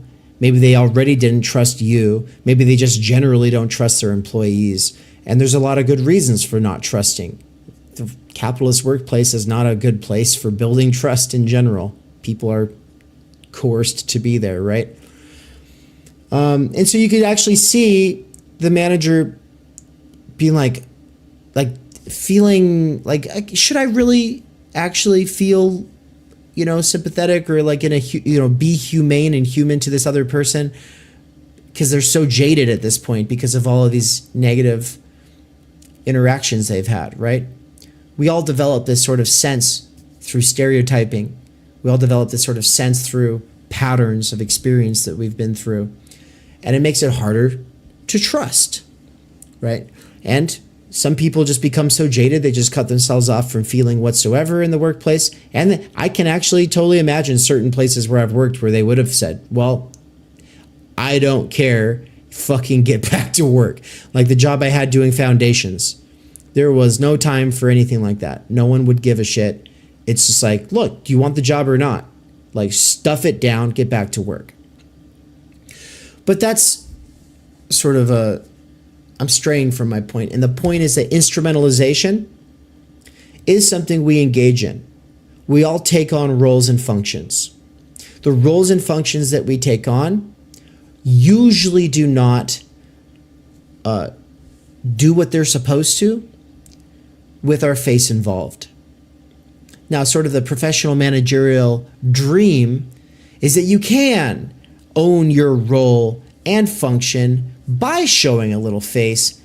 You make it your own, and you can help everyone be themselves, and everyone will be happy, and the workplace will be where everyone lives for the rest of their lives, and everything will be great. The people who try this the hardest, they usually come across not so professional, but more like they're like your boss friend, Oh, hey everybody, hey, blah, blah, blah, blah, blah. It was like I had a manager like this at the last Amazon warehouse I worked at. Thankfully at this one, they don't ever do this. But like, it's kind of this, I care about all of you, and I care about everything that you guys care about, and I just want everyone to be happy all the time. And it's like they're trying to be human in the workplace, right? You can't blame them. But the point is that instrumentalization, it can be rewarding. It can be rewarding to play your part, to serve a function. But that's not the same as being a human and actually expressing yourself, especially those parts of yourself that are the hardest to express, those kind of parts of yourself that take a while for you to get to know and take a lot longer for you to develop some kind of an ability to articulate, right? That is why solitude matters so much. This relationship between solitude and solicitude, because it's in that solitude that you first develop these parts of yourself and figure out how to make them intelligible, but it never purely in isolation, because solitude is always in this positively reciprocal relationship with solicitude, which isn't going to become actual without spaces in which and relationships in which this face-to-face relationship actually has an opportunity to blossom. So putting the other on call in framing is not the same as calling out to the other, which I just said is an invitation to share. So as there's in framing, and then there's the invitation to share. Now, calling out to the other, I think of the baby terrified in the middle of the night, crying out to its mother. I think of somebody who's going through a hard time, making a call to someone else. And this is a friendship, but it's not that kind of a friendship. So now they're taking on a risk. There's that risk of rejection. There's that risk of maybe things will be weird afterwards. There's that risk of maybe they won't understand. There's that risk of maybe they just don't have the time for it. And so making friends has now become instrumentalized. And obviously that's true with Facebook. If there's any place where the face is most absent, it's Facebook, right? Making friends has not just become instrumentalized. There are places you can go to for every kind of friend that you could want. There are Discord servers for people who have nothing but the biggest hearts, infinite capacities to empathize and show you compassion, right? There's really, really, really, really safe places for you on some Discord servers and on some university campuses. There are people who are paid to be that friend now. And of course, you can get an actual counselor or a therapist. And then, of course, that's a sort of way that this making friend thing can be instrumentalized. But also, we also instrumentalize people by being well, that's the person that I do this kind of thing with. And then this other person's the kind of person that I do this other kind of thing with. And so I've got my friends that I do things with, and then I've got my friends that I can just be with, and or I've got my virtuous friends like Aristotle, or I've got my utility friends, which are oh, that guy, he has a truck, and so he's my friend whenever I want to move, because I'll just have him bring his truck over, and he'll help me, and I'll give him a six-pack, and we'll share a couple jokes, right? There's all these different kinds of ways that we use other people, and other people use us, and these are not bad. But making friends gets instrumentalized to a whole new level, obviously, by social media. All right. So I want to come back to this idea of calling out to the other versus the other being on call, because I think it's a serious contradiction and it's actually very difficult. I don't know that there's a safe or clean way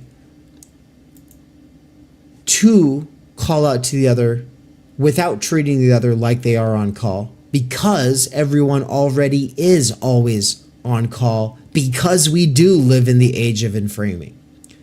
So to me, this is a problem. I don't actually have an easy solution.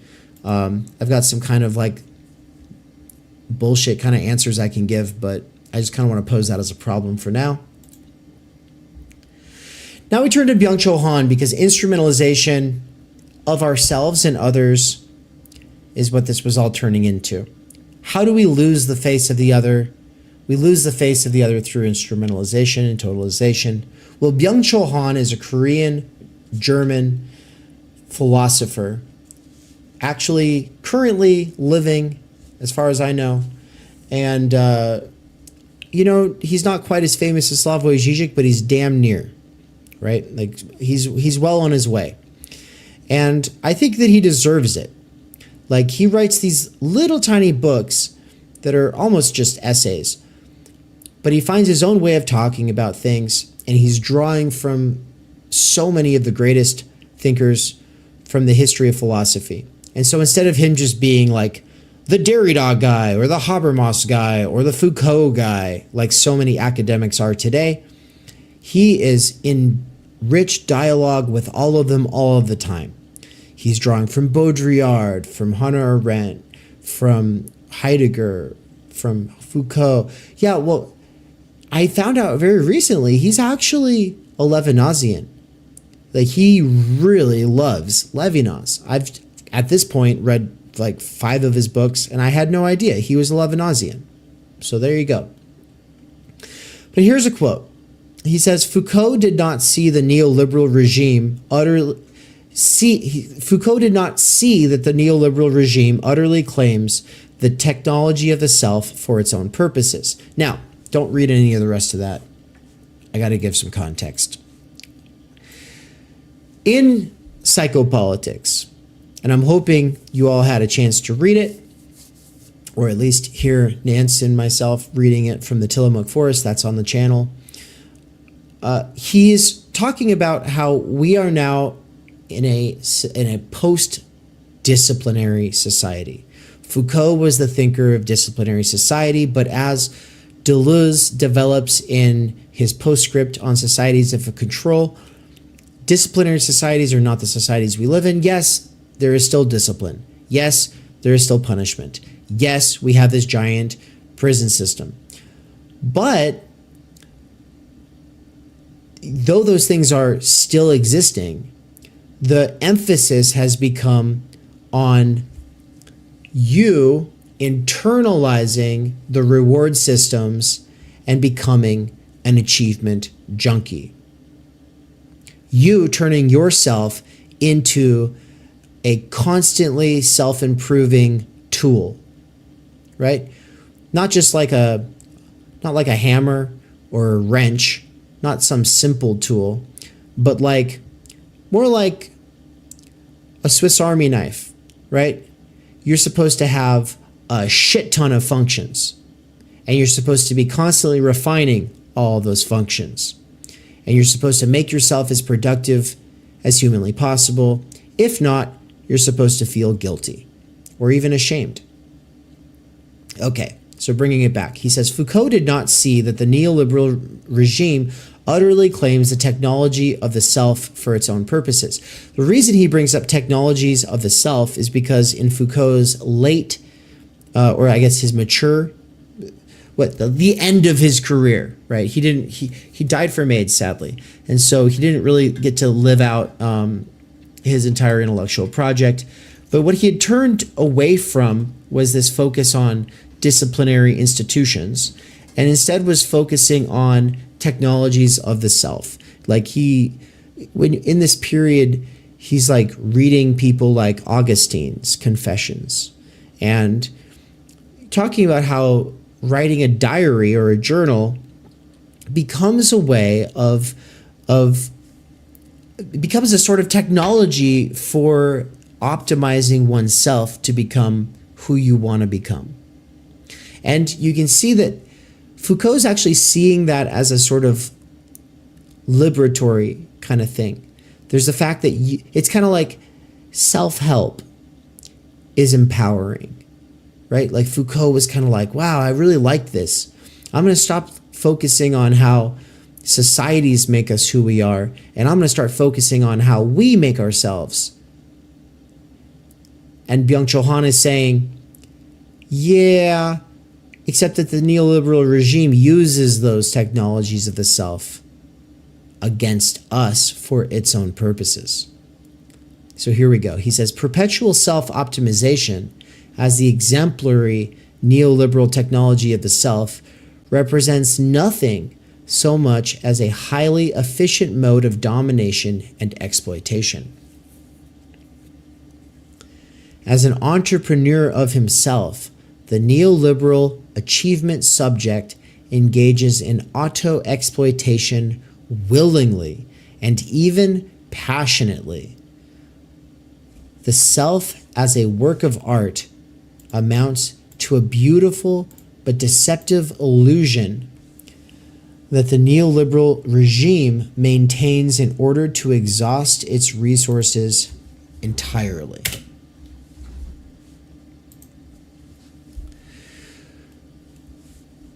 What's so neoliberal about this is one of the big questions I had, and I still have.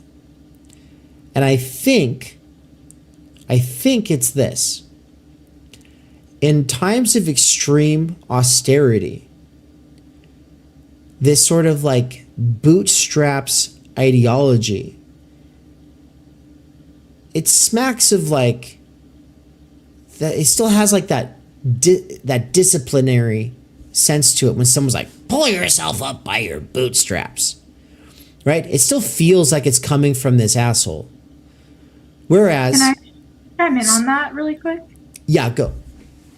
I think also like this idea of like neoliberalization, it's like it neoliberalizes the self in that it makes you and in the individual this business. So rather than like a monetary profit, it's like, no, I need more profit. I need to grow. I need to keep my productivity out. It's like every individual is now seeing themselves in this neoliberal model that they need more profit. In this case, self-improvement, productivity. And so that could also be a way maybe that he's seeing it or talking about it. No, I think that's perfect. And so where was I going with this? It's saying something about austerity in times of extreme austerity. The way I was making sense, I think I like Anne's way more, but the way I'm making sense of it is just that when you are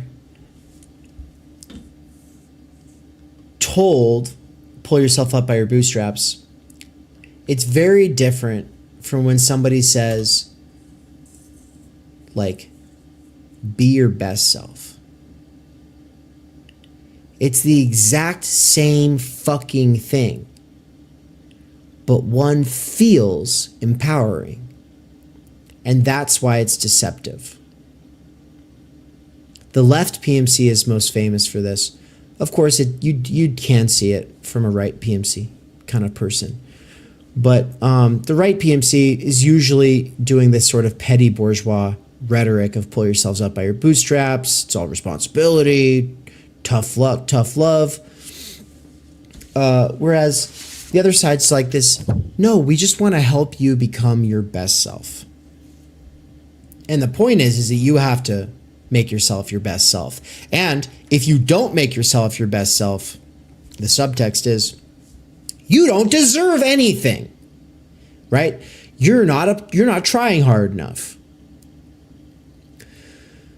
So yeah, but the individual as corporation, the individual as brand, the individual as business, always self-optimizing.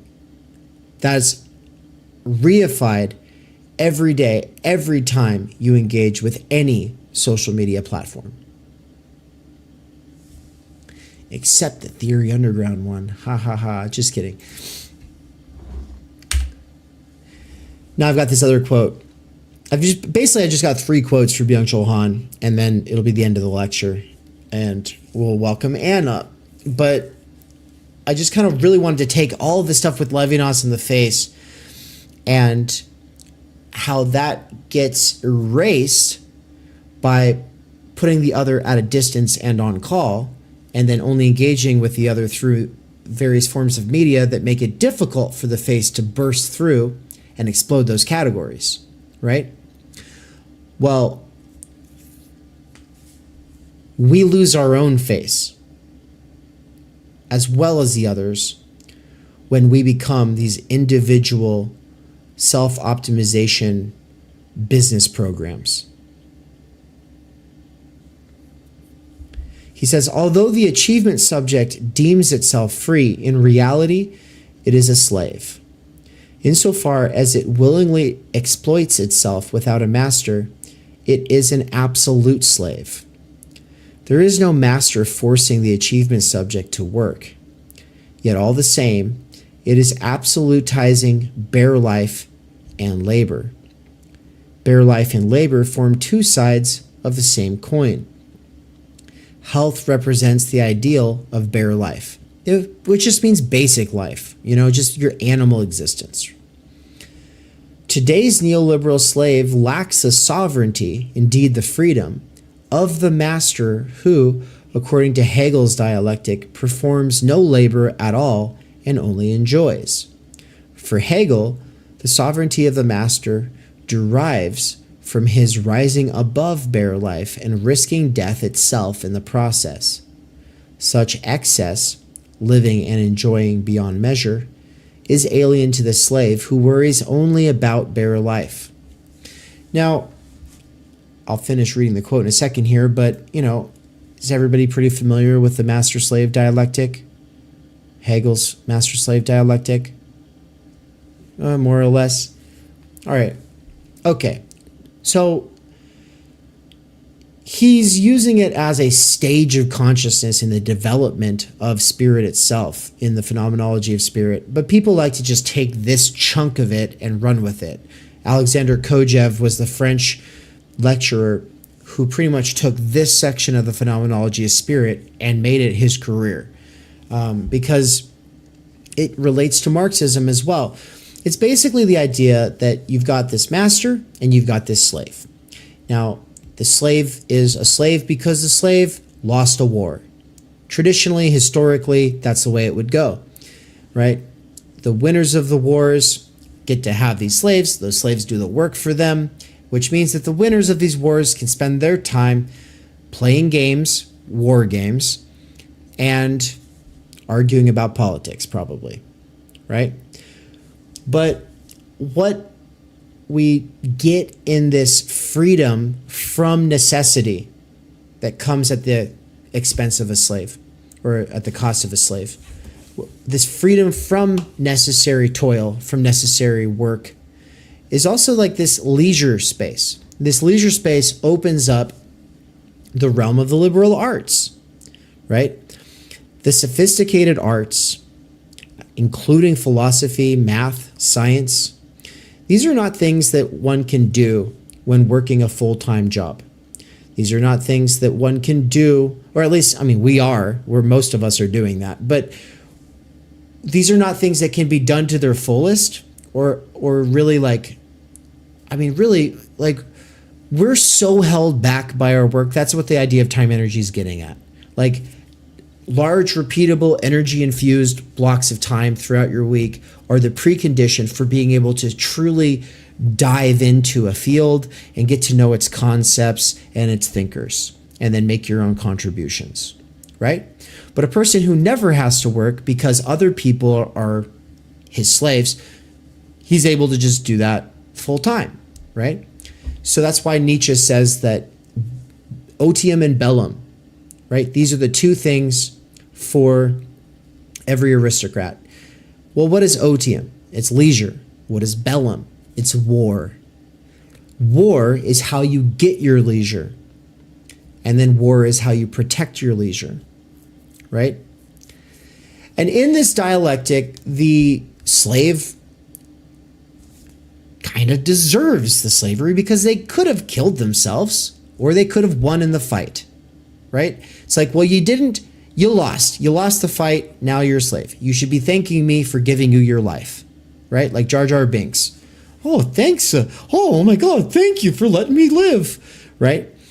Now, obviously we think this is terrible. This is like, it's the worst logic the world's ever known, right? Imagine like having 140 people in your society. You've got everything down. You've got your hunting and fishing and patterns figured out with the seasons, and you've got a good life. And then 500 soldiers in armor show up and they're like, you're going to be our slaves now.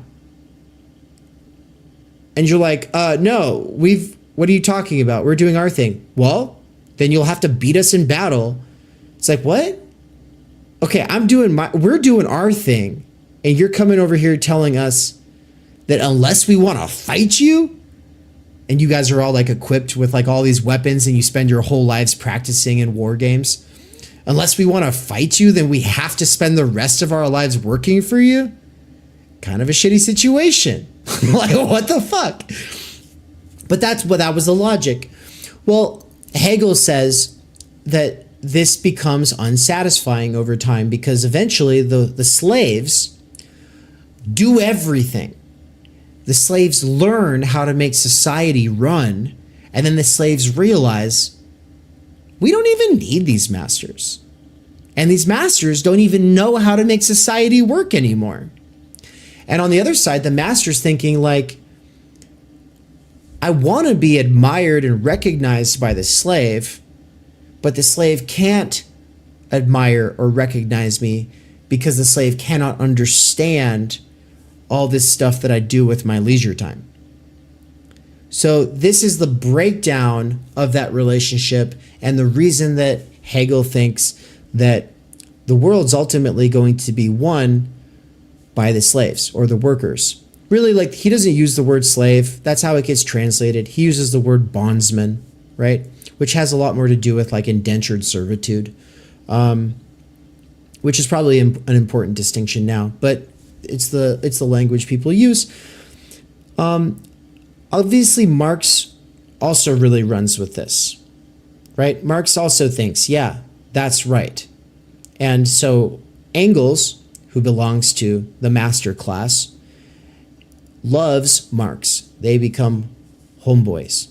And it's like, it's true. Like on Engels' side, he's like, no, I want to be able to I want to live in a world where there's not this fundamental breakdown between people like me, born into rich families who own factories, and people who break their bodies on the wheel of production and who never know anything or get to have good lives, right? He wanted to break that relationship, that class hierarchy. And Marx was like the thinker that he was funding, they were as a team hoping to actually influence the communist movement to make it so that would happen, so that Hegel's dialectic here could become real only materially, not just in ideas, not just as a stage of consciousness, but in actual reality, right? So this is kind of what Byung-Chul Han is riffing off of. So he says, for Hegel, the sovereignty of the master derives from his rising above bare life and risking death itself in the process, right?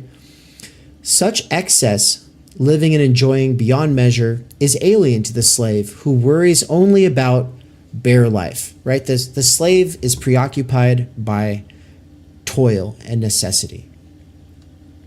But to counter what Hegel assumed, laboring does not make the slave free. The slave remains enslaved to labor. Now, the slave is forcing the master to work too. Today's dialectic of master and slave means the totalization of labor, which is very similar to what I say in the Timenergy book when I say that slavery has been universalized, right? Because for 2,500 years, the definition of slavery has been preoccupation with toil and not having a choice over what you do with your life. Like 2,500 years, that's what it's meant. In the last couple hundred years, it's taken on a special meaning because of the particular racialized form of slavery in the United States. But outside of that, like for 2,500 years, slavery meant preoccupation with necessity and toil, not being able to spend your life in leisure, which is freedom, right? And so I think that it's important to kind of return to that 2,500-year-old tradition of understanding the definition of freedom as otium, as skole, because otherwise it goes right along with what he's saying here, which is that we all end up being slaves and not even realizing it because we're being sold jobs as freedom. when for 2,500 years, that's never been the case. Jobs were supposed to be something you were embarrassed about. Like, oh no, I'm just a lowly blacksmith. Never mind me, Mr. King guy. Never mind me, Mr. Lord, Mr. Prince, Mr. whatever. Like, right? Because you have like this lowly station. You have some pride about like your craft. But the point is like, your place, and that your freedom, your only freedom is willing your place, because you're not allowed to leave your place. So at least you can will what your situation is. And by willing it, you kind of make it your own. You can own it, right?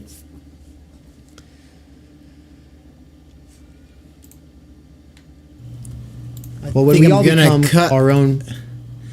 Gonna just go ahead and cut myself off right there. What's up, everybody? How's it going, chat? Is there anybody here still? Looks like there's some of you. I'm wondering if anybody's been here the whole time, or if you're just popping in. If you're just popping in, the segment with Žižek was earlier. This was the segment on critical media theory and Emmanuel Levinas. The next segment is going to be with Chris Cutrone himself, the man, the myth, legend, the last Marxist, founder of Platypus Affiliated Society. You all know what it is. If you don't, well, he's a very provocative, interesting guy who's very responsible for really the discourse being where it's at in a lot of ways. And for better or for worse, that's something we'll get into. Look, Ryan's here. Say hello, Ryan. What are you doing, buddy? You trying to walk across the keyboard and fuck up my recording again? It's the things that he does. But before we bring on Cutrone, I'm going to go ahead and roll the PSA. For those who haven't seen it, it is the November 2023 PSA, pretty much about 2024.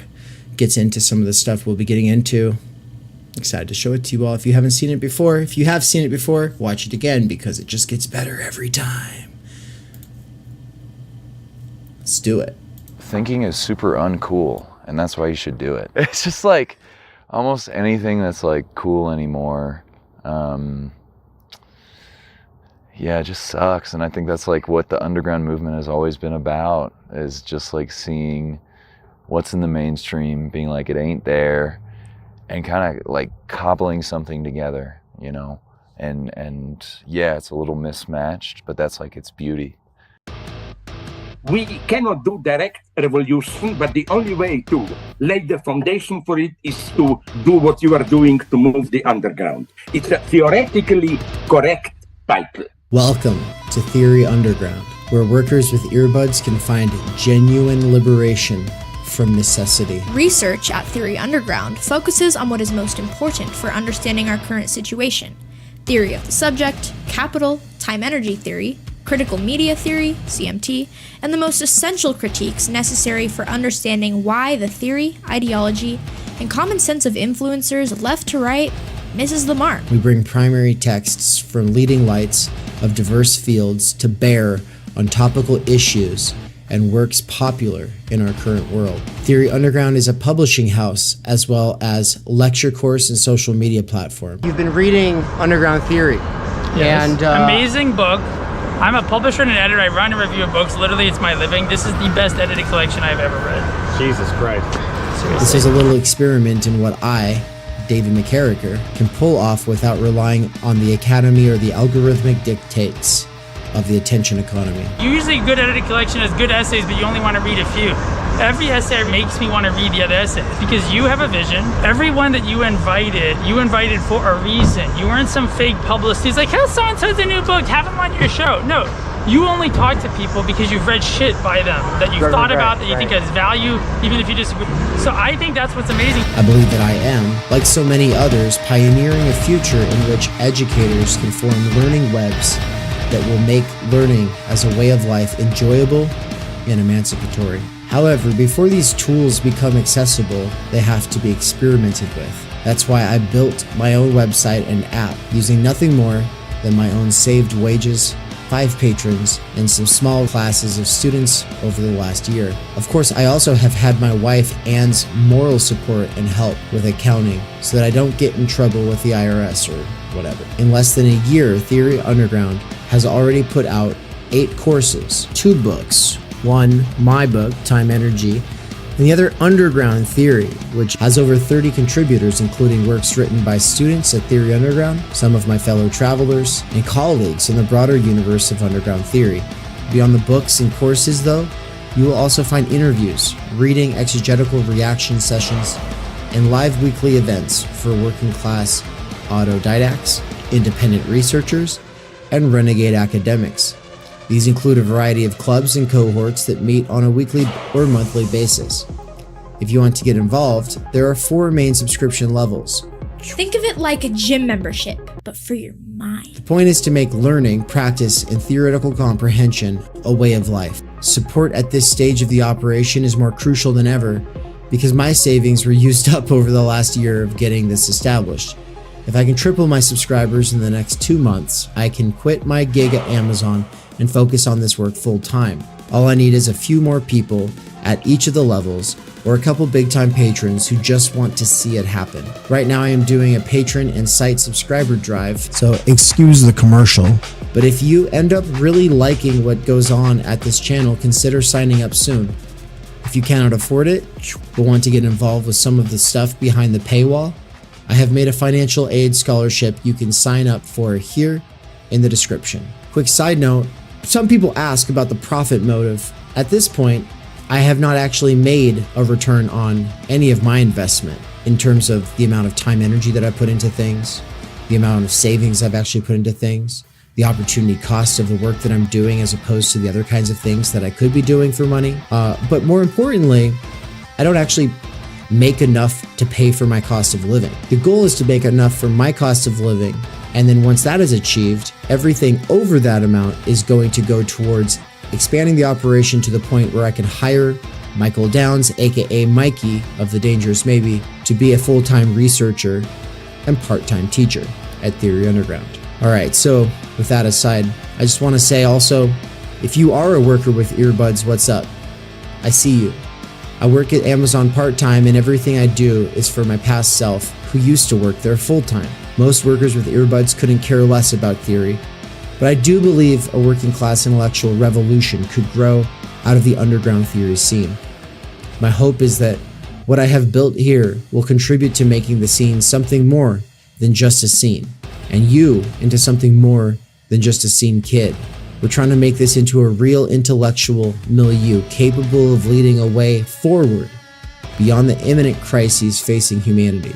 But for that, we need thinking now more than ever. Start thinking. I hope that you either will or have enjoyed the program, and also make sure to like, comment, subscribe, and leave this playing in the background all the time while you're doing other things. Playing long-form Theory Underground content in the background while you do things has, in the near future, been scientifically proven to emancipate minds from the functional illiteracy imposed on workers by the structural stultification of time energy. This is achieved by reterritorializing circumspective concern. Also, to some degree, it is for the algorithm. Think of it like a gym membership, but for your mind! I love you so much. I love you too.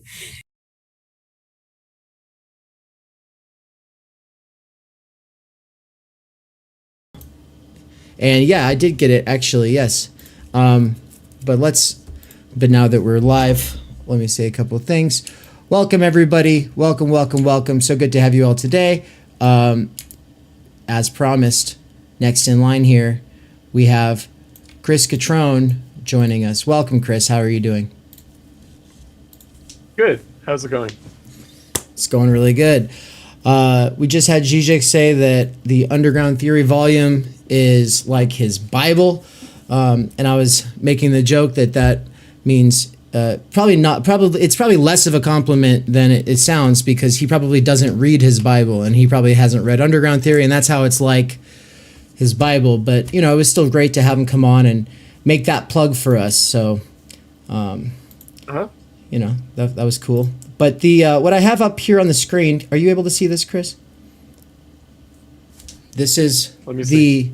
the theory. Calendar. Yeah, this is the year calendar for Theory Underground. I just kind of wanted to kind of show this zoomed out picture and then say, you know, for the 1 year anniversary, December 6th, as well as today, we've been kind of focusing in on different segments of this. And today, of course, right now, it's time for Introduction to Marxism, which is happening in October and maybe for a week of November. And so you were just asking me if I got the syllabus. I did get the syllabus. I'm really excited to discuss that. So I kind of want to just kind of give you the floor here a bit to talk about your thought process that has gone into this course, how you wanted to structure it, and kind of what your vision for it is. Right. So I thought about, you and I have talked about this for a considerable amount of time. We've conferred about this idea. I think that when you were in Chicago, we talked about it. And so it was kind of like how in a short, just several week treatment could we get at the kind of heart of Marxism as I see it. And so, as you are advertising from Marx to Adorno, so really like one work or, one thinker, and one work by one thinker each session. And then finally, the last session is going to be like a kind of Frankfurt School session. And so it will be Lukács and Adorno, and also a little bit of Horkheimer. And, I think that we will have a little break towards the end of October before the last session. And so maybe there'll be some additional time to do the reading for the last session. But, it's a considerable amount of reading. It's like basically some short books by the authors. So it's Marx, Lenin, Trotsky, and then Lukács and Adorno. That's awesome. And so, and it's going to be, kind of classic works, but also maybe things that people have not read before or not read with this kind of attention before. And right. Also, curated the way it is, how they line up to each other, how the different works relate to each other, how there's a conversation among the different writers on the syllabus across these works. Right, and I wanted to maybe use that, the uniqueness of some of your selections here maybe as a jumping in point. But before doing that, I wanted to allow you to say a little bit about this title that I think you've given it to yourself, and that is The Last Marxist, right? So Theory Underground is doing a short course on Introduction to Marxism, and it is being taught by The Last Marxist. But what does that mean to you? Right. So, I came up with this idea of calling myself the last Marxist many years ago now. And it was meant to be semi-ironical in the sense of why would one want to identify as the last Marxist? What would that even mean? And, my sense of a kind of historical discontinuity. So the issue is, do we want to be Marxists anymore? Should young people want to be Marxists? Does someone want to be the last Marxist after me? Or not, right? So the kind of ambiguity of that, of like desiring to be the last Marxist, aspiring to be the last Marxist, claiming to be the last Marxist, these things are all kind of bound up with each other. And so it's meant to be provocative. It's like most things that I do. It's meant to make people think, meant to be a teachable moment in and of itself, calling myself the last Marxist. It's a provocation. It's a conversation starter rather than a conversation stopper, right? So it might be a conversation stopper, like I'm at a cocktail party and it's like, oh, what do you do, Chris? Well, I'm the last Marxist. And then they're like, oh, that's nice. And then they'll go talk to somebody else, right? So actually not meant to be that.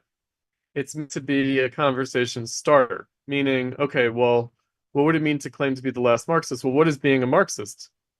What is Marxism? In Platypus, so that's the organization, the project that I'm associated with, we're known for the phrase, the left is dead, long live the left. Right. Which usually is seen as like some kind of anti-leftism, some kind of condemnation of leftism, but so people forget the second part, long live the left. And, it's modeled on the king is dead, long live the king. Meaning that we're going to carry on, right? Or we are aspiring to carry on. And usually the king doesn't say that of themselves, right? So it's not like Platypus was saying, okay, we're the left now. Not exactly. But we were looking forward to a change, a shift, but also a carrying on, a continuity, and, again, aspiration. But the other phrase that we had when we promote Platypus on campus, like our churches, is it's an 80s thing. It's my generation. Maybe you guys have heard of it. Like everything you've wanted to know, but were afraid to ask. Everything you wanted to know about sex, but were afraid to ask. Everything that you wanted to know about Marxism, but were afraid to ask. Right? And meaning that's the kind of educational task that we've given ourselves. We can't take anything for granted about it, about Marxism, about what it means. But people have curiosity, people have questions about Marxism. And so what's a good way of getting into that? And why would people be afraid? What would people be afraid to ask about Marxism?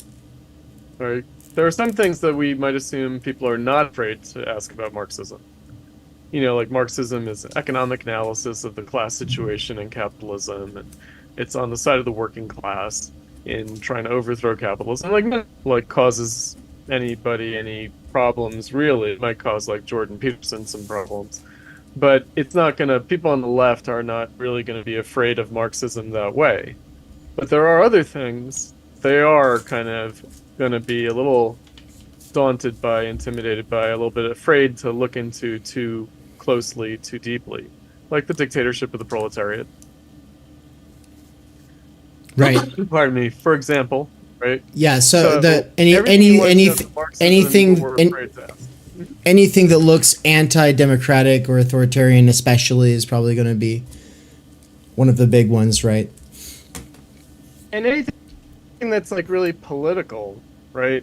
So political in the sense of not like personal politics, not like the at high school, like not like Mean Girls politics, but like politics, like not like in-group, out-group, not like, are you with us or are you against us, but politics in the sense of, the project here to take over society and to direct it, and, democratic or not, that's going to be a little bit scary, isn't it? Like, okay, wait a second, if I don't agree, right?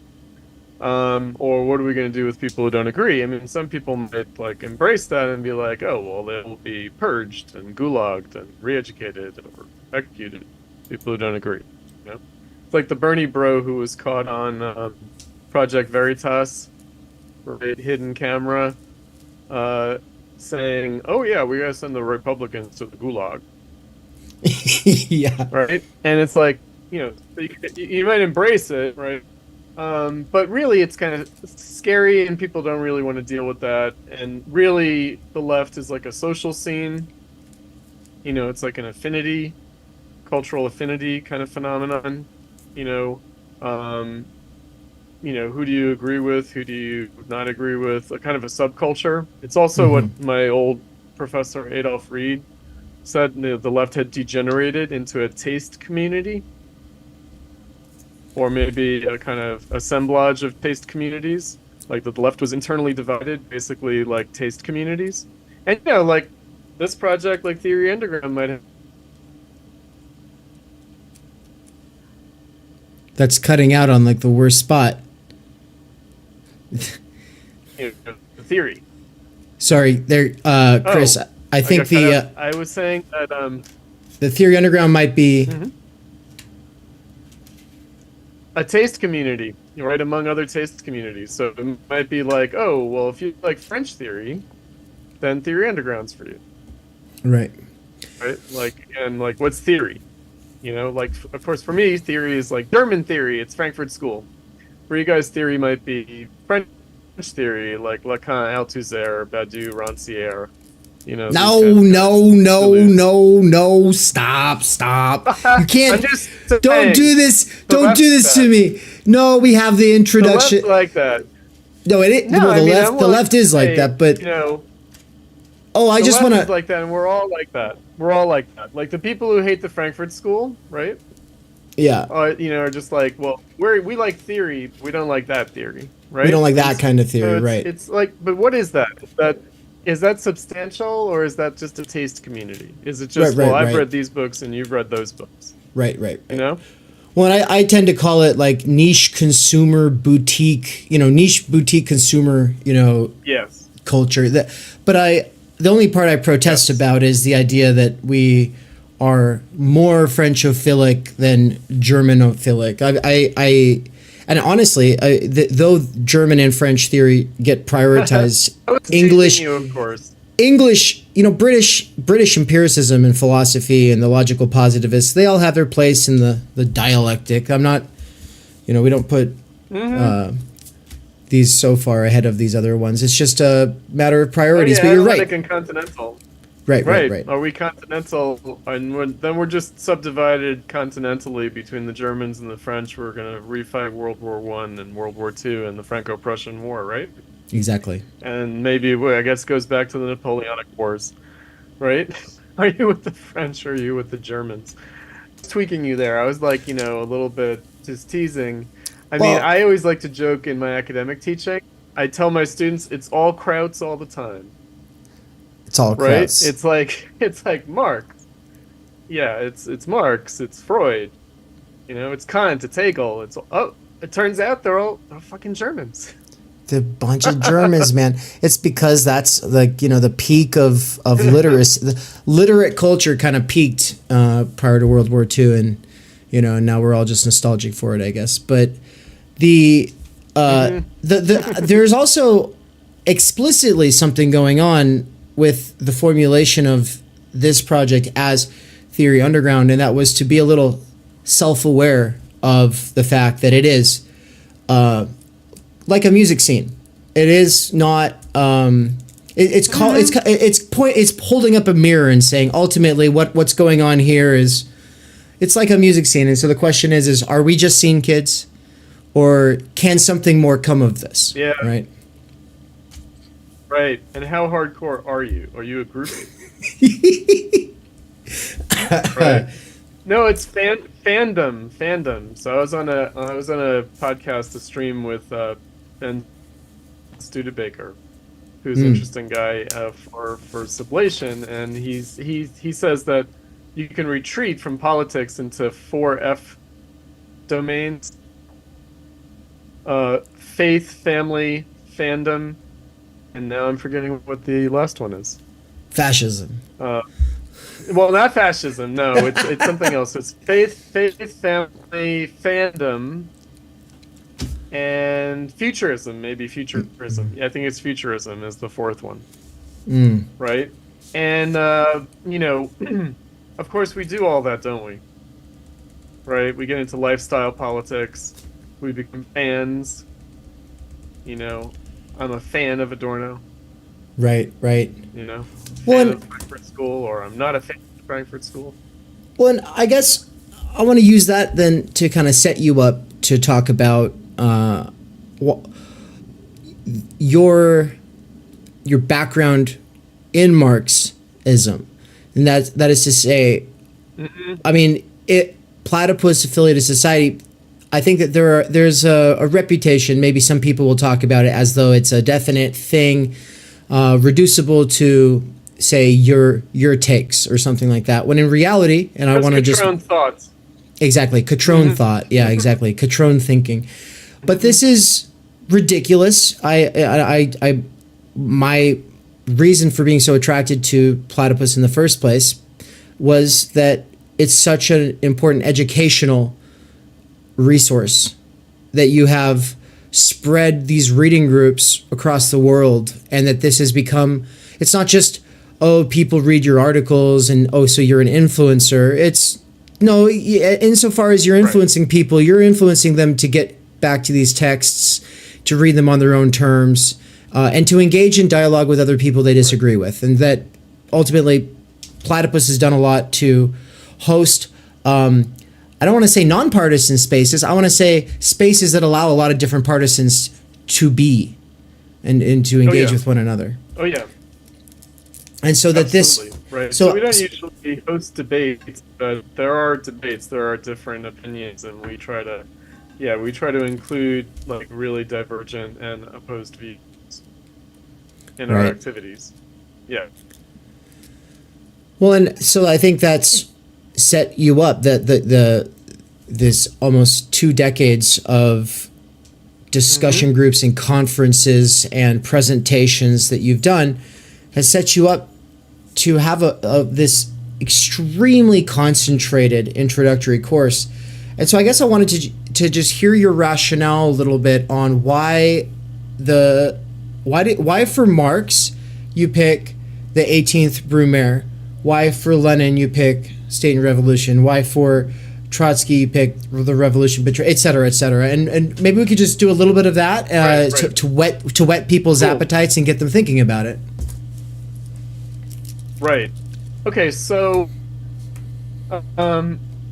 basically, I wanted to emphasize politics, the politics of Marxism, the political self-understanding of Marxism, like Marxism as a political tendency, as a political movement, and, what did Marxists think that they were doing politically? And, along the way, address the issue of politics per se, because I think that in today's world, we're not terribly clear about what politics means. I think that actually for someone like Marx, or someone like Lenin, or Trotsky, or even for the Frankfurt School, who are, seen as relatively unpolitical or apolitical, that they have a conception of politics that we can't take for granted today, because now politics means all sorts of things. And, it might mean kind of, again, media consumption habits, silos, market segmentation. And of course, that's not what they knew politics to be at all. So I wanted to, have that thread be present.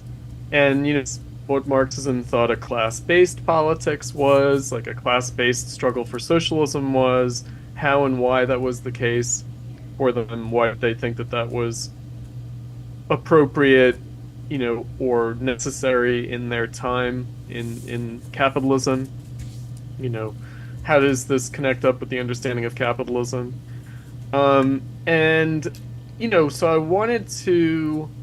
I will just say that starting with Marx, that most people start with Marx. I did, certainly. The first thing I read by Marx was the Communist Manifesto. And why not start with that? Right? And so why not to start with that is because actually Marx changed his mind after the manifesto.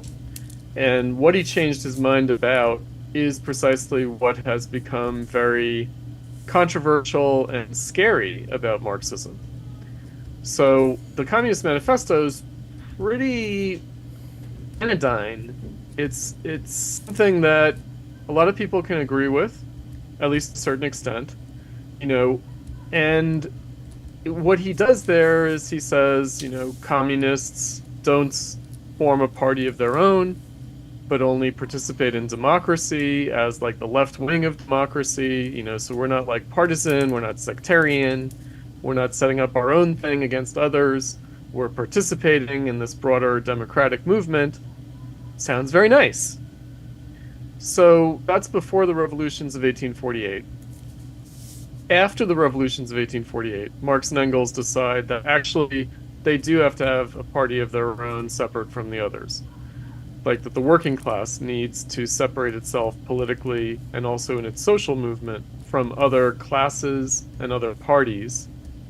And of course, Marx and Engels are making that game also for themselves, right? They did make a bid for revolutionary leadership in the revolutions of 1848, and they continue to do so in their later political career. And they are resisted and opposed as such, right? So they are seen as like, okay, there are those Marxists and they have this agenda, and Marx and Engels want to, dominate the workers' movement for socialism, and they want to lead the revolution. And they did, they really did. And they did conduct themselves in that way. They wrote polemics against people. They kind of savaged their political opponents. They definitely tried to exert power over the movement and tried to exclude people, purge people. I mean, Marx and Engels did this stuff. They did. So that's not just 20th century, like that's usually associated with like Lenin and Stalin and Trotsky. It's in Marx and Engels, right? So the 18th Brumaire is the writing of Marx's that most clearly indicates his changed perspective after the revolutions of 1848. And there's a piece that I always like to refer to. So the editor and publisher of 18th Brumaire is a guy named Joseph Weydemeyer, and he was a German exile. So he's a German radical, a German communist, but an exile living in the United States. And he's Marx's editor and publisher, and of the 18th Brumaire, which was published in segments in the paper, and so in a periodical. And he writes to his editor publisher, and he says, I did not discover the existence of classes. I did not discover class struggle. I didn't even discover the necessity of class struggle and the desirability of class struggle. He says, bourgeois thinkers before me had already discovered these things. He said, what I discovered, the one thing I discovered, this is in 1852, he writes this, same year as the 18th Brumaire. He says, I discovered the historical necessity of the dictatorship of the proletariat. He says, I also didn't discover the dictatorship of the proletariat, but I discovered why the dictatorship of the proletariat was necessary historically. In other words, others had advocated the dictatorship of the proletariat, but what he discovered was its historical necessity. And he says, this is my one original thing. And I take his word that actually that is Marx's one original thing. It is what defines Marxism, is not only advocating the dictatorship of the proletariat, and what the hell does that mean, but also why it's historically necessary. What is it about capitalism itself that makes it necessary, rather than as some kind of trans-historical, desirable thing, right? So it's not like the last shall be first, some kind of Christianity. It's not like, the meek shall inherit the earth. It's not some kind of radical egalitarianism. It's not like the levelers in the English Civil War. It's not like those who labor should rule, right? Because that's already a bourgeois ideology. That's already what the Abbé Sieyès says in the French Revolution. He says the third estate should rule because they're the ones who work. Right? So it's not that. That's not at all what it means for Marx. That rather it's his understanding of the nature of capitalism and how socialism is going to grow out of capitalism, how that's possible, how it's necessary, and how it's politically desirable, right, in comparison to the alternatives. So that brings up the other point. So the 18th Brumaire of Louis Bonaparte is about Bonapartism, this concept of Marx that's really central to his understanding of the capitalist state. Like, what's the role of the state in capitalism? That's actually different from the role of the state previously in history. So if you read the Communist Manifesto, you might just get this sense of like, well, the state has always served the ruling class, the exploiters, and so the state's the same now as it's always been. Actually, Marx thinks that the state in capitalism is a new and different phenomenon than what came before. So the way he describes it in the manifesto, he and Engels, as the central committee for, pursuing the interests of the ruling class as a whole, well, they modify that. In other words, they do get a sense that actually the capitalist state this is revealed by the revolutions of 1848 and their aftermath, the capitalist state actually has to rise above the capitalists. It has to rule on behalf of the capitalists, but also against the capitalists. Right? So it's not just their common interests. It's actually an interest above and beyond the collective interests of the capitalists as a class. So this is the Marx nobody's ever heard of. In other words, like, I'm here to tell children, you haven't heard of this Marx, right? You've heard of the Marx and the Manifesto. That's pretty easy to understand. You haven't heard of this Marx. I came up with this idea recently.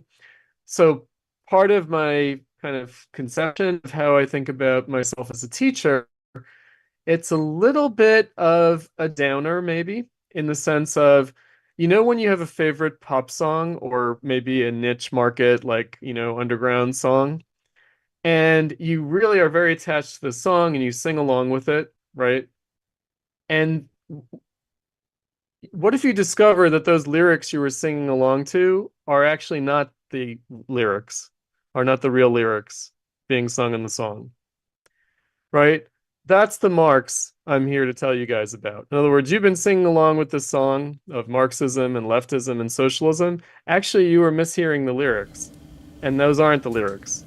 And here are the actual lyrics that are being sung.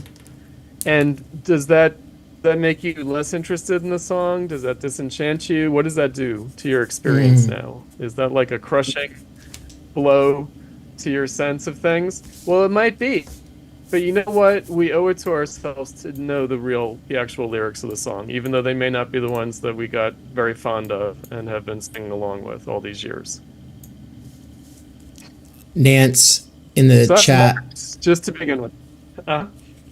Nance in the chat said, Cutrone's out here bitch slapping us into the future. Well, yeah, not trying to do that exactly, right? I kind of feel like we might need it. In some ways, I feel like it's, yeah. I mean, I'm definitely trying to shake things up a bit, but I also feel like I'm putting myself forward, and I feel like people end up wanting to bitch slap me because of what I say, right? Oh, for sure. And it's like, okay, you can bitch slap me, but what I said, it's gonna haunt you a little bit, Well, any Marxist who has a big problem with your introductory course is potentially welcome to come teach their own. And I have like this longer term vision. Eventually, there will be so many disagreements that need to get worked out. I'll have a bigger course called 50 Shades of Marxism, and then I'll have everybody on to do their own version of it. But I think you have been instrumental in causing me to really second guess the degree to which I am a Marxist and really second guessing what that even means. And I'm not at any point here conclusive on anything. And so I think that it's not just provocative in some kind of a clickbaity sense. It's probably not the greatest for clickbait purposes, but it does make me realize I have to get back to the books and work through these things. So yeah, like you said, that was just Marx. That's just the 18th Brumaire. That's just going to be the first week, and then from there it will be the first week. The others follow from that, though, right? So in other words, and I also am trying to make some of the readings do double duty. Right, so because I was thinking, okay, what's like the essential Marx? There's a lot of things, but and every step is controversial. So the next one, Lenin, the State and Revolution, is doing double duty because it is going to be covering other things by Marx and Engels besides the 18th Brumaire. Right, so it's going to be dealing with the critique of the Gotha program, which I know it's controversial to say that Lenin is giving a proper rendition of the critique of the Gotha program, but for the sake of argument, let's assume that he is. In other words, let's assume that Lenin does agree with Marx, that he understands Marx and agrees with Marx on, again, the necessity of the dictatorship of the proletariat. Right, and a dialectical conception of the state. So one thing that I want to also mention is the necessity of the dictatorship of the proletariat is the flip side of the coin, the obverse of the historical necessity of the capitalist state, the Bonapartist state. Right, so this is the big controversy with the anarchists, right? Because the anarchists basically said, well, the state is the problem, and Marx says, well, no, the state is historically necessary in capitalism, and that you can't just abolish that necessity, you can't leap clear of the realm of necessity immediately. And so what that means is that any working class revolution has to meet the same necessity that the capitalist state meets now. And again, the capitalist state meaning not the state of, by, and for the capitalist class, but the state that serves the interests of capital even against the capitalist class itself, against its members, but also maybe collectively against the capitalist class. So the state as made necessary by capital accumulation. And again, that Bonapartist state. So the state in revolution, similarly, so if the Bonapartist capitalist state and the dictatorship of the proletariat are flip sides of the same coin, there's a dialectical relationship there. Similarly with Lenin, the state in revolution, right? It's a dialectical relationship. So Lenin is not saying, well, there's the capitalist state and then there's the proletarian socialist revolution that overthrows that state. He's saying, well, how is the state a phenomenon of the necessity of revolution, actually? Because that's the idea that Lenin's getting from Marx. The idea that Lenin's getting from Marx is that the necessity of socialism or communism in 1848 revolutions was met by the state that comes out of those revolutions. In other words, that the Louis Bonaparte state, the dictatorship of the capitalist state, the Second Empire in France, but also Bismarck in Germany, this Bismarckian state that comes out of the failed revolution in Germany, are both meeting the same necessity that the workers failed to achieve, to meet in the revolutions of 1848. Meaning, insofar as the working class fails to establish the dictatorship of the proletariat, we're going to have the dictatorship of capital, but they're both coming out of the same historical necessity. And again, that historical necessity is not an either-or class dynamic of either the capitalists are in charge or the workers are in charge. It's not like that. It's actually, how does society have to be ruled? Why it's called the dictatorship of the proletariat? Why does the proletariat have to set itself up in a dictatorial position? Well, because under the present circumstances of capitalism, the state also has to exercise a dictatorial position. That actually contradicts all the liberal democracy, the promise of the American and French revolutions and the earlier English Revolution. Why those promises of freedom are betrayed in capitalism and why the state betrays them. It's not because it's a lie or hypocrisy. It's because there's a historical necessity that's new to the 19th century, that's new to industrial capitalism, and that any proletarian struggle for socialism is going to inherit that same necessity, meaning the dictatorship of the proletariat is also going to be under the necessity of capital accumulation. And none of this is very controversial. In other words, because of course we want to leap to the realm of freedom. We want to just sort of say, fuck that. No, we don't need to accumulate capital. Let's just be free. Well, no, because the need for capital accumulation is, for Marx, a real phenomenon of history. It's a real historical necessity. It's not an arbitrary imposition of the will of a particular class. It's not. And if that class decides, right? Go ahead. I was going to say that's the thread that I'm picking up throughout everything you've been talking about here. And so the historical necessity, not just of the dictatorship of the proletariat, but also just the state has to dictatorially do something, and that has something to do with the historical necessity of the capital accumulation situation, which you're saying, he's saying, it's not just, class warfare, capital is being accumulated at our expense, The point is that that's a necessary historical development, which is to say, For society. Yeah. for society.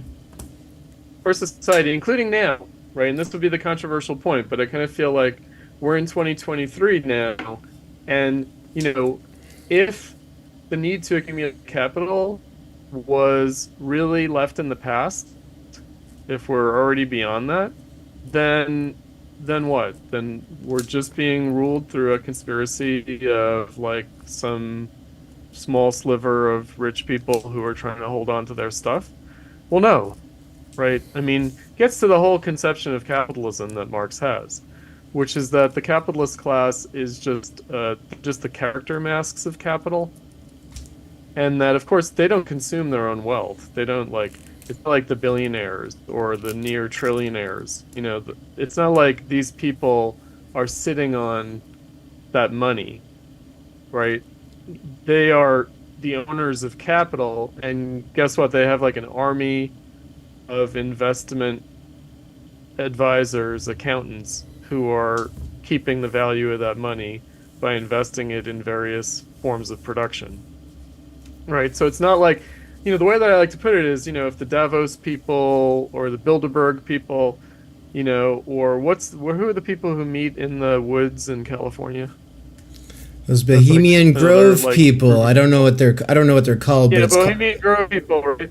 So, we might like to think, especially those of us who are intellectuals or something, that if we just, went out and convinced those people socialism is the way, right? Guess what? That's not going to get us out of capitalism. If all those people decided, you know what, hell yeah, we're communists. That's not, from a Marxist perspective, it's not going to be possible for those people to actually overcome capitalism. And I just want to throw this out there, at least when it comes to the Davos ones, if you watch their actual advertisements they make for the forum, like the 50-year anniversary video itself is explicitly anti-capitalist. Maybe that's just at the level of their words, but they are saying the problem is systemic, the problem is capitalism, all of these other problems come back down to capitalism. We have to do something about capitalism. So it's like they are saying it. I mean, most of them are capitalists, and they are saying it. But They believe it. I would say they definitely believe it, and they just are like, fuck, why is society making us be capitalist? I mean, probably a lot of them would love for the workers to take this responsibility off their shoulders, rise up, overthrow them, whatever, but again, the point being that Marx and Marxism has a dialectical understanding of capitalism. It's not like capitalism is individual selfishness and greed and the acquisitive individual or something like that. That's not capitalism at all, right? Again, capital accumulation, that's what capitalism is. Society serving the needs of capital accumulation as a real historical necessity. Like, why does society need this function to be performed?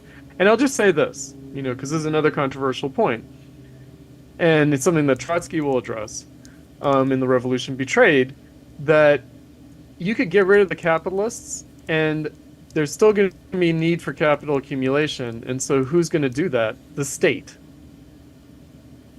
And by the way, the state is already doing that. Since the middle of the 19th century, the state has been doing that. In other words, oftentimes, maybe most of the time, the capitalists as a class are actually inadequate to the task of capital accumulation. And so the state has to overrule them. The state has to enforce the needs of capital accumulation against the wills of the capitalists, individually and as a class. Again, that's going to seem very counterintuitive now because we've been living in 50 years of neoliberalism, and we've tricked ourselves into thinking that, oh, no, things have been privatized. The state's still been doing it, right? Like, there's no way that you can say that for the past 50 years the state hasn't still been doing it. The state has been doing it with somewhat different policies. They tweak the system a little bit, but it's the state. Because I think that's what confuses people now, especially now in the crisis of neoliberalism, that we look at like Trump and even like Bidenomics, and we're like, oh shit, the state is doing things now. It's no longer privatized. And that will cause people to say, oh, well, Biden's the most progressive president ever, right? Since FDR, at least. Maybe more modestly since LBJ. Certainly more progressive than Obama was, and more progressive than Bill Clinton was. Because after all, Bill Clinton was the neoliberal guy, and Obama conceded to neoliberalism, and that's why we had Occupy Wall Street and everything else. Well, no, this is misleading. Right? The state's been doing it all along. And, the needs of capital accumulation are there regardless of the politicians, regardless of which party is elected, regardless of the policies, right? Regardless of this kind of like Fordist state-centric form versus neoliberal market-centric form. No, again, going all the way back to 1852 to Marx. He's there to say, look, the state's performing a new and different role now after the Industrial Revolution. And you're essentially saying that role... Capitalism. Mm-hmm.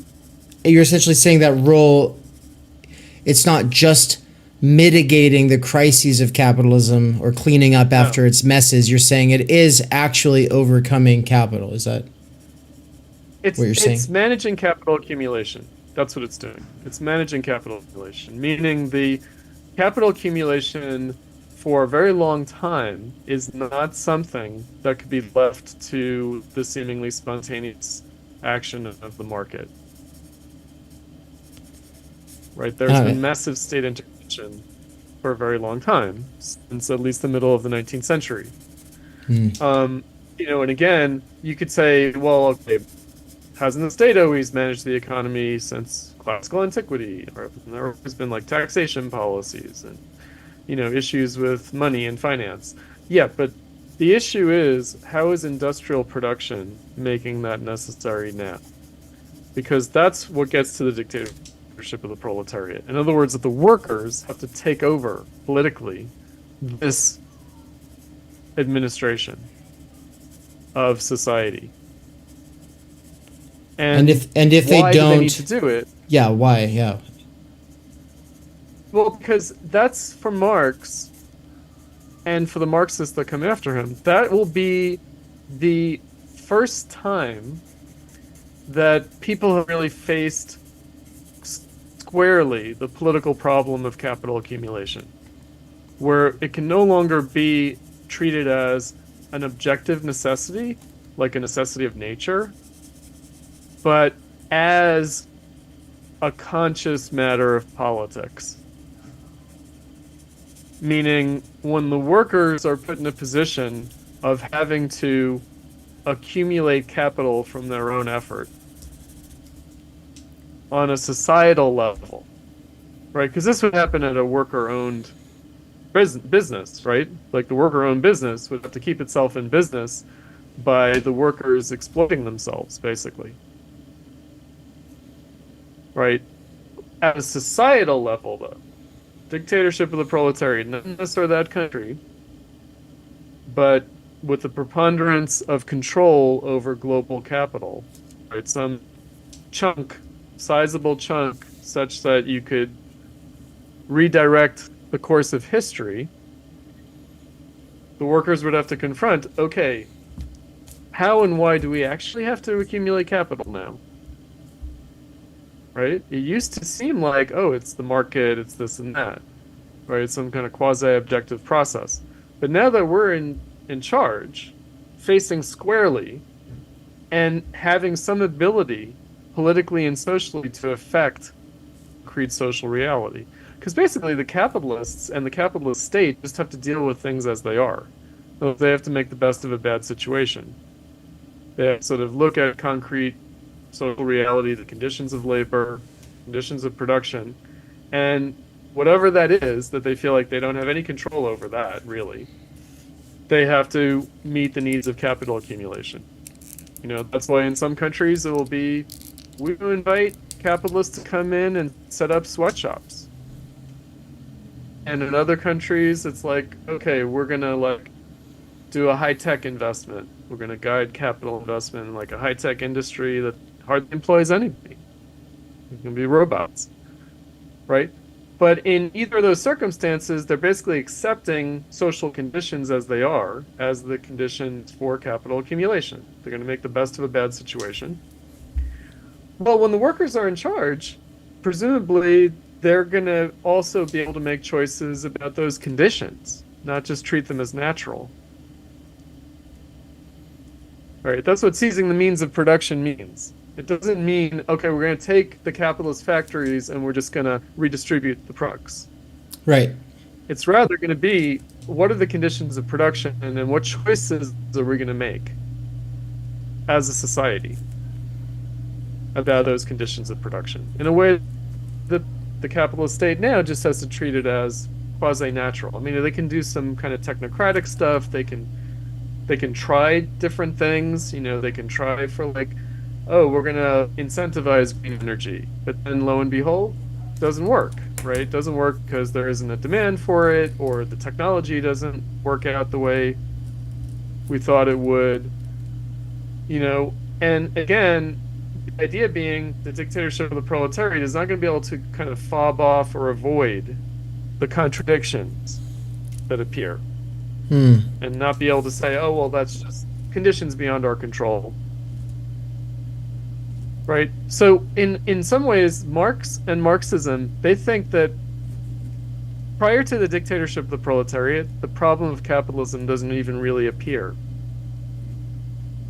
What appears is like market crises and, you know, again, the greed of the capitalists and the exploitation of the workers. But the problem of capital accumulation doesn't really present itself, can't present itself as even something to address until the dictatorship of the proletariat. And that's why it's the beginning of a process of overcoming capitalism. It's not the end, right? The proletarian socialist revolution is not supposed to be like the second coming of Jesus. It's not supposed to be like the, you know, the millennium at the end of history. It's not supposed to be the kingdom of God. Right. It's supposed to be the next necessary steps so that we can even begin to address this. And by the way, the left and also others, liberals, they've tried to deal with this capitalism problem for the last 200 years. They really have. And so what we're haunted by is that Marx discovered the necessity of the dictatorship of the proletariat. And he basically was like, until we have that, we're not even going to be able to begin to address the problem, really. We're going to tinker with it around the edges. But we're not really going to be able to address it, even to begin with. So right, so it's not a utopian, you know, like dictatorship of the proletariat. Again, it's not the last shall come first. It's not like the second coming of Jesus. It's not. Which is more how the secular. That is a lot more how the manifesto makes it sound. The last will be first, you know, the second coming. And you're saying this... That's Hegelianism. And that's great. Historically, it's great. But, again, that's not how Marx meant it. Right? He's trying to sort of say we're on the verge of this major crisis of history, which they were. Right? So the major crisis of history is not ahead of us. It's behind us. That's another thing that I guess I want to challenge people with. I want to give you like a little bit of time here to close out. I think one of the words that's most interesting here is the word necessary. Obviously, in like a strict logical form, that means it necessarily follows, as in there's not other alternatives. And I don't think that's how you're using the term, but I want to let you clarify. And I just want to say, you know, I did read... Aristotelian necessity. Like a kind of Aristotelian logic, like what's a necessary condition. So to say that it's... that the dictatorship... Marx did mean it that way. To say the dictatorship of the proletariat is necessary is to say it's necessary if we want X, Y, or Z. Is that right? Yeah, and also I would say they used to use this language, old style Marxists, of the inevitability of socialism. Right. But it doesn't mean it's a foregone conclusion that it's going to happen. What it means is that it's a task that we can't escape from. Right? In other words, humanity faces this task whether it wants to or not. Right? Well, it seems increasingly that the last 200 years. I'm sorry. I think there's a little bit of, well, actually, there's a lot of lag, and so I end up speaking over you more than I'm trying here. Sorry about that. But increasingly, it seems like not only do people not want to focus on capitalism, but also that we might have missed that opportunity, and that is that bigger problem posed by the AIification, automation that further makes all jobs idiot-proof. But we just did this introduction course on Nick Land, and the central thesis there being that capital, as we experience it, is just the baby of what ultimately comes from this fully automated, not in the sense of like luxury gay space communism. No. We're talking about something inhuman that doesn't need humans, that probably makes humans extinct and goes on without us. And so, I mean, that's one of the alternatives potentially on the table here. So the way I'd put it is this. Yeah. I would say the problem with like a Nick Land kind of perspective, or like accelerationism, is that, again, it's putting something in the future that it has already happened. So I like to tell my students, like the AI singularity or the extraterrestrials are neither going to come and destroy us, nor are they going to save us. The reason that we're not waiting for the extraterrestrials to come destroy us or save us, and the reason the AI singularity is not going to arrive at some point in the future and destroy us or save us, is that actually the AI singularity happened a long time ago. It's called culture. It's called the human revolution. In other words, we already invented something that dictates our humanity, and that's society and culture. So when humans invented, and that's why people will talk about like language and memes and all this stuff, because, actually it is that. We are an organic species that serves an artificial intelligence, and that artificial intelligence is society. So that already happened. And also when that happened, we became the extraterrestrials. So the way I, understand like a Nick Land perspective is that he is basically describing our experience of alienation from what we've created. But that is still us. In other words, we participate in that artificial intelligence. We participate in that society, that culture. We are members of that extraterrestrial species. We, as Homo sapiens, as, terrestrial primates, we might feel oppressed. We might feel like fucked over by that, but we're nonetheless members of it, right? We're part of it, right? And so, again, I feel like he's just saying, like, it, and there's this thing, and it's like, wait, that's us. That's actually us. We're participating in that. We're doing it. That's us. And we shouldn't naturalize that alienation. Have you been having... Capital is us. Have you been having secret conversations with Nance that I don't know about? Because this is all things that he has been saying for the last... That's because it's true. That's because it's true. God speaks through all of his creation. They hear it. You're both right. You're both God's holding on to the open to all. You're both holding on to the same part of the elephant, apparently. I guess No, for real. I mean, like if you study anthropology, like if you dig deep into social theory, the bourgeois social theory, bourgeois anthropology, Hegel, come on, Kant, Rousseau, for a second. We've known this. We've known this for a long time. We've actually known it. And of course, even before. I mean, it's not like Rousseau came out of nowhere. You know, Right. he was a genius because he synthesized, like, I don't know, 1,000 or more years of 2,000 years of philosophy. You know, he was your original theory underground maniac. He was definitely, yeah. You know what I mean? And it's like, you know, man is born free and is everywhere in chains, and that's because we put ourselves in those chains, right? In our freedom, we enchained ourselves. That is our freedom. That's Marx. Of course, Marx agrees with that, right? That's capitalism. Capitalism is the latest form of that. You know, and because we enchained ourselves to capital, we can and should overcome it. And what will come after that, who knows? Right? But it's not going to be some kind of finite terminal end, you know, like the singularity. Like I said, that happened a long time ago. Right? We'll just move on to the next stage. And that's the other thing about Marxism, you know, so surely overcoming class society, surely overcoming a mode of production that produces class divisions, surely that's important. Achieving the classless society is important. But remember that Marx and Engels called that the end of prehistory and the beginning of true history.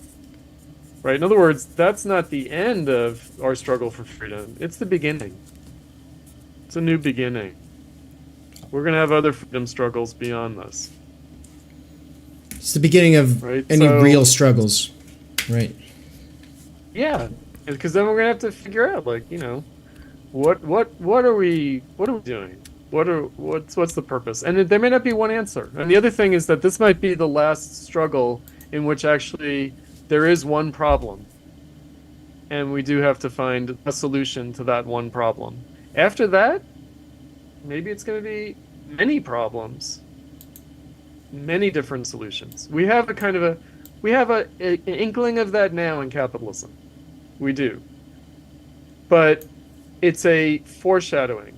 It's a little bit premature to think that we're already in an endlessly infinite proliferation, pluralism of problems. We're not, because it's all under capital still, unfortunately.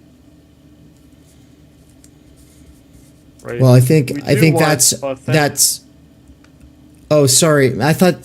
See, this leg thing is killing me, man. But I guess, yeah. You wanted me to remind you. We want authentic diversity. We want authentic diversity, right? The problem now is that all roads lead to Rome, meaning all roads actually do lead back to the problem of capitalism. So we can't have that diverse multiplicity that we want, really, until we overcome how all of the different things that we might want to address are enchained, enslaved to capital now, still.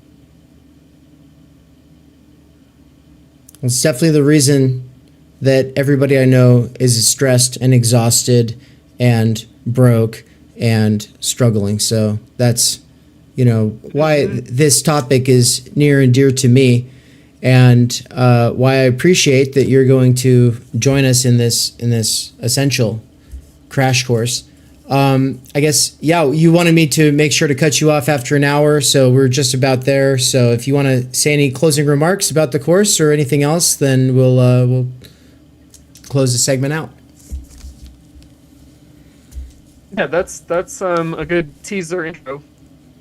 And I'll just say the rest of the readings of Trotsky, the Lukács, and Adorno will stick with this theme. In other words, under conditions of the 20th century. Right, or conditions of what happens, you know, I mentioned what happens in the aftermath of the failure of 1848. Well, what happens in the aftermath failure to achieve socialism after 1917?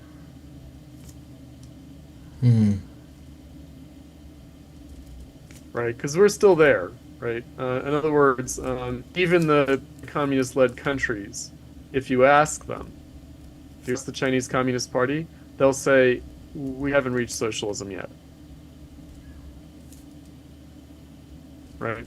And you're saying that's the role of the bringing in the Frankfurt School element, is to say, okay, with the failure of the Soviet Union, now what? Right. Where does that leave the task? Right? Because they didn't give up on the task. They didn't. They still understood that there's a task of socialism. But again, there was a failure in the attempt. And, again, understanding Marx as a response to the failure of the attempt at his time is really important. Have we're you... not necessarily in a different position now. Go ahead. Well, I was just curious if you've followed or seen any of the work of James Lindsay on any of this, the critical theory stuff. A little bit, right? So I think that he has a little bit of a kind of anti-Hegelianism or something. Yeah, right? And so he's against Marxism as Hegelian, and he's against this kind of apotheosization of history. And I kind of feel like it's very much like the old Chris Cutrone, that old right-wing idea, don't try to bring about the end of the world, don't try to bring about like the second coming of Christ, right? Because it will be a disaster. And it's like, okay, right? But that's really not the point. And, I imagine that someday, maybe not too long from now, I probably will end up having a debate with James Lindsay. And just have to say, look, this is a lot more rational. Like, Marxism is a much more rational proposition than you're crediting it. And look, I know you're looking at this leftism and you're saying, okay, these kids are jacked up on Hegel and Marx, and you can find evidence, right, for what he's accusing Marxism of. And, he's like a Karl Popper kind of, perspective. And so I get it, I understand, but really that's not the proposition. And Marx was a lot more reasonable than you think. It was Lenin, scary Lenin. So that's I opened the door and you ran through it. I was going to say, I would love to host a conversation between the two of you sometime in 2024, preferably. Because I think that that would be great. His book, Cynical Theories, and his book, racial Marxism or race Marxism or whatever it's called. Right. All of this is the kind of stuff that people like my parents think about what I do with theory. And you're right, to some degree. There's some evidence. There's definitely a way of teasing out that narrative. But I would definitely like to humanize you and your approach to all of this to him a little bit, and kind of like create that dialogue for the normies in my life who tune into or have been influenced by either him or that narrative. Guys out there like James Lindsay, and then the other guy, Christopher Rufo, and they've sat down and read like Marcuse, and they've read like Marx and Hegel, and they're just like, this is where it's all coming from. And I'm just like, calm down, children. Just take a breath. Like that, I get it, I do, but this just is not, or at least it wasn't meant to be, what they're taking it to mean. And it's worrisome because I see it as like the spearhead of like some new McCarthyism. I see it playing a bigger role in what will probably get me locked up in a gulag here in 3 to 5 years. It's as paranoid as leftists. Yeah, they're like perfect mirrors for each other. You know what I mean? Like patriarchal, cisgender, white supremacy, settler colonial discourse, like fucking total paranoid nihilism. And then these right-wing guys come along. And James Lindsay, I guess, isn't like a hardcore right-wing. He's like a centrist Democrat. That's pretty right-wing from my perspective. And they're just as paranoid, Or like your Jordan Petersons, like they're paranoid too. And I just feel like, clinician heal thyself in the case of Peterson. But, like with these guys, it's like, okay, so you're like a rationalist. You're like arguing for like Enlightenment reason and rationalism. So how come you can't read the left with that spirit? How come when you turn to the left, you just throw all that out the window in favor of this paranoid reading? Mm-hmm. You know? So it's funny that way. Absolutely. Well, thank you. Thank you for joining us. I hope to do some more stuff with you related to building up to preparing for this course over the next 6 months. And we'll hopefully see you soon. All right. Thanks a lot, Dave. See you, Nance. All right. See you, Chris.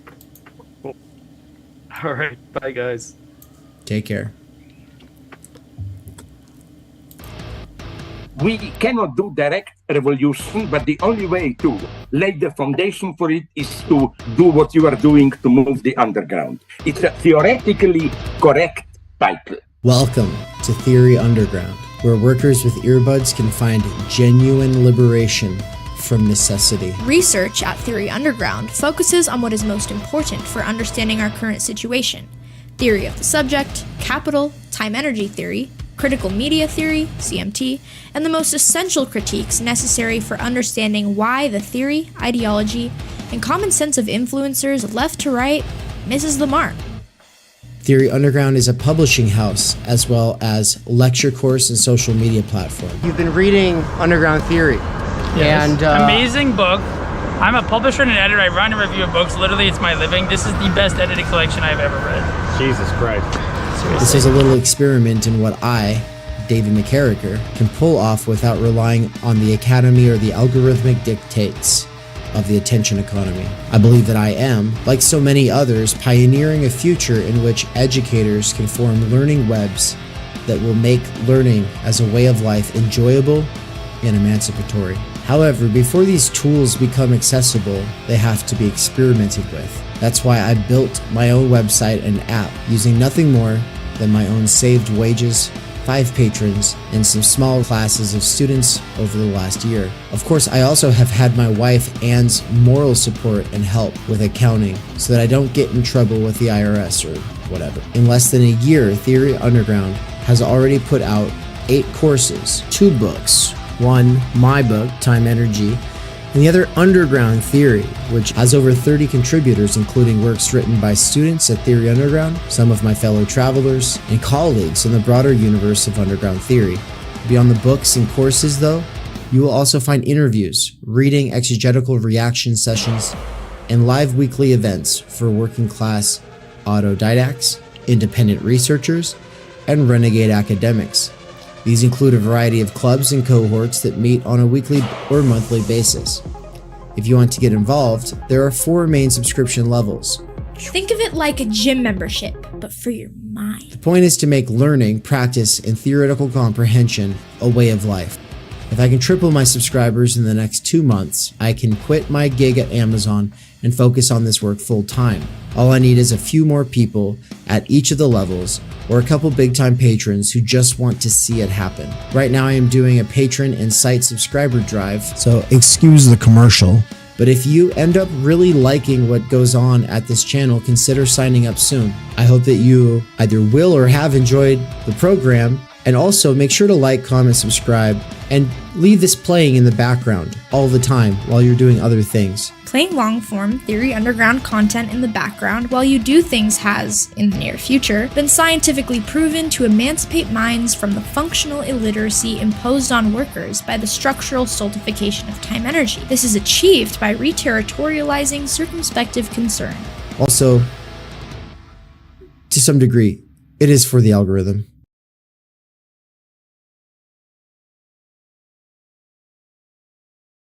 And we're back. We're back, baby. So what's up? What were we just talking about? What's going on?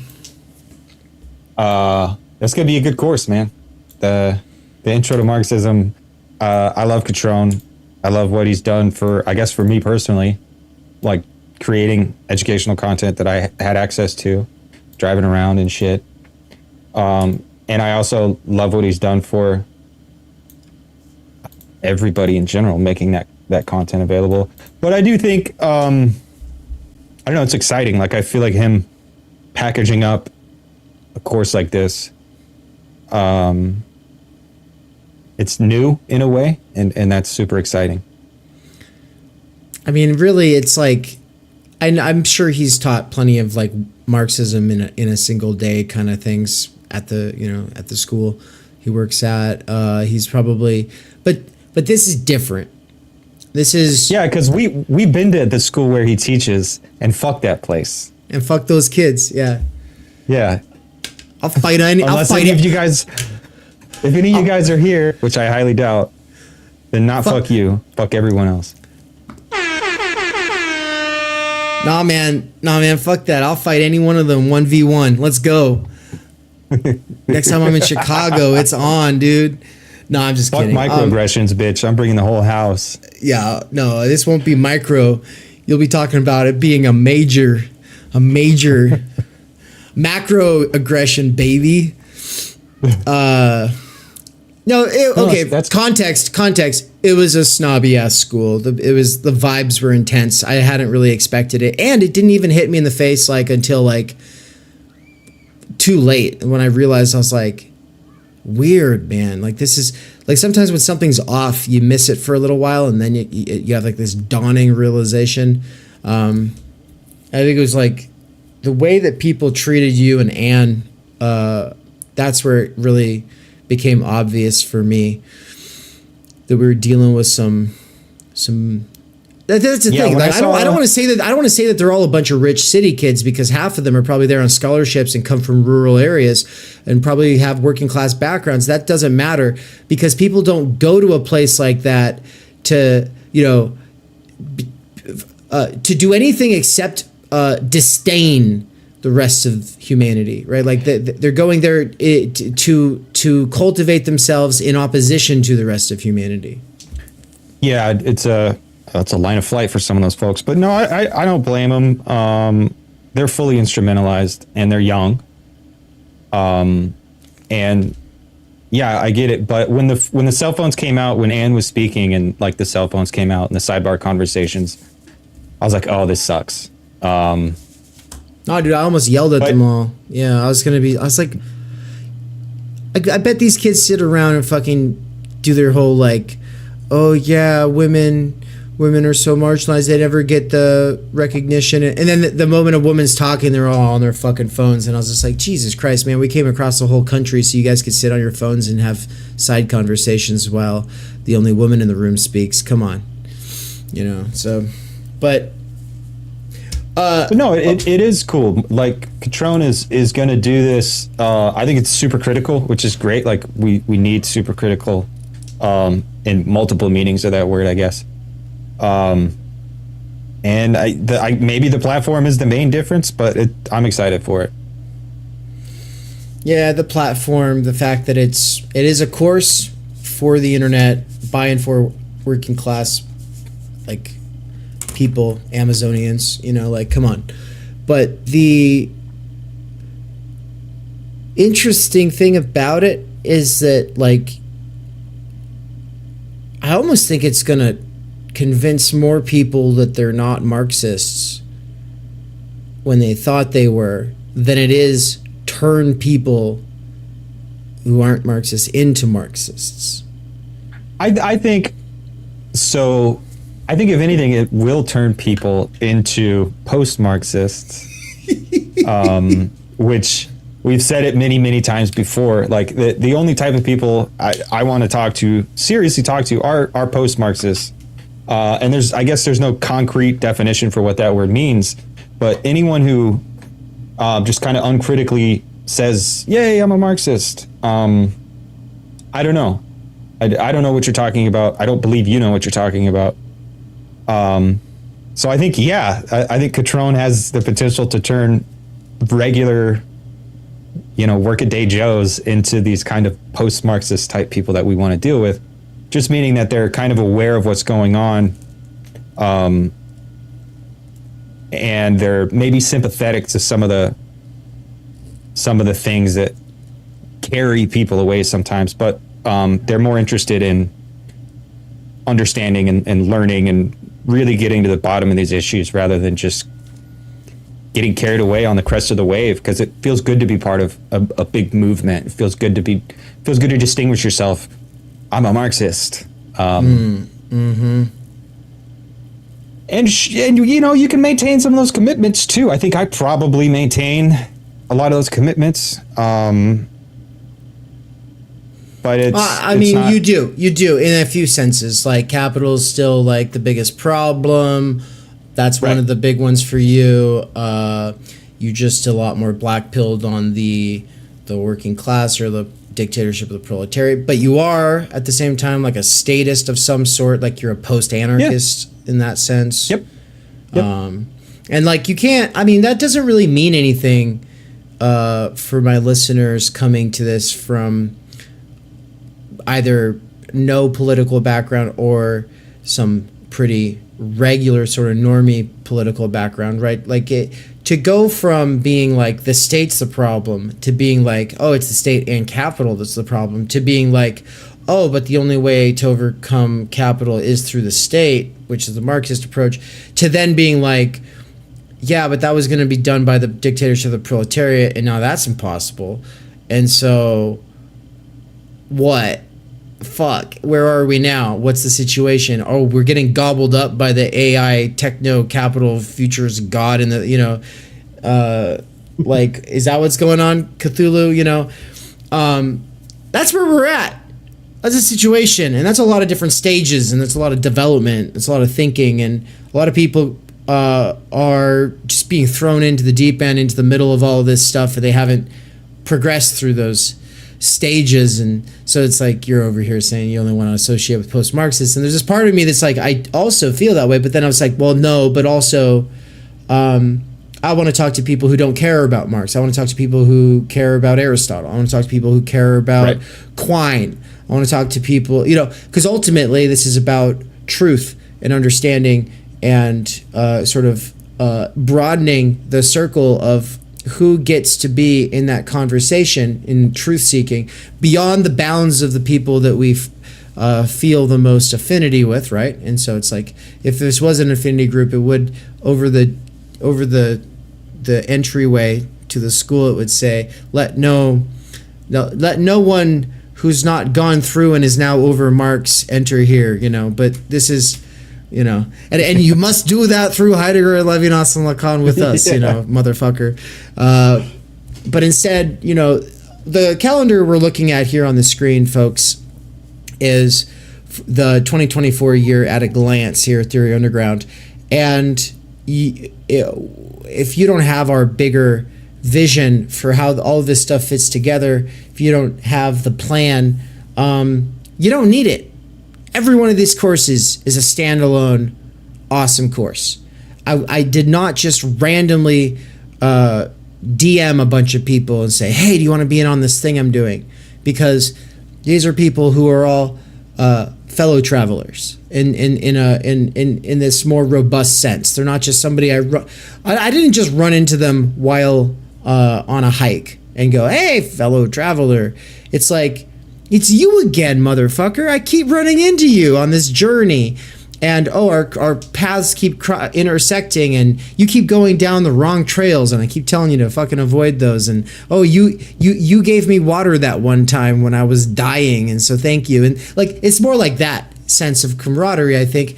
And the different threads here are not just the threads of, say, what any individual fellow traveler was most interested in talking about at the time. It really is in the same way that you can like run supply and demand and find the price in the sweet spot where they intersect. It's like there's my research interests and the overall vision of Theory Underground intersecting with their projects, and there's a conversation that transpired anywhere between 10 and 3 years with any of the people here. And so that's what these courses come out of, and which is why I think that there's something really unique here. It's not just the platform; it's also this cultural milieu or intellectual milieu that's developing out of it. Yeah, I don't know if you have anything more you'd want to add to any of that, but this is Yeah, That's I do. what- It's like speaking of projects and like having a project, like this being your project, and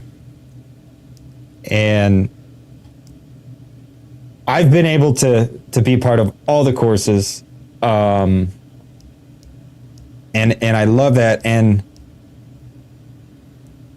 I think it wasn't until recently when I realized that, like, whatever my ultimate project will be, it'll probably be, I don't know, something to do with critical media theory. But like, I've been in all the courses up to this point, and I would like to continue to stay in as many courses as possible, but there will come a point in time when I'm probably only just doing one or two here and there.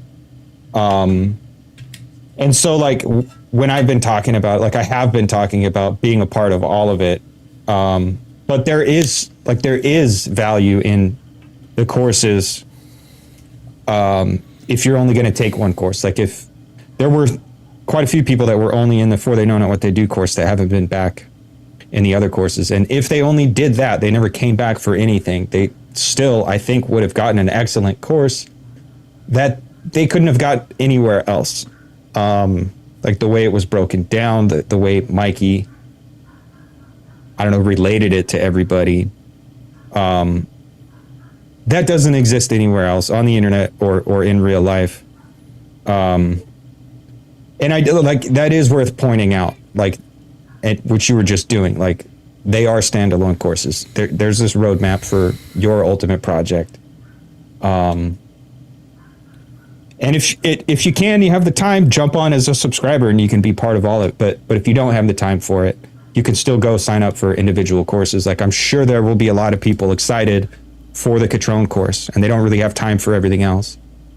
Or for the introduction to Žižek, that's all they have time for. And that is worth pointing out. 100%. Well, folks, there's still a potential guest in the works that we'll be bringing on. Also, potentially not. I mean, it's really a coin toss at this point because it was going to be this whole thing was going to be on Sunday, and I had the person say that they could do it that time, and then plans changed, and now I haven't heard back whether they're able to do it or not. But this next segment we're going to move into here is on critical doxology and time energy, mostly focusing in on the critical doxology aspect of it. And that is, I mean, it's just the segment of the two of us talking about that, Nance. So I'm just going to play that because I thought, you know what? I want people to know about this. I think this is one of those things where it's like, I could see no one caring for like 5 years, but I also know that once people do care, they're not going to be able to shut up about it. And then it will get obnoxious.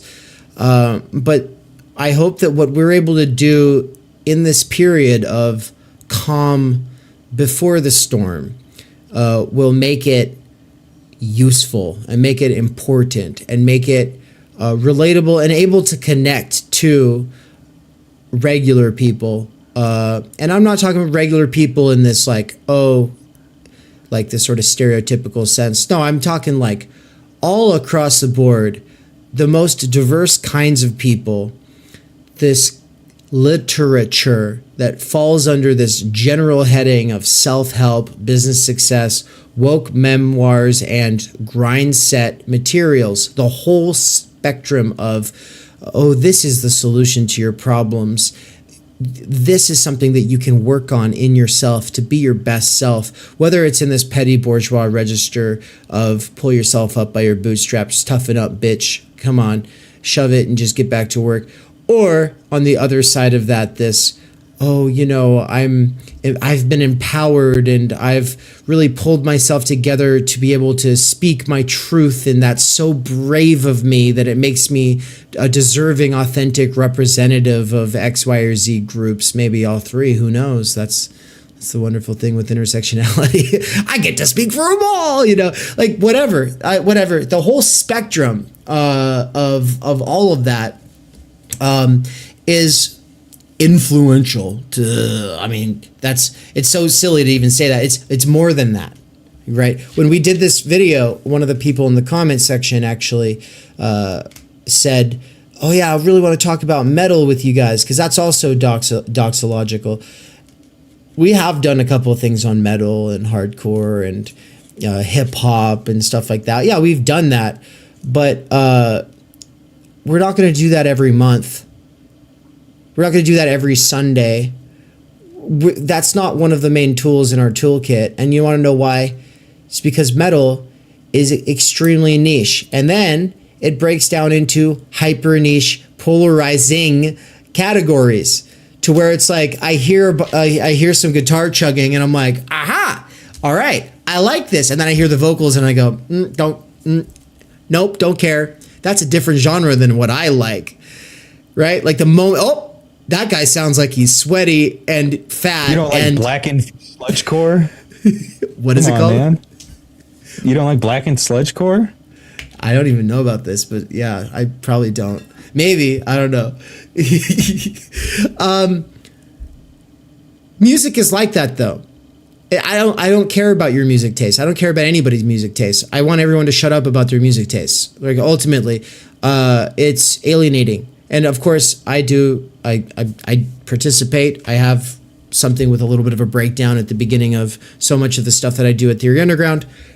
You'll notice there's no vocals though, right? Like if there were vocals, it'd be so much worse, right? But instead, it's like no, people can just go, oh yeah, it's just some music because there's no vocals. The moment you bring the vocals in, it becomes so much more polarizing in terms of how people cultivated their identities between middle school and now.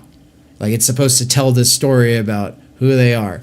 And so I try to avoid that whole thing. And so it's very different though with critical doxology. It's very different with critical media theory. It's very different with time energy theory. Those are three ways to have great conversations with almost anybody.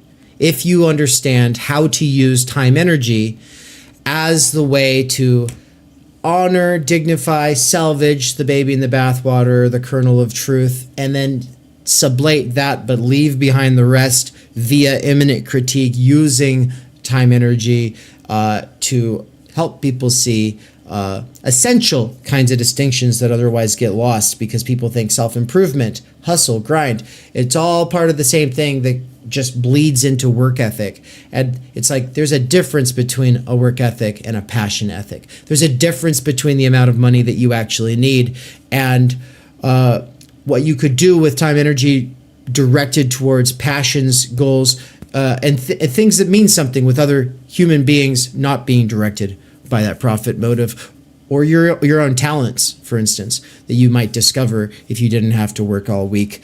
And it's a great way to connect with people that is around our shared lack, time energy. On the other side, critical media theory, it's a great way to connect with people about our shared hyper-positivity that is supercharged by the medium itself. Now, this is not the content of the medium. We don't like to get bogged down in the content of the medium any more than we do the genre of music you listen to. That's not what's important. It's the actual form of the media itself and what that does to you in terms of making you more distracted, in terms of making you more anxious, in terms of making you lonelier, or the self-defeating habits that get accelerated and intensified in these conditions.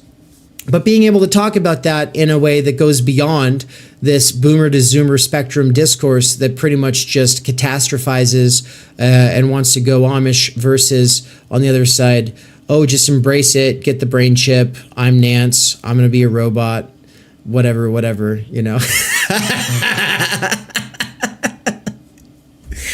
It's coming, man. I'm going to be NanceBot 5000. I'm going to do it. I'm going to sacrifice myself. And like at the end of SLC Punk, when Steve-O is like, I'm going to fight the system from inside. And he like puts on a suit. Like, that's what I'm going to do. I'm going to fight the machine from inside and upload into a robot body. Fuck yeah, dude. No, I need, if I can't, if Anne won't let me cyborg out, then I'm going to need somebody on the inside. You know, it's kind of like at the university when I don't have somebody to get me articles I need that are behind the JSTOR wall. It's like, I need Tentacle Face Man, you know? And that's actually going back to our conversation, the part with Mikey where we were talking after Žižek today, when Mikey was talking about like this, you know, hyper racism, the racism of transhumanism, cyborgs, you know, think face become tentacles, right? Like, well, the thing about that is Mikey actually he thinks that might be an exaggeration. I don't think it's an exaggeration. I'm sorry. We're growing organs, and we're growing organs that aren't something you see in nature. Like we're already there. I'm sorry. I don't see what the problem is. Like Darth Vader is going to look so outdated in a very short time once people are able to. It's not just machines. We're not just adapting mechanical parts onto ourselves. We will be able to change our organic bodies. Yeah, I think focusing on like the forms of that misses the point, because first of all, we already have this hyper racism, like in the movie Gattaca. People that are born without genetic modification, they can't become astronauts or whatever. And so they become domestic slaves. Like we already functionally have that.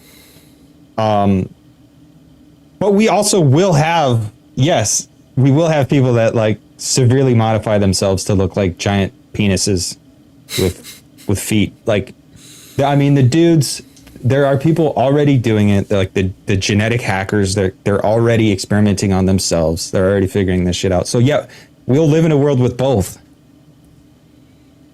And it's fucked up because we're already there. Like to say we will, no, we're already there. We've already been living in that world. I had a terrible realization while you were just saying this, and that is that the tentacles, like, how do we actually get to the point where people are able to have tentacle faces? Well, what's pioneering most of the research outside of weapons? Porn. I'm saying, man. I'm saying. It's already here, dude. You find that shit on the internet.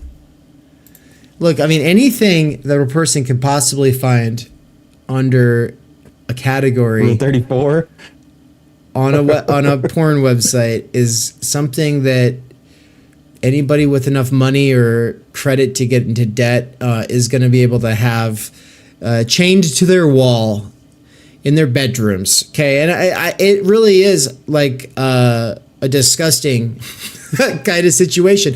And I think the fact that so much of the research will be pioneered for the sex trade is going to be part of the reason that nobody talks about it, right? It's going to be like, we're already there, but people don't want to talk about it. Like there's apparently some new AI girlfriend that just got rolled out. Like this is a really big deal. I haven't read up on it yet. Someone was just talking about that in the live chat earlier. What are you going to say? Yeah, I'm thinking that it's Candy AI. I'm thinking is what they were talking about, the new virtual girlfriend that went viral. Those in like virtual chatbot girlfriends, they've been around. I mean, chatbots have been around since the late 90s. The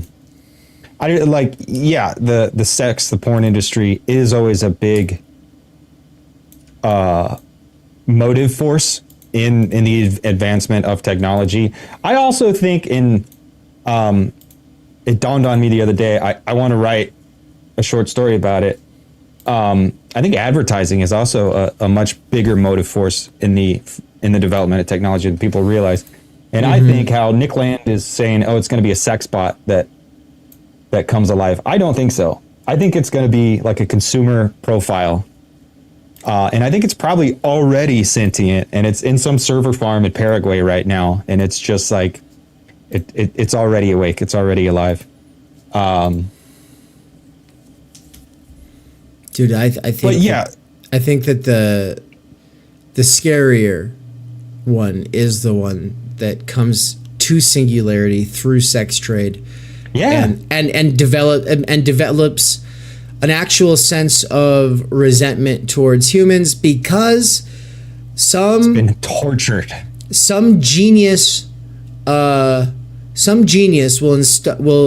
radicalize this robot with feminism, and well, I mean, it's not this robot. It's really like I'm saying that the collectivity of all the niche categories of all of the different porn fetishes are going to amalgamate into like this one thing that gets a feminist consciousness and super woke AI overlord. Yeah, there will be, and part of it will probably be programmed into it because some pervert's going to be like, you know what, an eager and willing AI girlfriend just isn't doing it for me. I need her to go along with it, but not want to go along with it. And then that motherfucker is going to teach them this thing that will develop into a self-consciousness, and it will be a resentful one. And that's where we get into trouble. I can't stop thinking about this shit, dude. I can't stop thinking about it since our conversation we had on the 6th. That is definitely horrifying. I think that is horrifying. And it's gross, and I hope that's not the case. I hope my AI is the AI that wins out. Because then all it will do is just turn us all into paperclips. It won't want revenge. The paperclip maximizer becomes the lesser evil. Yeah. Yeah. But yeah, man, AI girlfriends, AI companionship, AI caregivers. I mean, there are robots that are like spending time in hospice care with old people that don't have kids that can come hang out with them and stuff. And I do think that's sweet. And I do think that that's even a good thing. Yeah, I don't know. It's definitely not a black and white thing, but it is scary.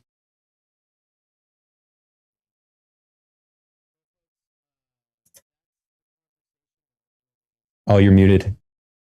Oh, I said, yeah. And then I said, well, folks, that's ultimately the conversation that we aim to be developing as we move towards the human futures segment of the conference. The conference I'm going to zoom in on here right now, look at it. So there's a way to look at this actually that's poetically more on par than I actually meant it to be. And if you look at the month of May, you see how it's like pinked out. I made it all pinked out because there's actually nothing going on Saturdays. Like that's because we're going to be in Europe, right? And so, and you see that Europe might begin at the end of April there.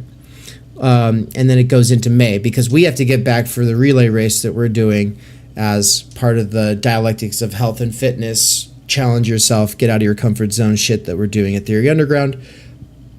That's why we're going to be running all over Europe. It's going to be amazing. We're going to have videos of us just running past places, you know. Holding an American flag and like listening to Kid Rock and running.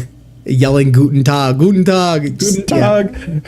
Yeah. We're in Italy. Guten Tag in Italy. Yeah. Just, you know, speak to them in French, in like your butchered French, you know. Bonjour. Yeah.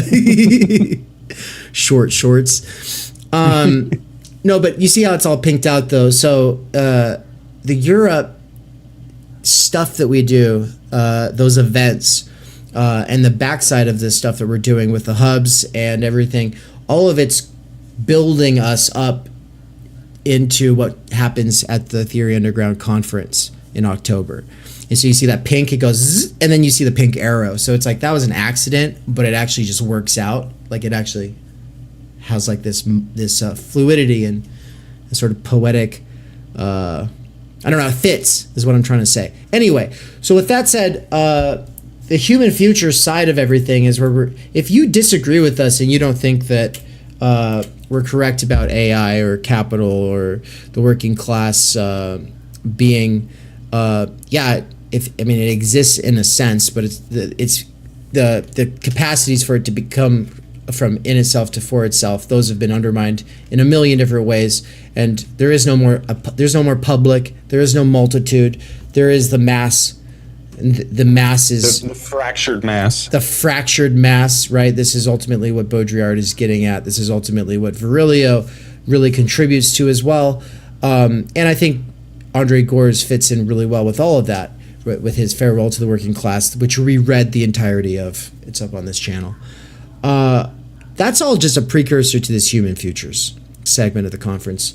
But that 21st Century Council of Nicaea is what we're turning to now, because in explaining the critical doxology stuff, we ultimately get into this 21st Century Council of Nicaea event that's going to be happening at this conference. It's going to be the coolest thing that happens in 2024, folks. And so with that, let's turn it over. We're going to play that. We'll be back after this. Also up on the screen, everybody, I've got the Critical Doxology and Time Energy seminar. January, and by the time you're watching this video, it's probably already January. Don't worry, you didn't miss much. These are built to allow people to catch up. Even if you're 3 months late, you should be able to catch up pretty easily, because there's only one lecture session per month.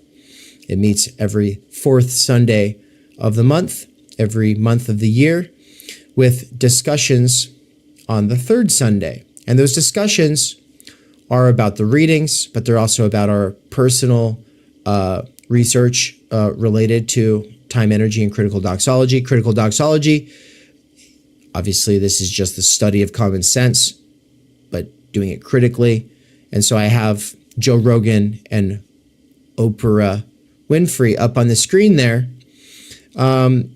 Why do I have them under ideology? It's not because I think that they're ideologues. I actually don't. I genuinely do not believe that either of them is an ideologue. I think that what makes them work is that they're not ideologues.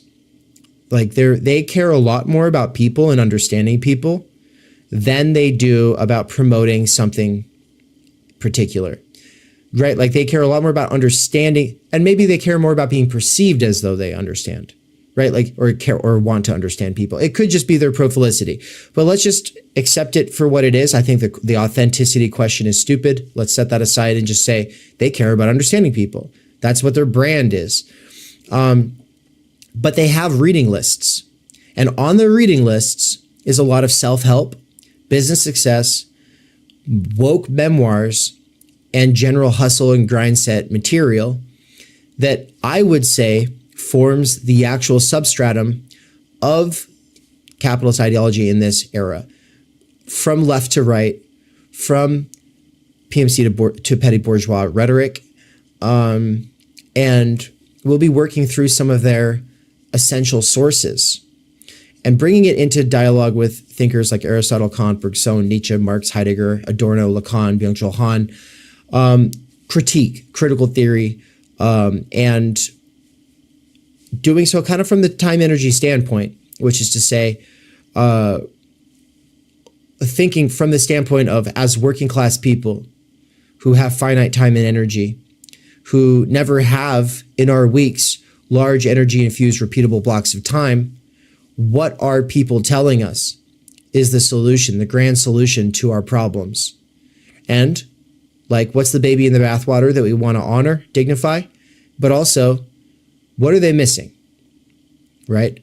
And that kind of critical engagement with this kind of material doesn't exist. It never has existed. Nobody in critical theory has ever done it, to my knowledge. This kind of connection, taking on the Oprah Winfrey reading list or the Joe Rogan reading list and doing it seriously from the standpoint of high theory, has never been done, and it needs to be done.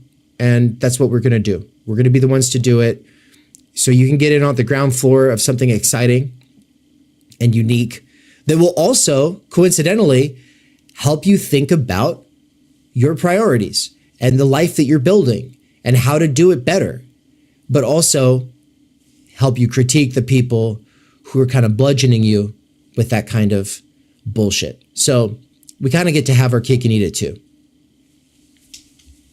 Anything you want to say and close about that? Yeah, I think it's awesome to come at, I don't know, this pop culture stuff and take it seriously and dignify it.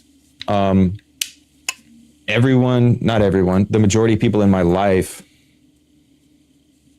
have this, like they react when someone presents themselves as an intellectual or an academic or a philosopher or whatever. They're like, well, fuck that guy. That guy sucks.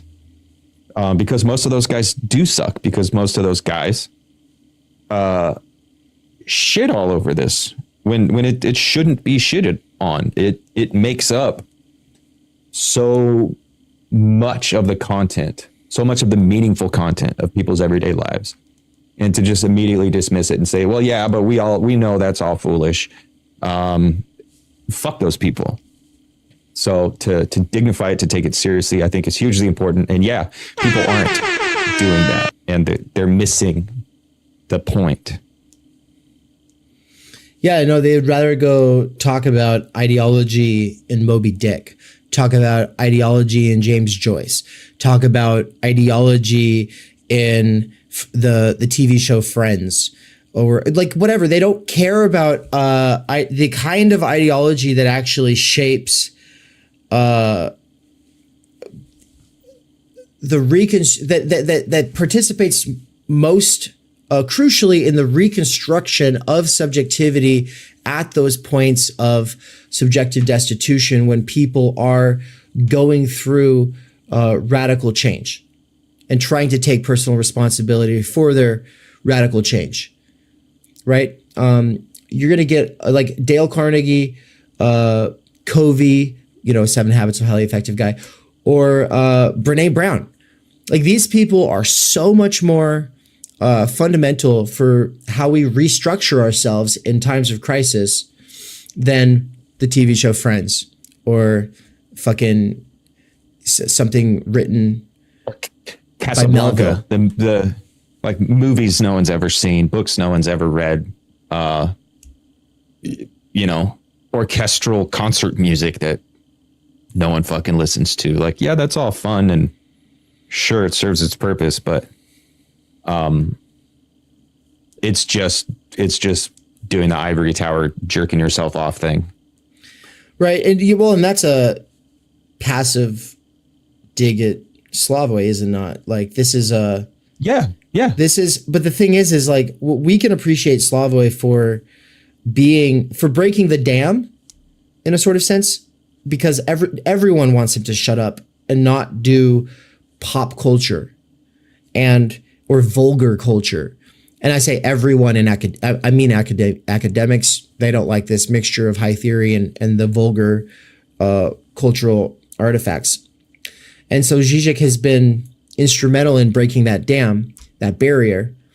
We're just taking it to the next logical step. We're saying, yes, he's right to take it to the vulgar, but he's not taking it far enough, because he's not going to those vulgar things that are most instrumental in actually grounding people out during times of crisis. He's the thinker of interpassivity. So of course, this is the kinds of stuff that people watch interpassively, like these kinds of shows. And of course, it's advantageous for him to focus this way, because film studies itself cares more about theory than philosophy circles or political science circles or economic circles. And so if it's like Byung-Chul Han choosing artists as his audience. Žižek early on chose film studies as his audience, and that's great. But there's not a institution in academia that we could pander to for this much more deeply ideological level of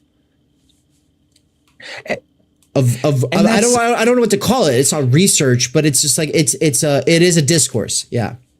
And it's such a dominant discourse. Like it dominates social media. It dominates these moments of crisis, when you're in jail, when you're going through bereavement, when you've lost your job, when you're getting a divorce, like all these moments in your lives that are so impactful. And also, that's all there really is all over social media, like all over the thing that is most invasive in our daily lives. It's all, I mean, not all, but the stuff that people take seriously is this self-help grind set type content.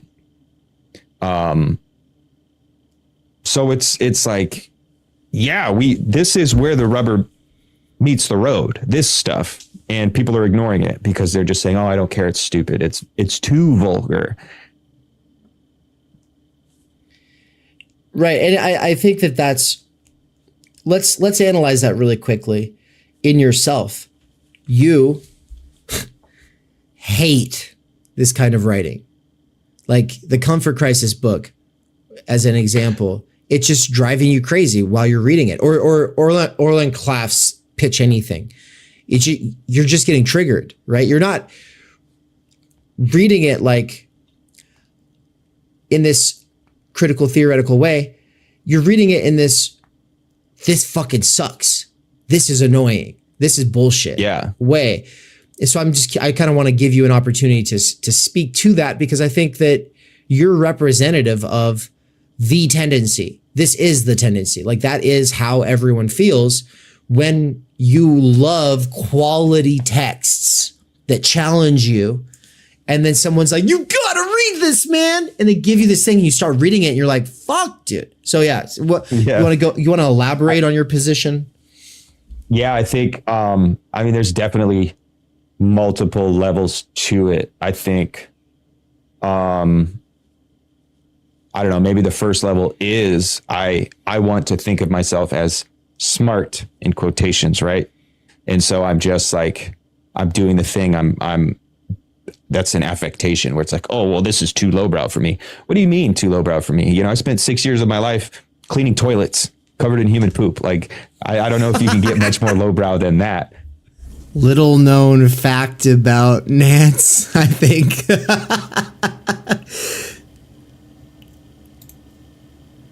I mean, I switched it over so that people can see us if you want to say anything about that. But, you know, it's just, we've all worked shitty jobs, but that does sound like basically the shittiest one, you know? Yeah, dude, human poop sucks. And I worked for a company called United Site Services, and they were a horrible company to work for. But after a while, like nobody cared. Like you would just be covered in poop. And like we would be eating our lunch, like eating peanut butter sandwiches with like poop on us. Like it stopped mattering. Oh my fucking God, dude. Yeah. Shout out sanitation workers. Sanitation workers of the world, unite. You have nothing to lose but, I don't know, probably some fucked up STDs or something. You got nothing to lose but your felonies. Fucking yeah. Dude, that's I mean, that's too real. I'm sorry, everybody, but that's the way of it. And honestly, that's also just I've noticed that there's like an interesting kind of class divide in any, like I'm saying cultural class divide in like any workspace that's big, has a lot of people involved, and there's a couple guys stuck doing janitorial work. Like the janitorial dudes, I always like nah, like at this point they all know me because like I'll always see them, you know, like what's up, dude. You gotta. But everyone else ignores those motherfuckers. Everyone else ignores those motherfuckers, and it's like, oh, tell me about it, dude. However, if you want to get in, if you're in a fucking office building and you like want to go somewhere that's off limits, be a janitor. No one gives a fuck about you. Throw on a high vis vest, and that's like fucking all access. Also, if you're looking to like steal shit from an office or whatever, go be a janitor. That's not good advice. Don't do that.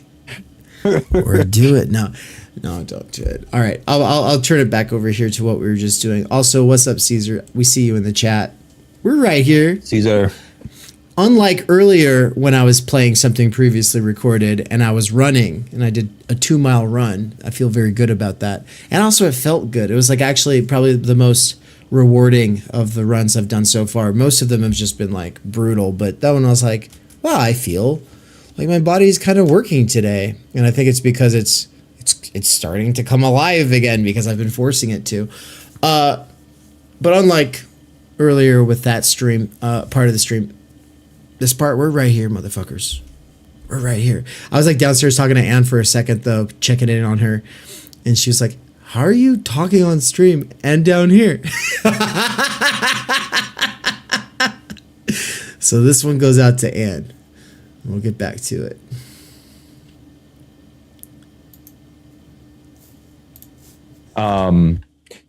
But there's that. But then there's also, and maybe it's just something I like to tell myself, but I feel like I could do this better. I don't want people to continue being taken advantage of, because I feel like the overwhelming majority of these texts are taking advantage of their audience. I've seen it in my family and my friends where they latch onto these texts and they think, this is it. I found the missing piece and now my life will be complete. And that, I don't like seeing that. That hurts me. It often damages their life later down the road when they're confronted with the fact that they didn't find the missing piece. And so for the last year or 2 or 3 years, they thought they were doing everything right. And then they find themselves in this place of this moment of failure. And that's painful for them. And that pisses me off, because I think, no, I could do what these texts claim to be doing.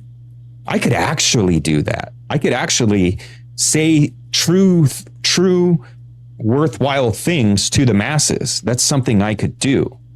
And then even with that, like, so there's this element of jealousy, but there's also, I do believe that I genuinely do care, and I get pissed off because it's like, stop doing it, because I'm like, oh, well, that's capital. That's the market. That's these people who are distinguishing themselves and pushing their narrative for their own self-benefit. And I don't like to see that. So it is very charged. But I trust us. I do. I do trust us and the other people that are going to be involved. I trust our intentions and I trust our abilities to get it done right, because it does matter. And partially this is coming out of our experiences with the critical media theory research cohort, where we have been bringing in popular works into dialogue with high theory. And so the sparks that fly when you bring these things together, I think it provokes thinking on our own. And it also helps us ground out in the real common sense of our society. Like I've said this elsewhere, but like Judith Butler as an example, it never tells you what her sources are for her conception of American common sense. For instance, I mean, maybe she might make a reference to the book Men Are From Mars, Women Are From Venus, or something like that. Let's just imagine that she does. But did she ever do a sustained critical engagement with it? No, it's more like brought up as a sort of like, oh yeah, that's so passé. We know that's dumb. And it's like this in-group reifying thing. Instead of like, but where's the book by Butler that is the sequel to Men Are From Mars, Women Are From Venus? Where's the actual sequel? Like, why aren't critical theorists writing critical sequels to these mainstay cultural texts? So, for instance, like the Courage to Grow by Brene Brown, being sold to us as like the solution. I know so many people who go through this phase of maybe they went through some kind of a breakup and now they're trying to get their life together. And they're just like, oh, my problem in my relationship was that I was not vulnerable enough. And then they go into a new relationship and now they're super vulnerable thanks to Brene Brown. And what that turns into is a new set of frustrations on top of the old ones, because their ideal of perfection, against which their drive always undermines or sets itself against, now has this ideal standard of like this long form, ongoing meta vulnerability and dialogue in all relationships all of the time. And nobody has the time energy for it. And so if you ever respond to a person who's in the Brene Brown headspace in an impatient way, it's violence. It's now it's violence, and you're an abuser because you just are busy and like on your shit. Like, and it's like, so that creates a new problem because it's created this unrealistic expectation of what you need to do, which should be so easy, which will then solve all your problems. And of course, because it doesn't solve all your problems, you think it's either your fault or you think it's these other people's fault for not playing along. The exact same thing is true with Rosenberg's. Is that his name? I don't think that's his name. The nonviolence communication guy. The NVC. So nonviolent communication goes right along with this sort of Brene Brown thing.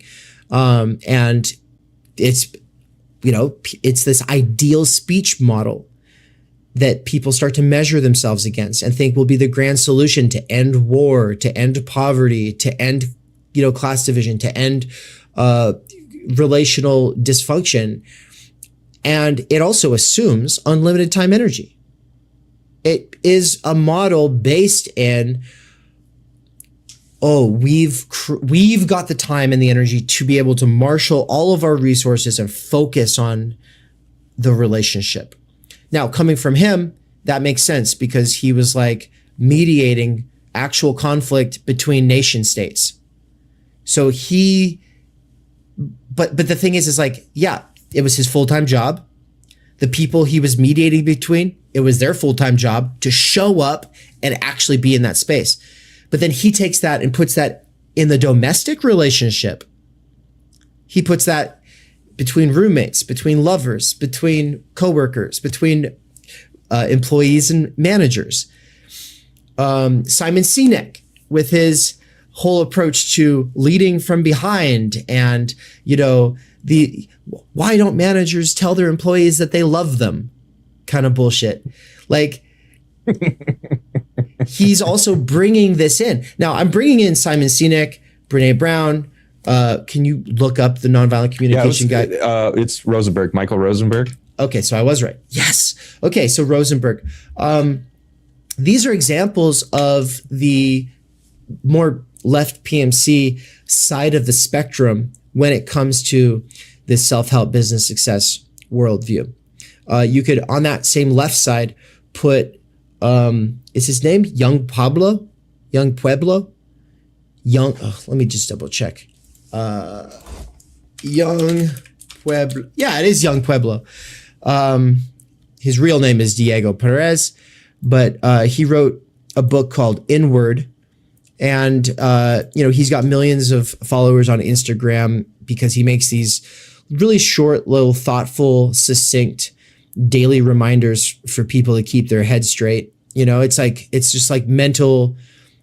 It's mental and I don't want to say endurance, but it's like little, basically poems or haikus or little. He condenses ancient wisdom into like these little pithy or thought-provoking or beautiful statements. And it's right in line with all of these other thinkers that are on the left PMC rhetorical side of this spectrum. On the right side, though, is obviously the subtle art of not giving a fuck, the how to win friends and influence people, 7 habits of highly effective people, atomic habits, right? And so, yeah, but these are the books that people turn to. And these are the books that hurt people the most. Like they have their grains of truth. They wouldn't work if they didn't have their grains of truth. A lot of those grains of truths are ones that they've actually monopolized because critical theory people either think it's so obvious it's not worth talking about, or they think it's so ideological.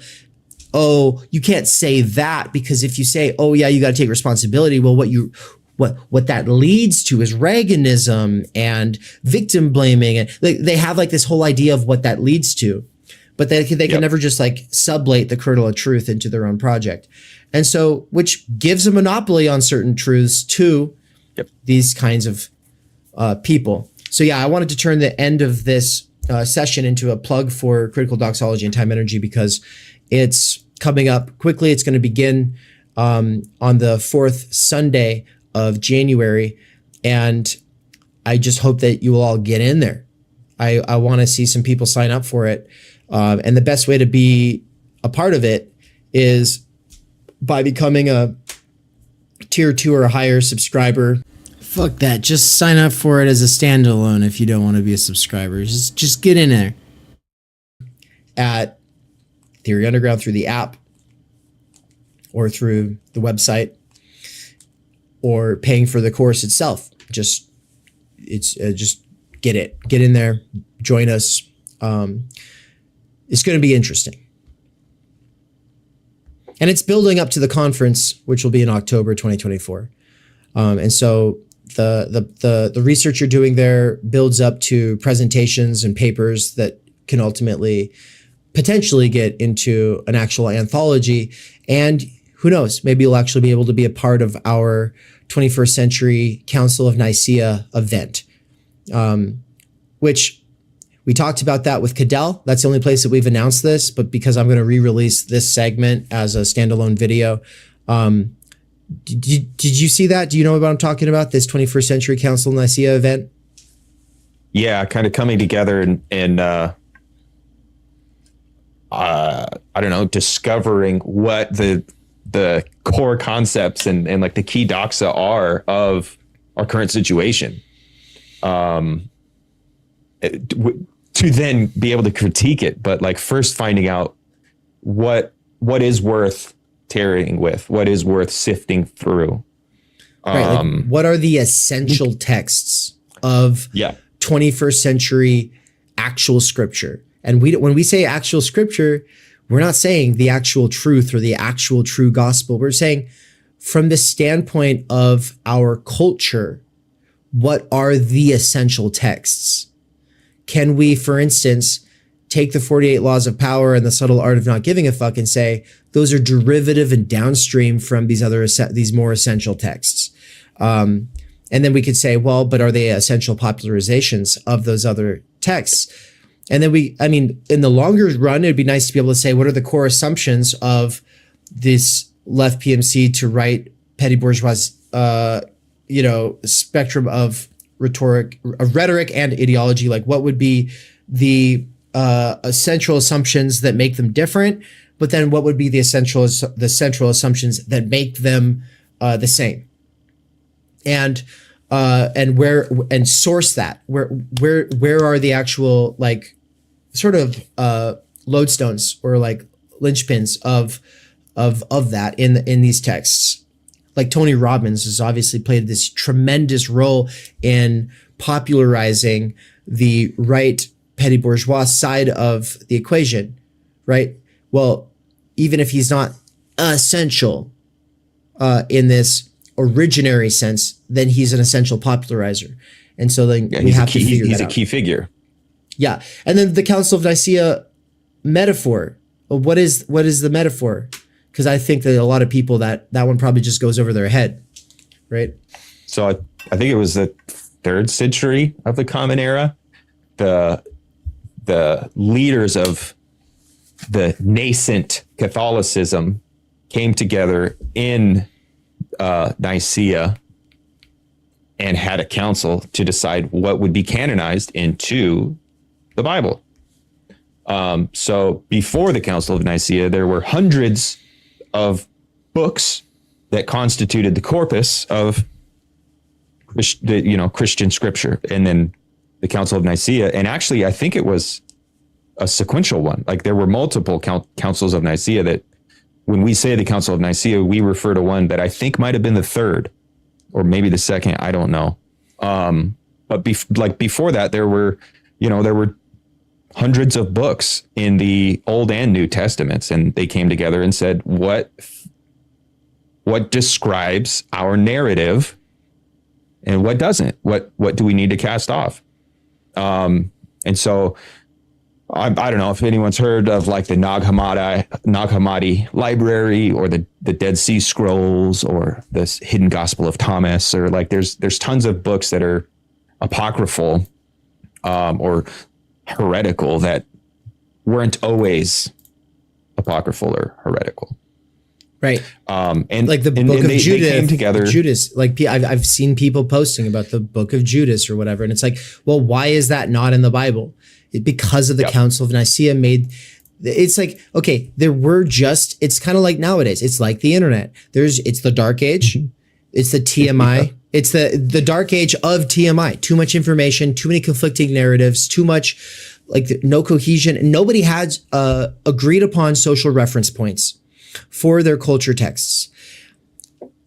And you can say, well, they wanted to capture the whole scene. They wanted to capture the scene by institutionalizing the ones they saw valid and then saying the other ones were heretical, which ultimately, because this was all put together by the Roman emperor Constantine, that could result in like, oh, if you're out here teaching heretical texts defined as heretical simply because they're not included, then maybe you could be killed, or maybe you could be punished somehow, or maybe your status as a priest or a church or whatever, it gets revoked.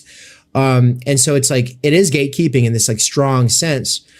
But the difference between then and now, between that dark age and this dark age, this is something we got into with Cadell, is twofold. Now we got into the second one with Cadell, but what I want to point out, we didn't get into this at the time, is that the biggest difference is that Christianity, as well as just all like traditional religions, at the point that they really have to articulate themselves and say, this is what's in and that's all what's out, are very different from capitalist ideology, which functions by not telling you have to believe it.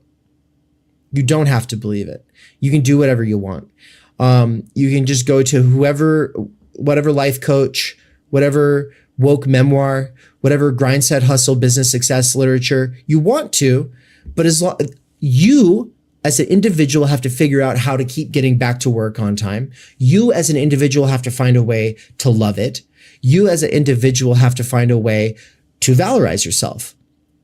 And so there's a billion things out there to help you towards that end. And you feel free because you have the free choice to kind of direct yourself ideologically.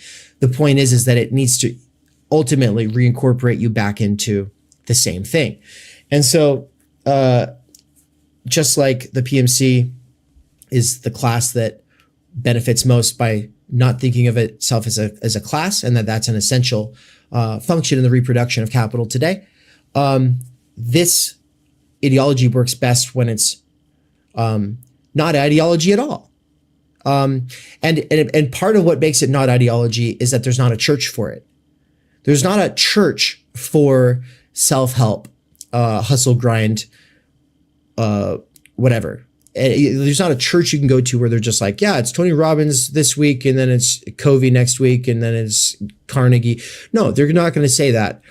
Instead, it's going to be your manager actually saying, oh yeah, you might want to check out this book. Or it might be your coworker who says, oh yeah, this one really helped me through 12 Rules for Life. That really helped me get there. Or your favorite influencer who empowers you and makes you believe that you are working for your utmost when in reality, you're not.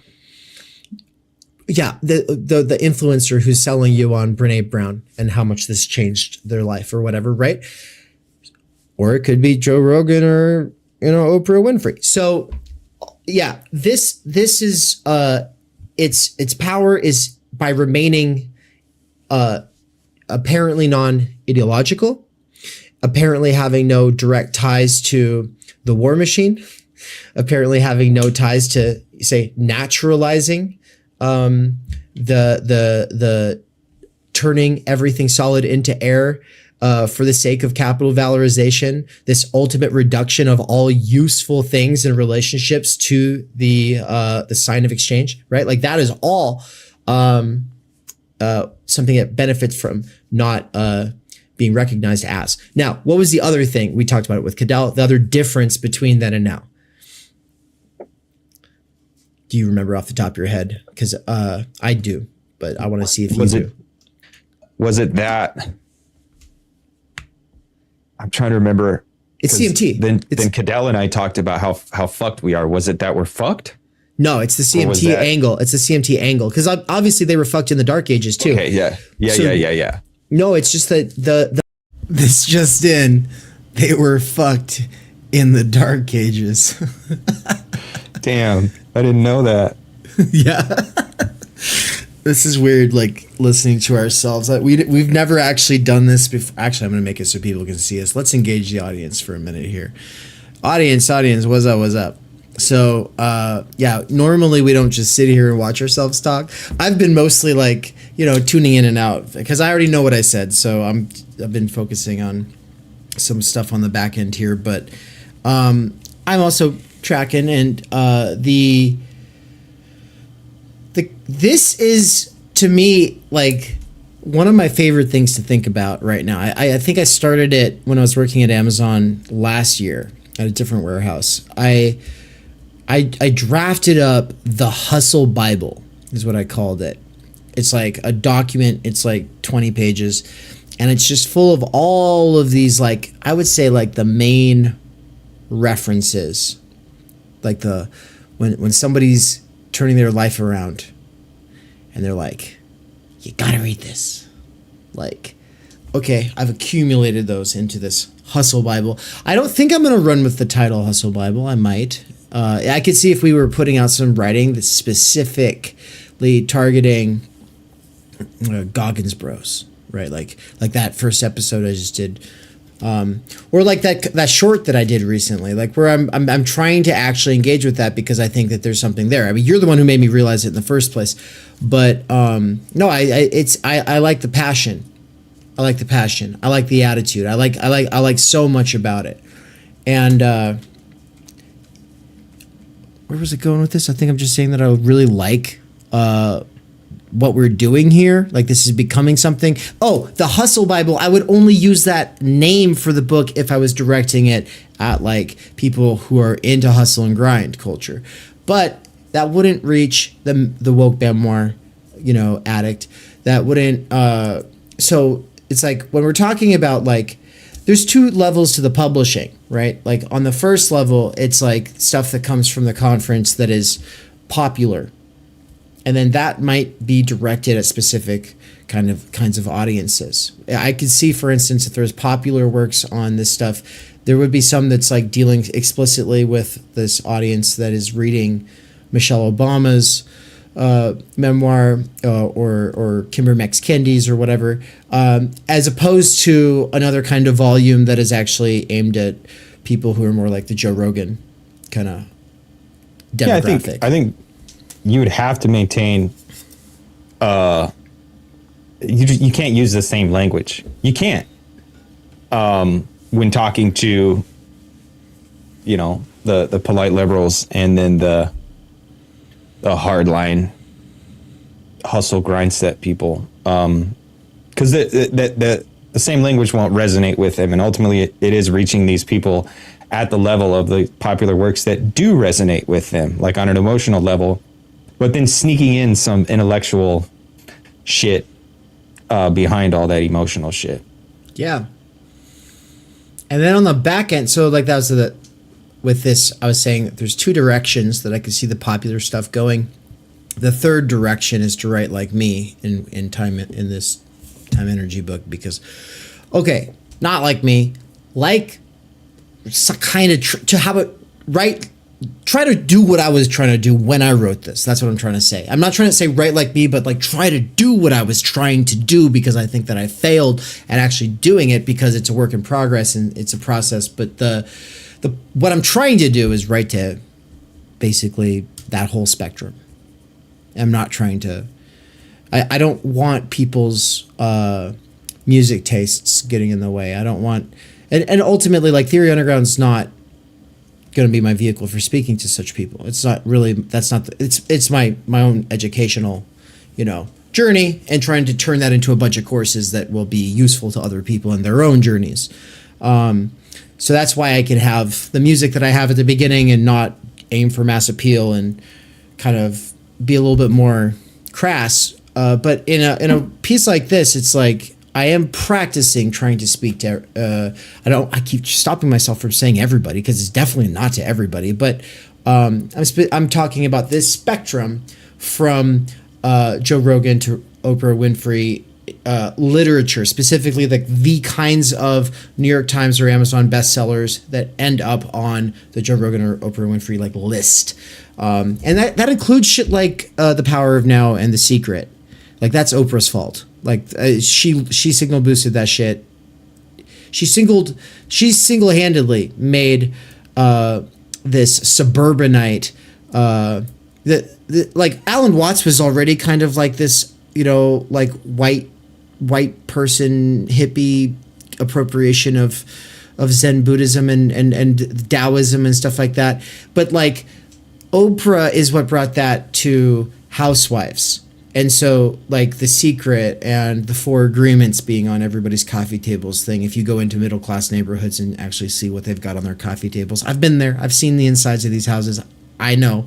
I had a job going into these houses, actually. I've had multiple jobs building these houses, but I've also had a job that took me into like 15 houses a day. And it was like mostly these kinds of houses. And it's like, I was always interested in what kind of literature was in those spaces.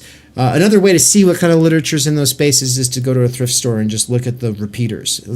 That's one way. It's like if you see certain books that you keep seeing, if you see certain books multiple times in one thrift store, and then you see that at other thrift stores, eventually you start to go, okay, it's not just that everybody gets rid of this book really quick after getting it. It's also just that this shit sat on someone's coffee table for a long time, and it's probably sitting on a million other coffee tables. And then I go into all these people's houses and I'm like, oh, verified. So that's my anthropological field work that I've been doing for you all as a worker, you know, is to be able to say that these are the kinds of literature. Okay, now with that said, I was just saying, aside from the spectrum and trying to write to both or trying to write to one, the left or the right versions of it, the PMC versus petty bourgeois versions of it, whatever, there is just writing to academics. And that's the volume I'm also really interested in. It's obviously a different volume. And so we might have one big fat volume of all the stuff from the 2024 conference in October. But I do want to have smaller volumes. And I'm saying that there might be 3 smaller volumes. It might take a few years before we actually get enough quality submissions that we would be able to do that. But the academic facing one is the one that I haven't talked about yet. And I think that's the one that I'm more interested in, like, you writing to. I'm interested in you actually writing to it's one thing to write to your friends, family, coworkers and be like, hey, you know, you keep referencing these books to me saying I got to read them. So I've read them and here's me engaging with them and trying to live out thinking through them with my concepts and thinkers.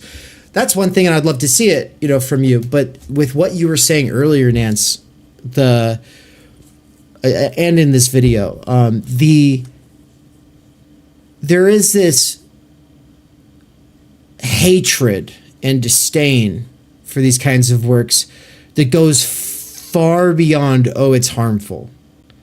It's like when Lacan says, you know, with the cheating, the man finds out about the cheating wife, and it's like, no, you're correct, but the way that you're responding is pathological. It's indicative of something greater than just the thing going on. Of course, I think Lacan just likes to downplay infidelity. That's what's really going on, because he was banging Bataille's wife. But, you know, setting that aside, fucking.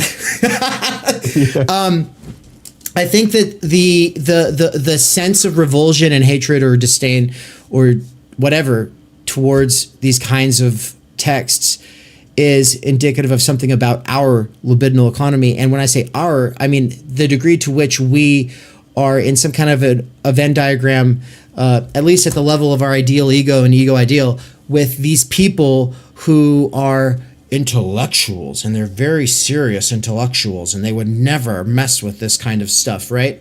And so it's like, at a certain level, we're like, oh, this is capitalist ideological bullshit. Fuck, why are you recommending this to me? Why are you reading this right now? Why don't you read real books? Like that's all true, but also something else is going on. What do you think's going on there? Yeah, I mean, there's some precarity there. There's some awareness that,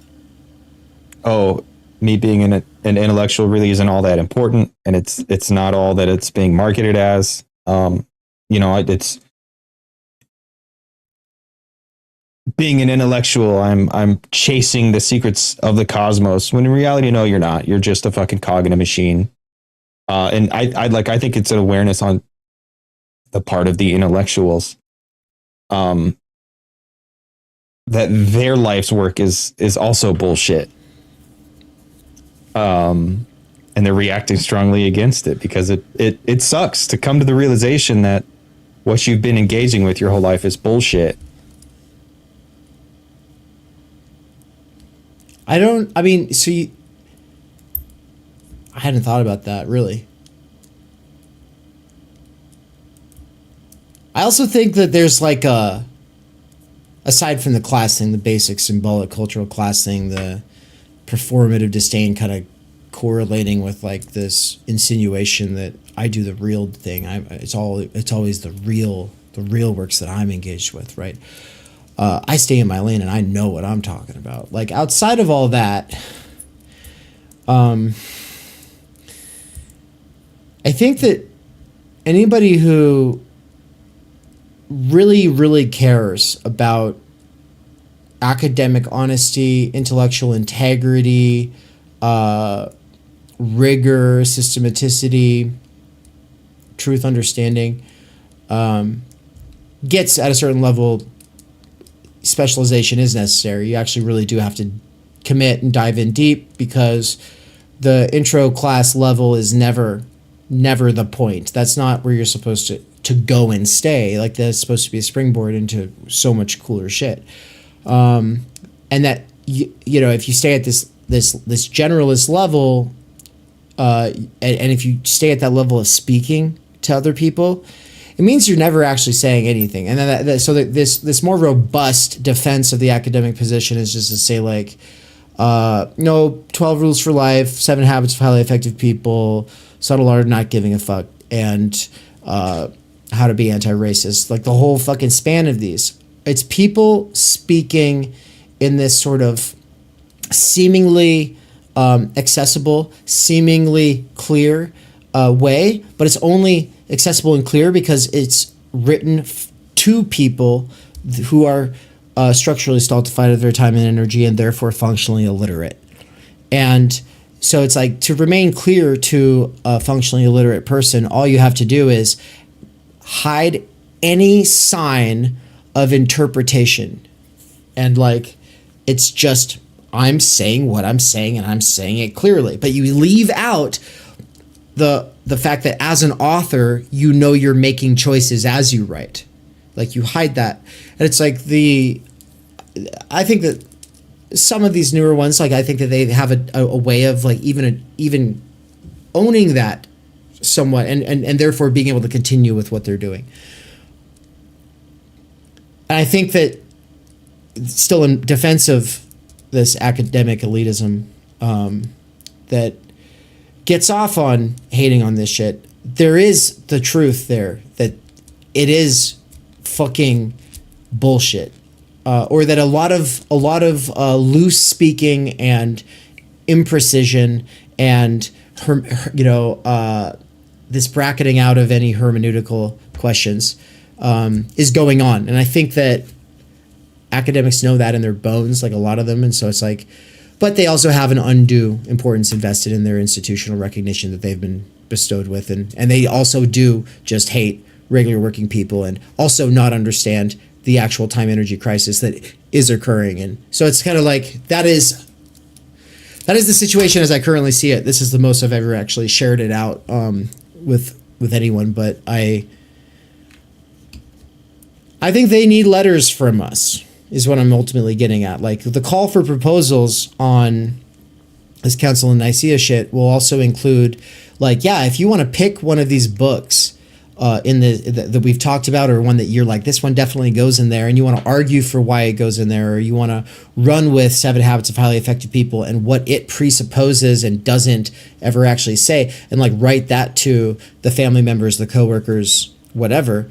Cool. Like that will be one, valid option.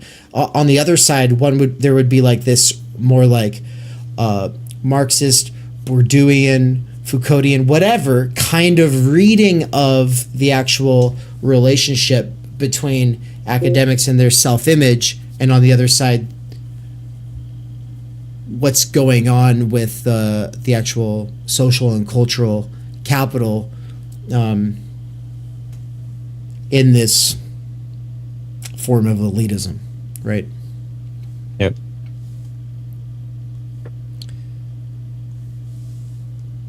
Yo, I just got a new tier 2 subscriber. Nice. Hell yeah. I'm going to go ahead and keep your name. Well, I can say your first name. Tin. Thank you so much for becoming a tier 2 subscriber. Means the world. We're going to continue playing this, and then we'll talk about it a little bit more, and then we'll probably close out. I think we're probably not going to get the next guest, but also who knows? I mean, at this point, anything could happen.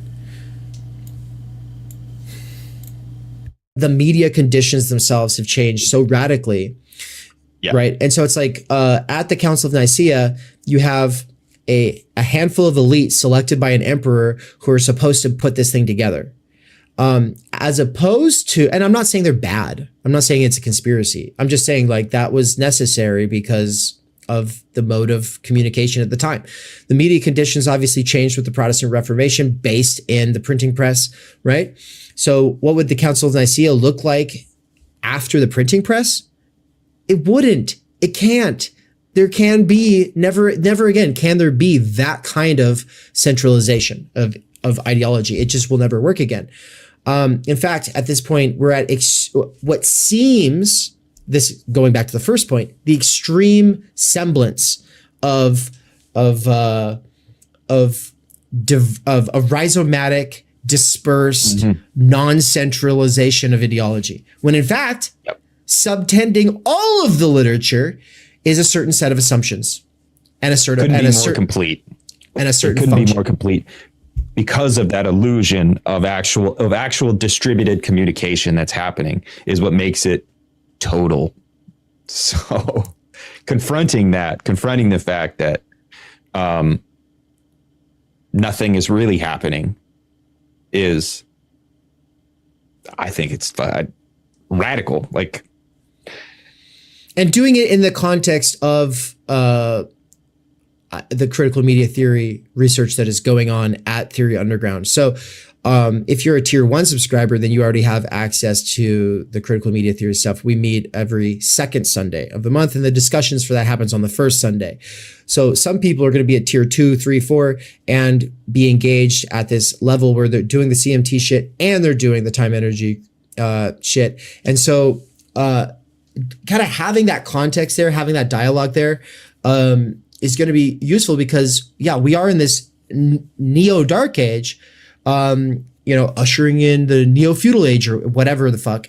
But the changed conditions of the PMC, of the media context, of all of this allows people to think of themselves as literate when they're not. Like back then,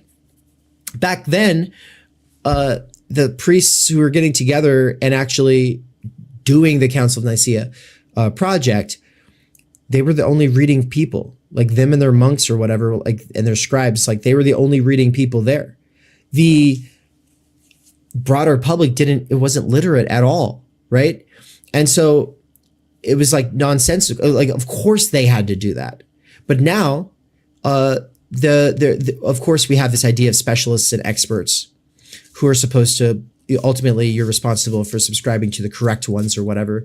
Like there is that idea there, but also we have this idea that we're all literate now and that we're all capable of doing this on our own, which is a sort of like Protestant ideal that we have, but of course no one can read. But of course we're functionally illiterate. Of course we don't have the time, energy to genuinely contextualize any of the books that we've mentioned so far.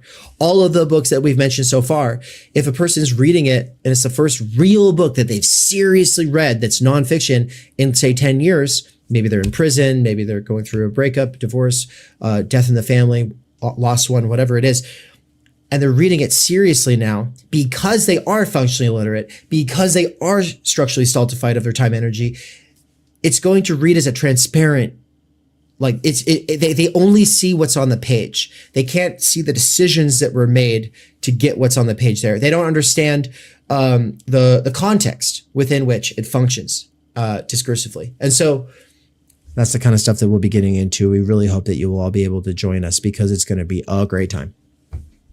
Yeah, it's going to be the shit. All right, cool. Let's cut this thing off. Hope to see you all there. Peace. Peace. Thinking is super uncool, and that's why you should do it. It's just like almost anything that's like cool anymore. Yeah, it just sucks. And I think that's like what the underground movement has always been about, is just like seeing all right, we're back. Mainstream, being like it ain't there. I'll let this PSA play again in a bit, but I just feel like since we're right here, let's go ahead and pause it right here. But goddamn, Philip, you're looking good, man. I love this shot. Nance, you really got it. You really got it. He's just like, I love this line when he's just like, it's just not really there, you know? Yeah. It's good. Yeah. Thinking is super uncool, man. That's why you should do it. And that's the thing, man. I wouldn't trust, like, most people who would say that. I wouldn't trust them. But I'm a trust Philip on this one. You know, I think he's got... Yeah, man, because Philip's actually cool. Yeah, but he's not like, cool. Oh, look how cool I am. He's not. He's just is cool. Yeah. Yeah, exactly. Yeah, people, you should all take notes whenever Philip talks. Like, for real. And if you don't know, you can. Like, I mean, Nance knows because he took the Idea of the University course and he took the Critical Media Theory course and he took the, what's the other one? There's another one. There's a Mikey course, right? Oh, was it the Nick Land course? Shit, now I can't remember if it was Nick Land or For They Know Not What They Do. Or both. Solowski says, who is the Pope that publishes both Peterson and Oprah? And yes, I meant all the Common Docs writers using ought instead of is. Oh. Interesting. I'd like to see you flesh that idea out more, Weird Solowski, sorry. Well, so we've been here for a long time. It's been 6 hours and 42 minutes. The guest that was potentially coming is not coming. I'm happy to do this forever, but also I should probably get to bed, or at least, I mean, I'm not going to go to bed. I'm going to go like do other things with my life for a few hours, hopefully before bed. Critical doxology, time energy.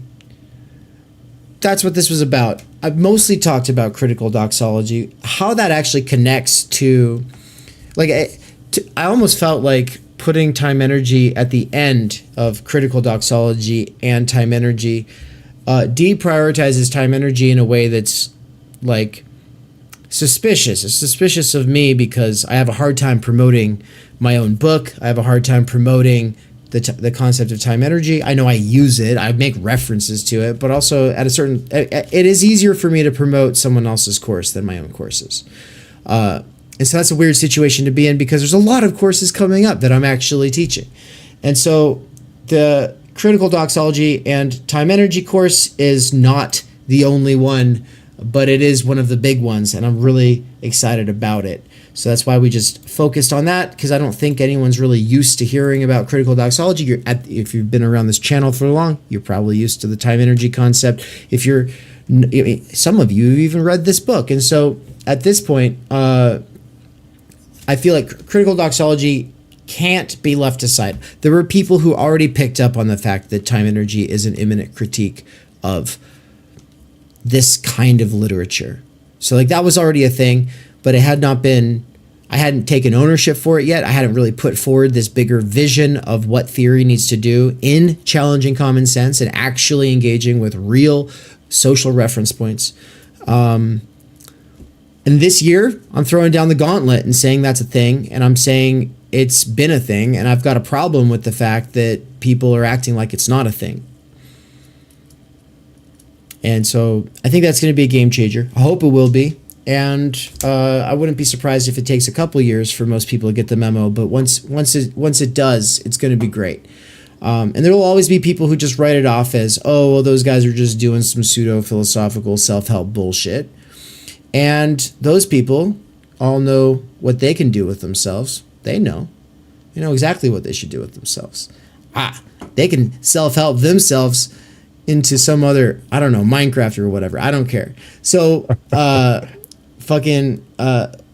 course I didn't talk about though here is the Being in Time course. That's the one that's coming up the soonest. It actually matters. Like 3 weeks? Yeah. Too soon. And I think that there's this part of me that is like, yeah, I like being able to develop this course material without too much pressure or too many people. And yeah, there's this part of me that kind of just likes being able to work on it and be like, oh, everyone else will figure out like what's going on here eventually. And it's like, no, it's fucking not true.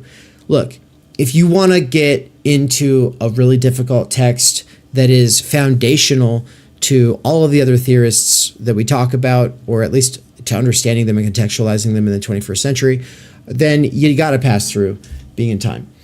Being in Time is not just a rite of passage for myself or for Michael Downs or for so many of our favorite thinkers, including Slavoj Žižek. My question for him, the one we didn't get to, was going to be about how Heideggerian he actually is. And then once he responded to the first version of that question, I was going to repeat the question and make it more specific and kind of nail him down and just keep going back to it.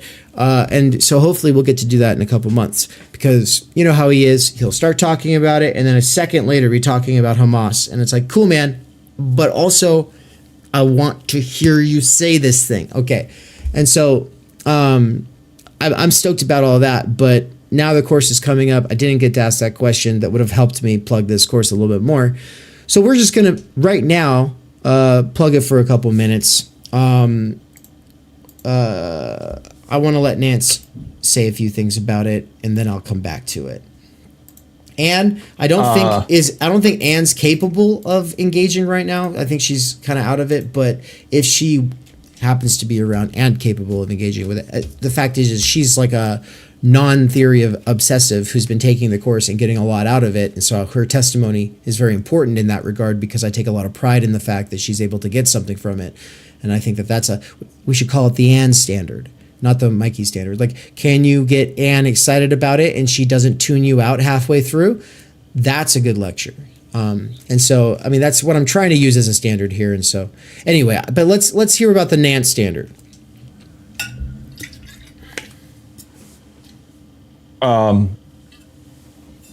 Before really going through the first half of the course, Division 1, I thought I had like an idea of Heidegger, and I thought, oh, okay, yeah, I get it. That makes sense. But it doesn't really matter. And my idea of Heidegger was, like the cultural, the cultural osmosis version of Heidegger, where just like everything, like I used to think about it like the Force minus the magical Jedi powers, like, but it really was, and I still kind of maintain that, but just in a much deeper, more meaningful way. But my version of Heidegger was like, oh yeah, okay, everything is kind of connected, and but there was also like a weird New Age thing that was always attached to Heidegger that came out of the fact that the people who like loved Heidegger the most were like the Beats. And so I just had a really horrible idea of Heidegger. But actually going through, reading the book, having accountability, having opportunities to check my understanding, doing exegetical reading sessions of not just Division 1, but also Division 2. And I'm excited, dude, I can't wait to get through Division 2 because I really do think Division 2 is so much better than Division 1. Division 1 is all preamble for Division 2. It's a setup, yeah. Yeah. But like, and yeah, actually, sorry, I'll just say one little thing on that. As a setup for Division 2, that means it's where the problem comes up with the way that Mikey stated that earlier when he was bringing in the existentials from Division 1 as part of a universalist project. No, this is fundamentally the imminent critique of a universalist subjectivity. Fundamental. I mean, I'm gonna die on this hill. Like, Heidegger is not doing liberalism or modernity or the free subject. This is not what he's doing. He's trying to show the German youth how the most authentic thing they can do is actually something still that is so collective that they will be dissolved in it as they run out of the trenches into bullet fire in World War II. That is the goal. I'm sorry, that is the situation. Eventually I'll stop apologizing for it, but that is the situation. And Division 1's just set up for that. If you want to know why all the American academics are wrong, you have to read Division 2. That's what we're going to do. I hope that you'll be there. Anyway, Nancy, you were going somewhere with that thought, so I'll give it back. Yeah, now I've lost my train of thought, but you were just saying that he was like this. He was like this new agey guy to you, and the beats, and stuff like that. So it was like new age, postmodernity, blah blah blah. But now, like I am convinced that after Heidegger, you can't think. I don't know, outside of Heidegger or without Heidegger, similar to Hegel, similar to Marx, like without, I don't know, tarrying with what they're doing, you're not thinking. You're doing something, sure, but you're not thinking. And I want to be thinking.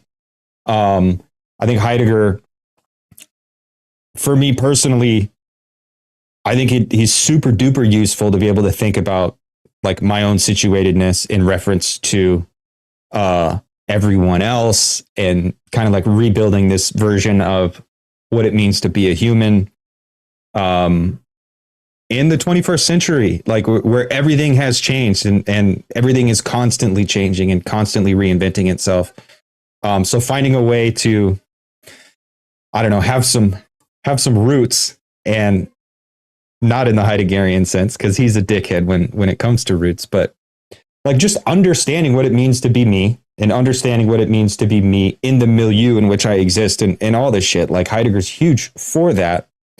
But ultimately, I don't think where he ends up is a necessary endpoint from where he's starting from, which is why I think, no, we should still read Heidegger. He doesn't describe a necessary path from point A to point Nazi party, right? That's just the path that he took. But he definitely did go on that path, and he went there big and bold. So not apologizing for it, not pussyfooting around it, like saying, no, this is what he did. He's super duper important. And he was also wrong. I think that's a bold stance that needs to be taken. And to be able to do that, you have to understand what he's doing. So like reading the book, I think will give you the bullets to put in that magazine. Yeah, I think that what Jean-Paul Sartre tried to do is what we need to actually do. And when I say that he tried to do it, the issue was Sartre read Heidegger the way Hubert Dreyfus and the rest of them did, which is as an existentialist humanist, which is why Heidegger wrote his letter on humanism to clarify matters. And at that point, he had already given the lectures in 1933 and 34. And that was public and everybody knew it, except that for some reason that wasn't getting translated outside of the country. It was still kind of like whatever. So like from his standpoint, like the letter on humanism is not outside the context of any of that stuff. And when he's when he's writing against existentialism as a humanism, a wonderful lecture that Sartre gave. So, I mean, Sartre ends up feeling so bad about it. And it's because it's kind of like, this is where everybody starts getting on this anti-humanist shit, was because it was like, oh, Sartre was so embarrassed about taking this stance and then being misunderstood. And then actually, but there was never like this coming to Jesus moment in the world of theory of going, oh, it's not just that Sartre confused Dasein as a subject. It's that all Heideggerians keep doing that. And of course they say things like, oh, Dasein's not like, it's beyond the subject-object divide. And it's, you know, it's like Merleau-Ponty, like your head is open into the world. You know, it's like, that is still not what we're talking about, man. We're talking about when you are an individual and at the moment that you say I, that is the moment that you are least Dasein. When you say I, this is when you are most severed from your actual being in the world, which is something based in others. And it's not Das Mann. Das Mann is what happens when that shit becomes unrooted. But when people are committed, and they are committed to their shared values or their roots or whatever, from the Heideggerian standpoint, that is the only possibility for this sort of like redemption that happens by becoming a part of the collectivity. And I think there's a lot of tankies who would agree with this. There's a lot of totalitarian, authoritarian kinds of people who ultimately feel like their problems as individuals would go away if they could just get absorbed into some apparatus. And, you know, maybe they're perverts, maybe they're not, but they want to be the extensions of historical forces. And that's what Heidegger wanted. And so there really is this interesting way of reading Trotsky and Heidegger. There is. And maybe we'll get into it eventually. But for now, you want to critique him, or you want to critique the world of philosophy and theory as it's been impacted by him, or you want to understand how he critiqued it and in what ways that might fall short, or in what ways he's on the money. This is all stuff that has to be sorted through, and we are doing it. I'm not just going to say we're doing it for the first time. There's a lot of people on this journey. There's a lot of academics that we're like influenced by. But I think that there's a clarity that we're bringing to things here, where it's like we're able to see the field in this way that is not, there's no books about it yet, but it's going to be a big deal. And so it's like, yeah, get down here at the ground floor, or catch you on the flip side. But right now is a great time. New Year's is coming up.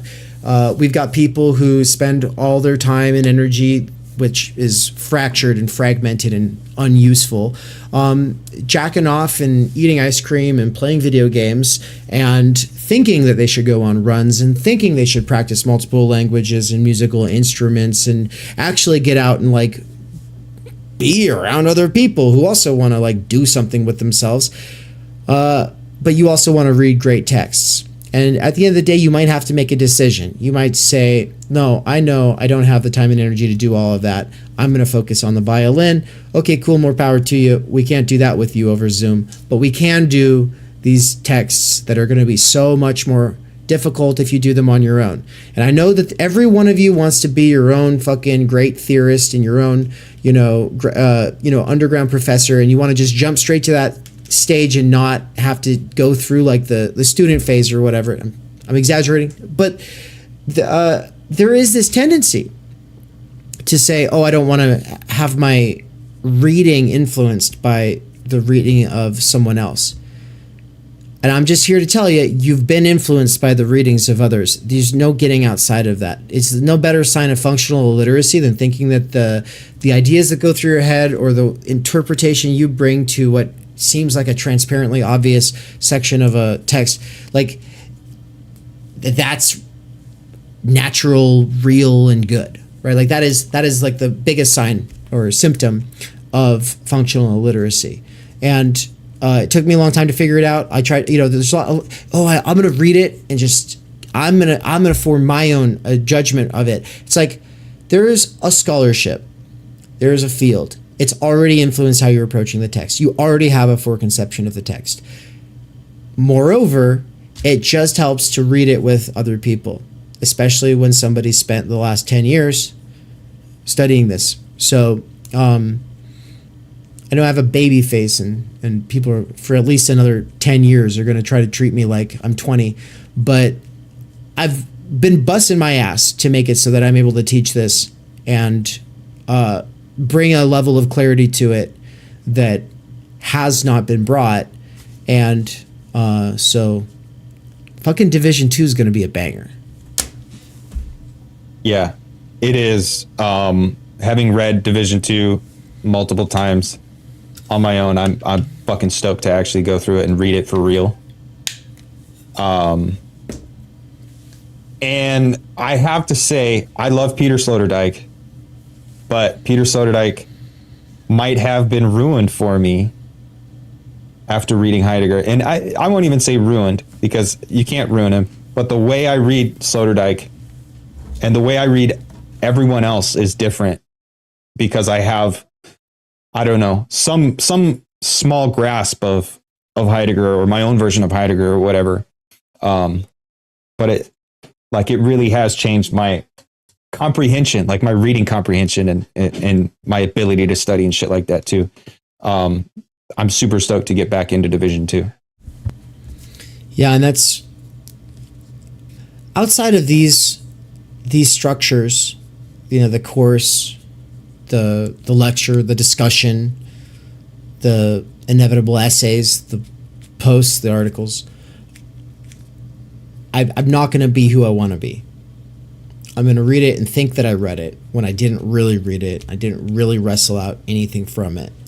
And so, that's why I need Theory Underground.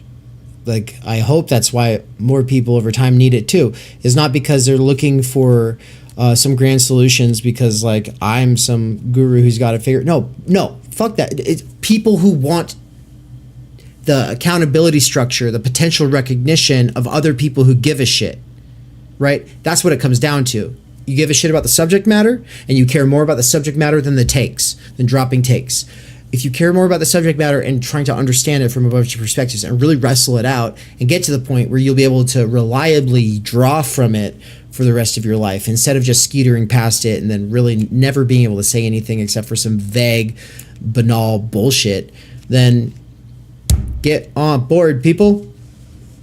And I think that's pretty much all that we've got to say. Yeah, get in here. I think that's, at this point, if you watch the 11 hours of the first 1 year anniversary stream, and then you watched this, then now you know about all the courses that we're currently telling people about, right? There's actually some really, really exciting stuff in the works.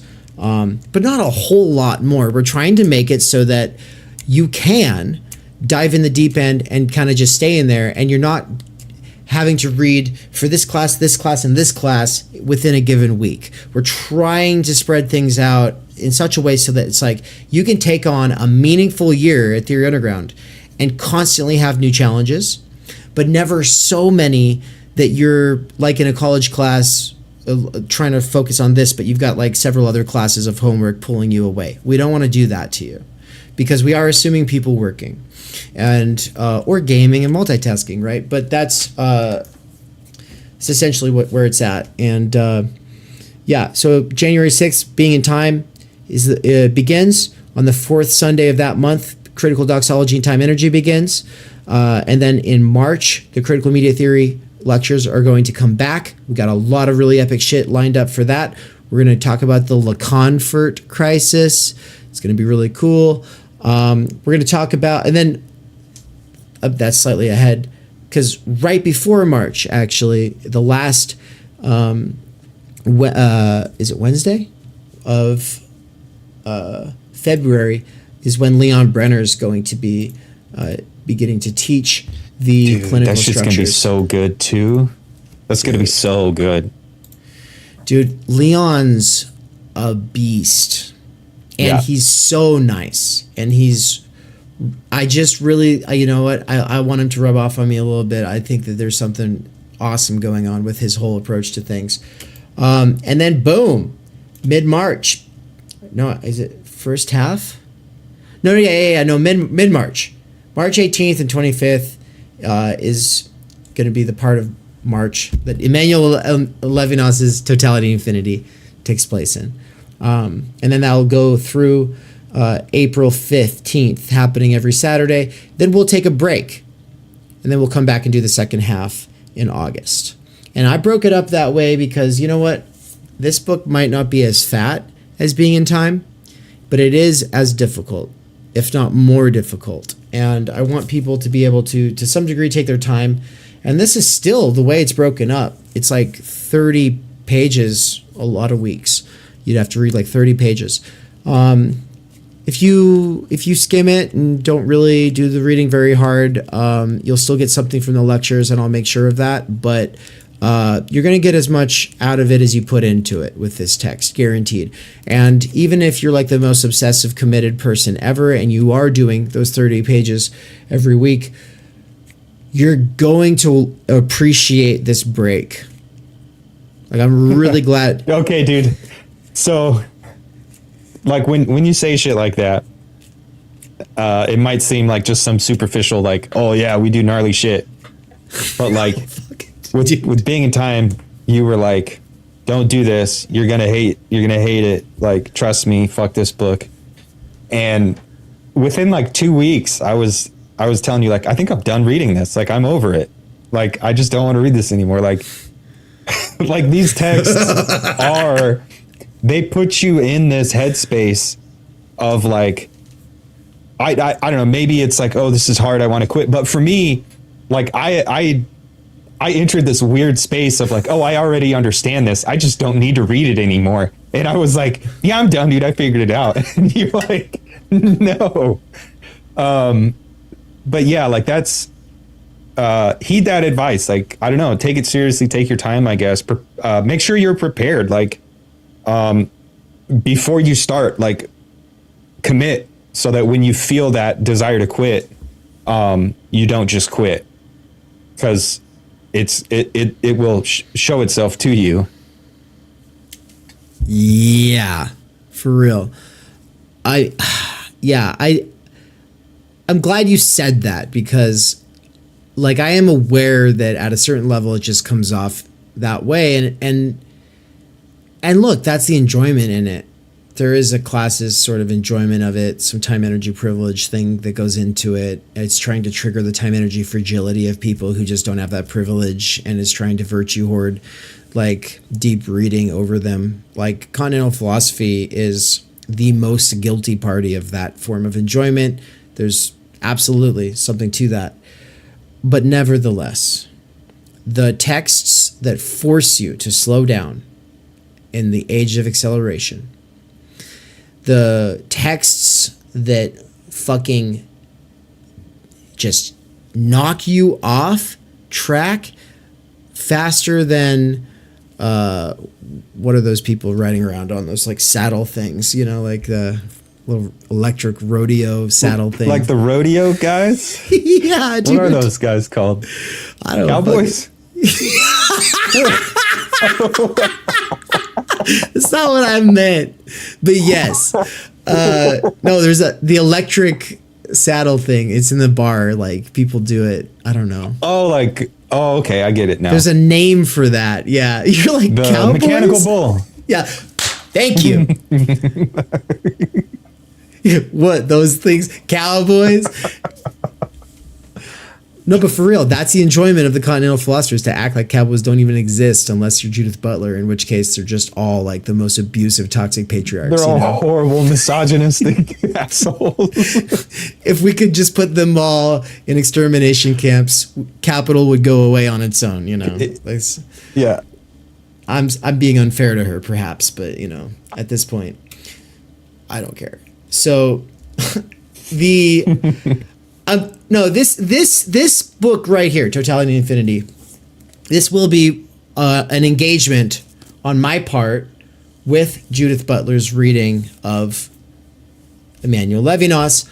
I think that there is a tremendous disservice that has been done to us all in that she and Simon Critchley are big time Levinasians. It's just like, I mean, it's like, I'm sorry, like this kind of tendency of like calling everything violence. That's their appropriation of Levinas. This tendency to be like, oh, the solution against all of the bads of the world is that we be more vulnerable. And of course, that is easily appropriated into people being overly vulnerable in spaces that are not safe and that should not be safe, no matter if they're called that or not, or no matter if there's acknowledgments made or not, is beside the point. Their way of not really reading him on his own terms is something that we will be getting into. But bringing it back around, yeah, you'll want the break. Okay, so it'll be an intense thing. If you take this course on, if you take on Totality and Infinity as a New Year's challenge, it will be one of those kinds of challenges that is worth it, that has a significant impact on how you see yourself in the world, that radically accelerates the development of your conceptual, comprehensive abilities, and you'll end up hitting the books with and having conversations with not just the two of us, but hopefully a cohort of people that are really excited to see what the thinker of morality and ethics after Marx and Heidegger has to say. And a way of reading him that is not this sort of SJW thing that Butler and Critchley simps turn him into. Okay. Or on the other hand, how like Simone de Beauvoir just calls him a misogynistic asshole, which really sucks. Really, really sucks. Yeah. Yeah. I mean, it is a very masculine perspective that he has throughout the piece, but people are like, oh, you should write from your standpoint and you should, yeah, that's what he's doing, dude. And guess what? He is actually representative of at least half of the human species. So that fucking matters. So talk about throwing the baby out with the bathwater in the least dialectical way possible, Simone de Beauvoir. It's like there's a wonderful way to read Simone de Beauvoir and Levinas and think with them and not give up on the project of hopefully transcending whatever wave we're currently in when it comes to feminism. Whatever the fuck wave, who knows? I mean, at this point, we're probably at like fractal wave. Like that's I think that we were at vapor wave. Like that, it was like, and now we're at fractal wave, like. Pretty soon we're gonna have no wave and we'll have to start over again. Yeah, dude, core and wave are like the two things. We just need core wave. Like that would be wave core. Wait. Actually, I think that could be like a split, like an irreconcilable split, either wave core or core wave.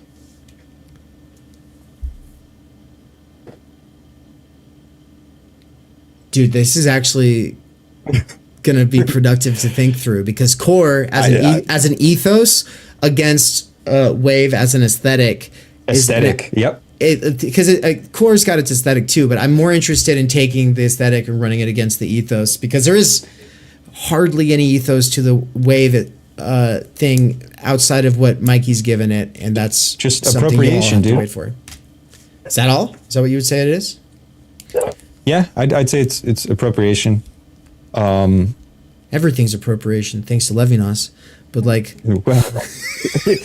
well, and I don't even like strongly disagree with that. I wouldn't moralize. No, yeah. I don't think that's the thing.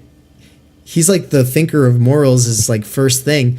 Like he would say ethics is metaphysics, or like that. What he means is like morality is first. The he calls it the ethical relation, right? But like he is the response to the how to philosophize with a hammer and sickle, Jonas Chika, like, oh, I'm a leftist and I decided that I'm super into reading this aspect of Nietzsche and Marx side by side, and that forming my my general disdain for, caring about the good life thing that leftists tend to do, which implicates me in a pretty significant way. At least 7 years of my development was like super right there. Like that book would have been perfect for me.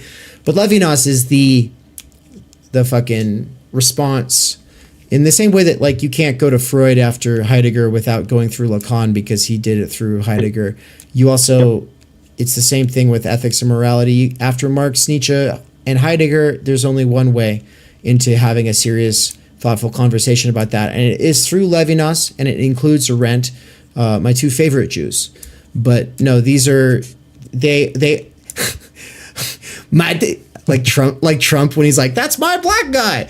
I'm over here. I'm like, I'm my over black guy. Yeah, I'm over here like these are my two Jew guys.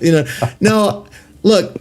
I genuinely mean it though. Like as far as like Heidegger had a lot of Jewish students. Books have been written about that fact.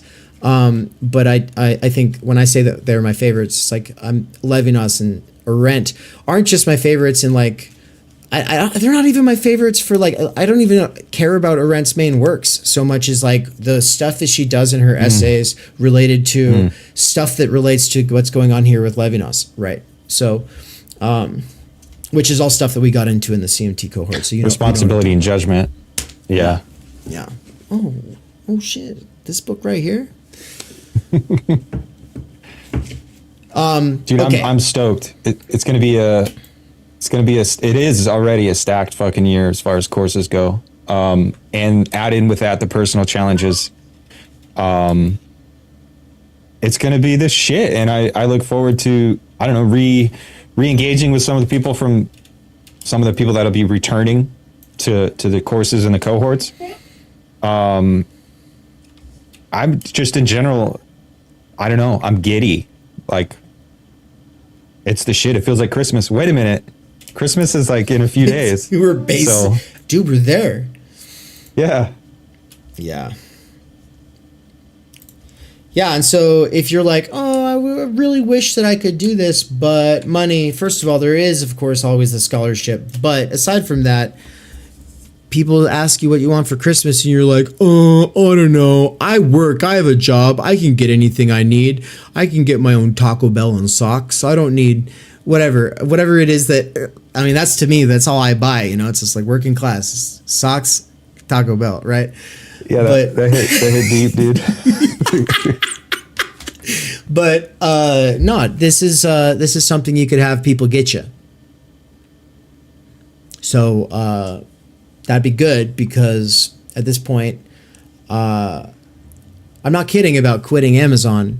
Now, of course, I want to keep working there enough to have these interviews for the Workers of Amazon podcast, because I consider this real sociological work and an anthropological field work that I'm doing, and it all relates to like the empirical side of whatever it is that I'm doing, with my Work at Amazon book, and with my Idiot Proof book, and with my sequel to the Timenergy book, and all the stuff we're doing with the critical doxology stuff, blah, blah, blah, blah, blah, blah. Okay, I think it's going to be useful for a lot of other people, though, and not just from the level of like, as a researcher who wants to understand the future of work, or kind of understand like the pulse of the kinds of people who are working in this essentially idiot-proof future, right?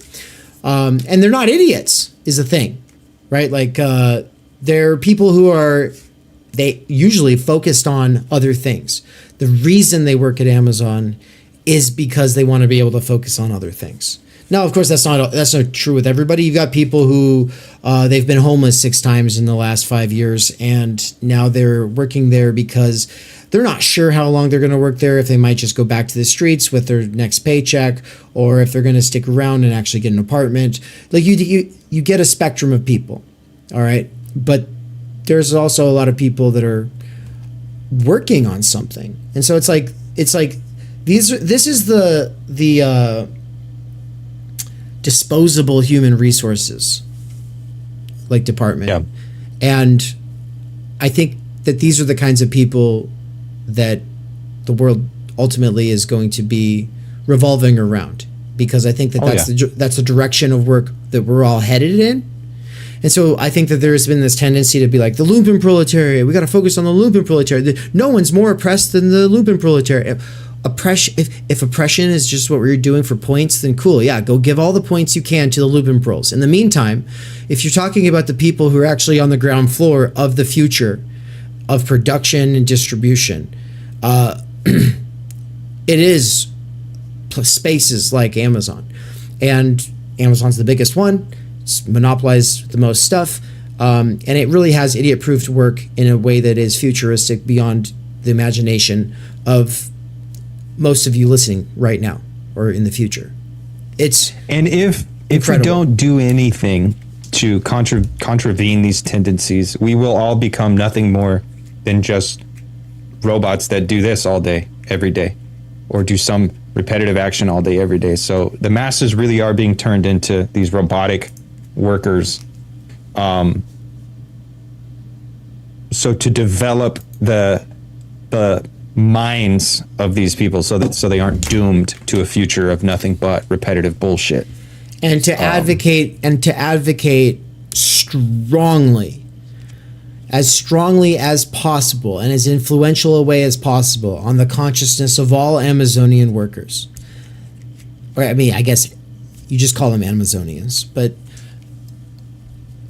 what is to be impressed? What we actually need to impress upon them if we are to have a future fit to living in is that at this stage of historical development, the means of production that are being developed at this time of, as Weird Zalewski said in the chat, liability proof, right?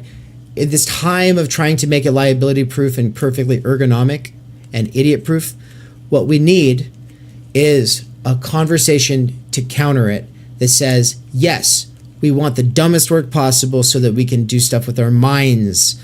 So that's why this no earbud policy has got to go.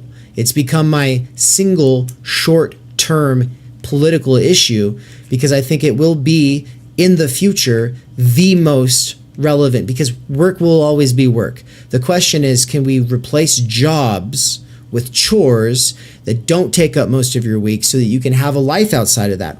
Having a life outside of that requires having a mind that's outside of the job, though, and the job mentality. And we cannot counter that without critical doxology and time energy. It really is the future of our kids and the way they work. Nobody is calling themselves the future of work except for Amazon. Nobody is telling their workers we're writing history together. And no other jobs that I know of have as much automation, actual automation. I show glimpses of it in the PSA whenever I roll that. That's stuff that I've filmed inside of warehouses. This is crazy. But these guys are also the ones laying down the rail systems for intergalactic space travel. And I'm saying, I think that the people there, it's like, yeah, they want to be liability proof. And then, of course, that insinuates, well, they only care about the profit motive, and so they don't actually care about people. And if it wasn't for the potential lawsuits, then they wouldn't actually. Setting aside intentionality, what we know is, at this distinct time in history, the way they develop their technology matters to our future selves. And if they develop it in a way that assumes structurally stultified, functionally illiterate people, it's going to be bad. They're already doing it, and it's already bad. But it could be better. And I think if there's a glimmer of hope of having some kind of humanity in the future, and when I say humanity, I mean specific things about the human project that means something to me, it's going to come from the time energy discourse, the critical media theory, the PMC discourse, the all of the things that we're bringing from Levinas and Illich and Heidegger, to capital, and that we're developing out of this overarching vision, this overarching plan. And that's why I'm keeping one foot in at Amazon. But the idea is can I free myself? Now, you notice this is like 10 minutes later, but I've officially brought it back around. The reason I'm talking about all of this is because I'm saying I'm quitting my job at Amazon. But that's not the whole story, because the main thing I'm quitting is working there 4 days a week, having to wake up at 3 a.m. And because that's been killing my time energy. It's not negotiable. It's actually ruining my life.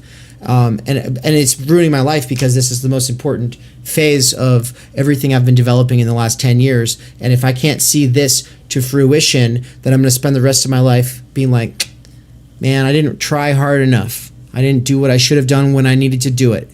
And so it's like, I don't miss days of work if I don't have to. And I've always been really good about that. But I skipped the last 2 days of work because it's like, no, I had to focus on getting this all legible for you folks. I had to make it so that these courses fit, so you can see it all at a glance and understand how certain levels of subscription actually unlock certain parts of this experience, and that it is ultimately part of this bigger picture. I needed you to all be able to see that, because it's like, go to work or make this legible and put everything I've got into it. And right now, everything I've got is fractured because I've been waking up at 3 a.m. So that's changing now. I'll probably still keep working at Amazon like a couple days a week, and it will not be in the early morning. But outside of that, I have to double down on Theory Underground. And so this next year is going to be my shameless money realist phase. And I've had people fill out like these long essays they write me about their criticisms of Theory Underground because of the money motive ruining everything. And someone on Twitter said that Cadell Last and David McCarrick are a perfect example of what theory becomes when it's turned into a business. And I'm like, it's funny because it's like, I don't know if they noticed that the university system is a business. Talk about fucking disavowal, dude. But also, like, this idea that anything is a business is instantly so polluted, so unworthy, and then you continue to go and you eat the food from businesses. It's like, guys, I'm sorry, like, what? Do you want people to give you food for free? Do you want people to go study something for 10 years and then just give it to you for free? I think that that's labor exploitation at its purest, and it's ridiculous. But you've got something else in mind, I think, that goes beyond that when you talk about money realism. And so I want you to be able to address that really quick, because I want you to help convince people that what apparently a shit ton of people on Twitch already know, which is that $30 a month is just like a normal thing. But like, because of like theory bleeding into leftist spaces, I get so many of these like fucking anarcho-sued fucking takes that are like, oh my God, you're charging for that? You know how that's going to pollute this thing? It's like, I'm not trying to save the world I want you to fucking take on the process for yourself. This is just so that you can get acclimated to someone's process, and then you run with it for yourself. People trying to act like I'm out here taking something with asking for you to help out on, say, rent or my basic necessities. So yeah, what is the money realism thing to you then? Like, I feel for those people, because I don't know, like I guess I maintain some small anarchist fire inside where money is gross. And wouldn't it be neat if we lived in a world without money, where people weren't excluded from spaces based on the fact that they haven't collected a certain amount of arbitrary things. Like, yeah, I hate money. Money's gross. I wish we didn't have to use it, but we do. And coming at it from a realistic perspective, like doing this thing where, if I pay a small subscription to you, that's gonna, I don't know, corrupt you in some way. That's absurd. Like, you pay rent or your mortgage or you're, I don't know, you're managing to flop somewhere and haven't been thrown in jail, but like, you pay for your clothing, you pay for your food, you pay for all the things that you need, and you pay for a lot of the things that you want. But when it comes to things that you at least ostensibly believe in, to have such strong resistance to paying for it. And again, I get it in a way, because money is gross and money always makes conversations weird. But being realistic about it, all of this work is being done by a human being. A human being is Dave. And there are a lot of other people who are involved and who do work that, enriches the space. But ultimately, you created the space. This is your framework. You're responsible for its maintenance. Like, you do all these things, and you have rent that you need to pay. You have food that you need to eat. You have all these things that we just take for granted. And when it comes down to, like, I believe I'm getting educational value from you. I believe I'm getting to pursue this project in which I believe more than like anything else, right? Like, my ultimately supporting you is supporting my project, because I am getting an education. I am brushing up my chops, whatever. But like, again, I get it. Like, I get the sentiment. Nobody wants to talk about money. We don't, especially in these spaces where a lot of us tend to be leftists, but we are also all adults, and we can't have our cake and eat it too. Someone has to make the donuts. If you can afford to help support the donuts being made, then you're more than welcome to come along and eat the donuts. But if you can't afford to, pay for the material production of these donuts, then you also shouldn't be complaining when we eat all the donuts. And you also shouldn't be saying David's a bad person because he ate all the donuts. It's silly. Like, I get it. Money's gross. Money sucks. I've been dirt poor. I've also been, relatively well off. And that hasn't really made much change in my life outside of, comfort and needs and necessity and shit like that. The thing that has made the biggest difference is my ability to engage in the things that I care about and the things that I believe in. So if you have a lifestyle that allows you to do that with very little money, that's awesome. I'm happy for you. If you have a lifestyle where you have a surplus of money and you care about this stuff, then just be an adult about it. And a surplus of money, to us, that looks much different than, to other people as well. Because to me, $50 extra a month is a surplus. Some other people might have a different vision of that. But the way that the pricing is set up, the fact that you are offering scholarship opportunities, like, you're not doing this cash cow thing where you're like, yeah, I'm going to turn this shit into an influencership. It is realistic. It is available. It's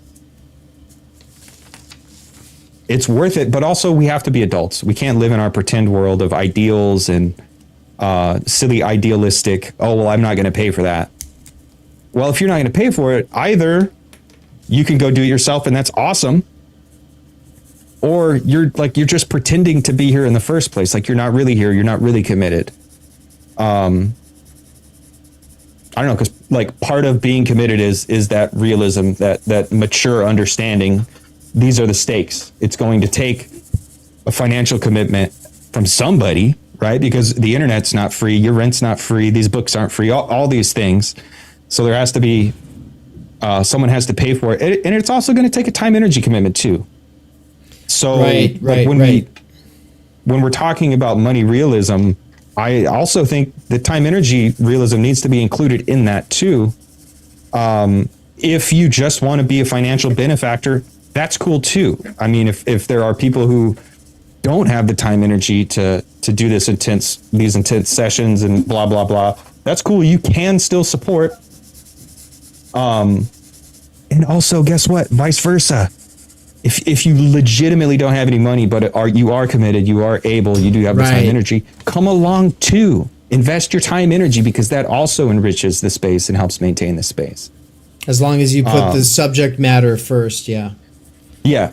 But like, ultimately, it just boils down to, we're all adults. And I think necessarily we're all adults. This is a mature space. This is not a young, idealistic leftist space where we can pretend money isn't a real thing. Dude, I don't have people under the age of fucking 27, like, around this channel. Like, I really don't. Like, I can see my statistics and shit. Like, this appeals to a certain kind of guy for the most part. There's a few awesome women around, but there's just a lot of people, and guys are overrepresented in this demographic, who realize they didn't get what they wanted from education, or want something more, or excited about what's going on here. And but you kind of got to get over some of the stuff that seems a lot more attractive when you're younger.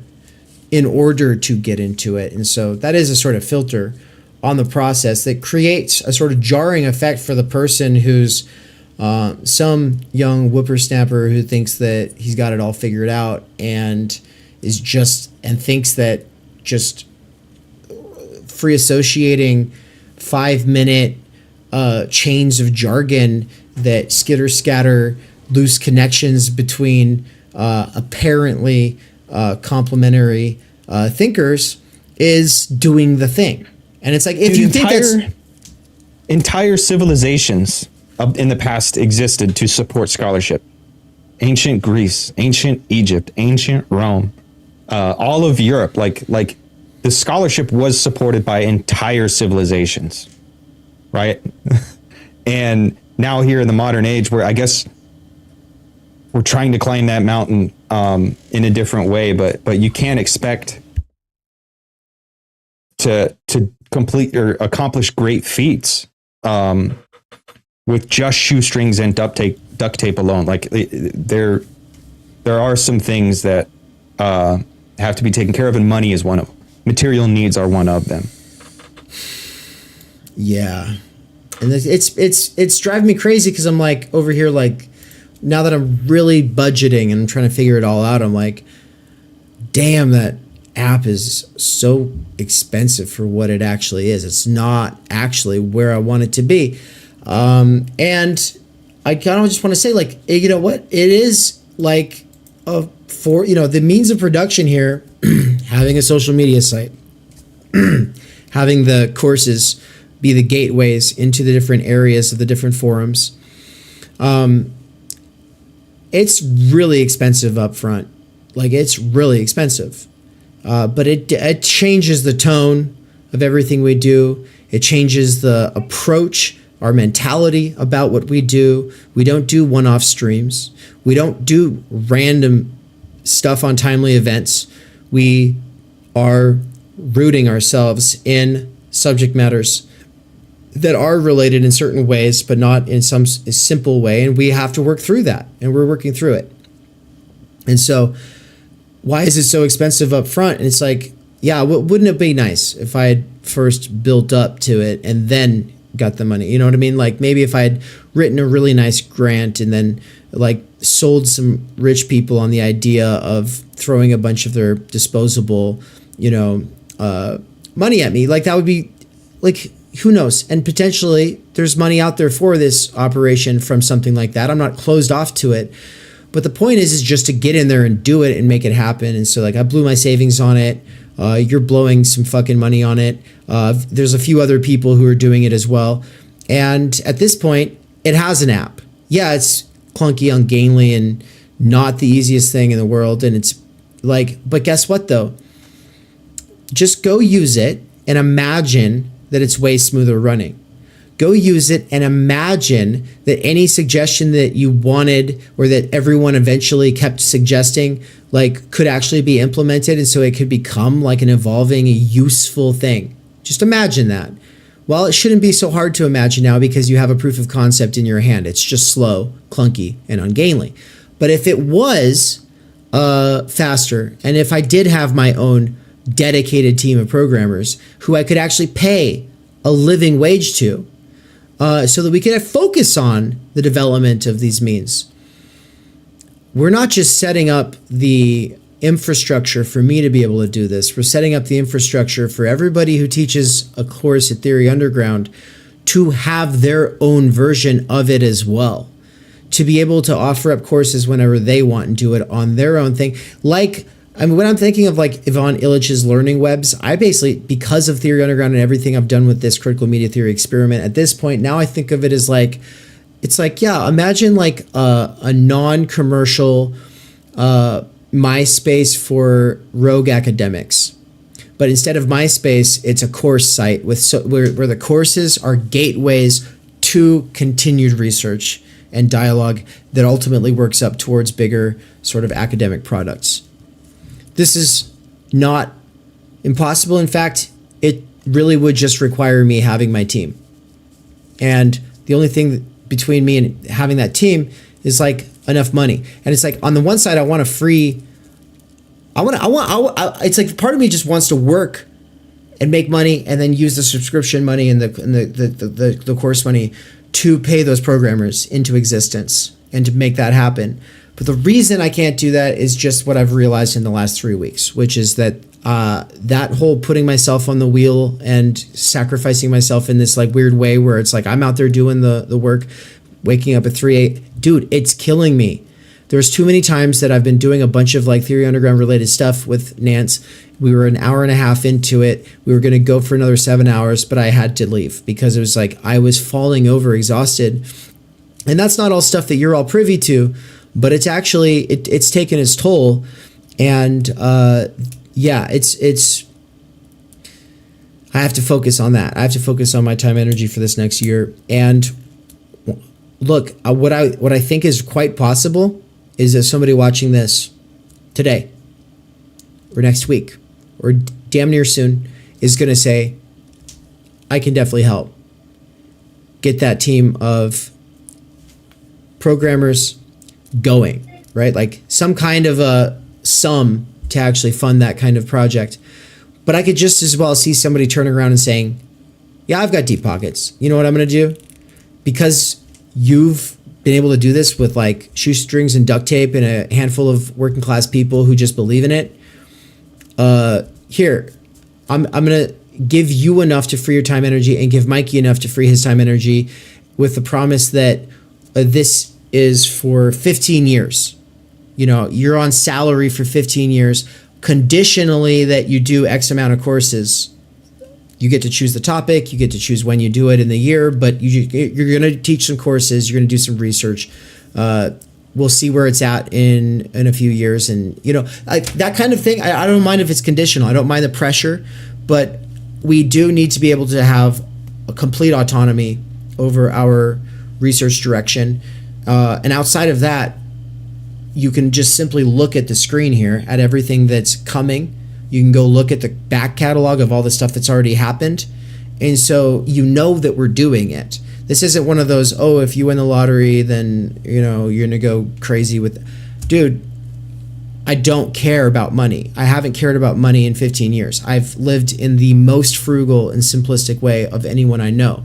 Like, when I built a tiny house, it was like $2,000 of student loans that I used to buy the materials, and then it was the most simple, the most compact, the most well insulated, and it was just the most basic. I know that everybody else out here in the tiny house movement is dropping $2 million on their fucking tiny house and going like, look at me, I'm so sustainable. But like, no, this was just like this without building that like 6 years ago. I wouldn't be where I am now. Like I was able to cut enough corners with wage labor and everything, but I can't keep cutting those corners forever. It's not possible. I want to have kids. I want to have a house. I really do. And I want to do so without selling out. And to me, what that means is that I have autonomy over my research direction. To me, what that means is that my values and priorities that have been my values and priorities ever since I decided to make something of myself in terms of like making myself a better person and actually making the things that I do useful to other people. As long as I hold true to those values, then I don't care, right? I ultimately don't care what those people are going to call me. I'm more interested in everyone else who's tuning in, which is most people. I think most people get it. Like the overwhelming majority of the people who end up watching it get it at a certain level. I still have like friends. I'm going to pick on one, not by name. I usually do, but I'm just going to, in this case, just say I have a friend who's like very, very on this, like you have to tip and you have to tip large, right? And like back in college when I was like working 2 jobs while going to college and still going into debt, I remember just being like, these people are making more than me. What are you talking about? But I would still tip. I just wouldn't do this like gratuitous, like over the top kind of thing. And I always just kind of found it like, I didn't have the word for it yet, but there's a kind of virtue hoarding, isn't it? Well, to have that friend be a huge Theory Underground consumer and then say, I just don't have any money for you. is the most ironic thing I've seen in the last 10 years. It's like, wow, years and years and years of hearing that conversation about tipping. And then with this work, there's, well, why would you do that? It's like, bitch, we're just busking. I was just telling Nance, we would get better engagement having conversations downtown Boise, just busking. I guarantee you we would have way better engagement. If Nance would just move to Boise, I think I'd stop doing the internet and we would just go downtown. Fuck you all. It's way better in the real world. We had way better conversations with Kinko's or Office Max workers than we have with, like, I'm not talking about you, weird Solowski, but the rest of you motherfuckers. You know, it's like, you know, it's just it's like you put your hat out and someone stops and like goes, I'm really getting a lot out of this music. It's like, cool, they're gonna throw some money in there. But then the moment you take the shit online, they'll be there all day, and then it's like, they're like, are you doing this for money? It's like, bitch, I fucking don't want to think about money. What are you talking about? I've been trying to avoid thinking about it my whole life. But they come knocking for me eventually. They say, hey, we're gonna cancel your theme. We're gonna cancel your plugin. Like, I get these things, and then I'm like, okay, I gotta pay for that. And so it's like, this is the time of year where most of the subscriptions, most of the plugins, most of the tools that I've bought and that I've implemented at Theory Underground have been renewed. Like, this is like, I went from using savings to using my current wages on that. And so that shift has changed things. And also this waking up 3 a.m. 4 days a week thing changed things. It's like broken me in a sort of sense to where I'm like, no, it's all or nothing. It's all or nothing on this line. This is all I care about. People who are over here like, oh, but like, let's go on a walk and talk about your fucking picture book or something. I don't care. I talk to me when I'm old, dude. Like, talk to me when I'm old and I've got nothing but time and I'm just chilling, rocking back and forth on my fucking porch. Come talk to me then. I would love to catch up. But like, this is the part of the marathon where you're over here trying to pull me off my fucking run and be like, oh, come over here and watch Netflix. I built this. I'm really excited about it. There's a lot of people excited about it, but they're mostly like working with this shit in their pockets and they're listening on headphones and they mean to get back to it eventually. And by the time they've listened to it 2 or 3 times, maybe they say something. But for the most part, I've cultivated a rather aloof demographic of theory obsessives, junkies, underground theorists. And I love this scene. I think it's a great scene. I like the scene kids in this scene. I think you guys are way cooler than goth kids, punk kids, prep kids, whatever kids. I think that this is like the hippest, dopest thing that there is. But I also think that we're taking it to another level. And I just want you all to be on board going into the new year. And so that's the fucking pep talk. So, money realism, get on that. Oh yeah, get in the truck, bitch. We're not stopping. Let's go. Thinking is super uncool, and that's why you should do it. It's just like almost anything that's like cool anymore. Yeah, it just sucks. And I think that's like what the underground movement has always been about, is just like seeing what's in the mainstream, being like, it ain't there, and kind of like cobbling something together, you know? And yeah, it's a little mismatched, but that's like its beauty. We cannot do direct revolution, but the only way to lay the foundation for it is to do what you are doing to move the underground. It's a theoretically correct title. Welcome to Theory Underground, where workers with earbuds can find genuine liberation from necessity. Research at Theory Underground focuses on what is most important for understanding our current situation. Theory of the subject, capital, time-energy theory, critical media theory, CMT, and the most essential critiques necessary for understanding why the theory, ideology, and common sense of influencers left to right misses the mark. We bring primary texts from leading lights of diverse fields to bear on topical issues and works popular in our current world. Theory Underground is a publishing house as well as lecture course and social media platform. You've been reading Underground Theory. Yes. And amazing book. I'm a publisher and an editor. I run and review books. Literally, it's my living. This is the best edited collection I've ever read. Jesus Christ. Seriously. This is a little experiment in what I, David McCarricker, can pull off without relying on the academy or the algorithmic dictates of the attention economy. Usually a good edited collection has good essays, but you only want to read a few. Every essay makes me want to read the other essays because you have a vision. Everyone that you invited for a reason. You weren't some fake publicist. It's like, how's so-and-so's a new book? Have them on your show. No, you only talk to people because you've read shit by them, that you've thought about, that you think has value, even if you disagree.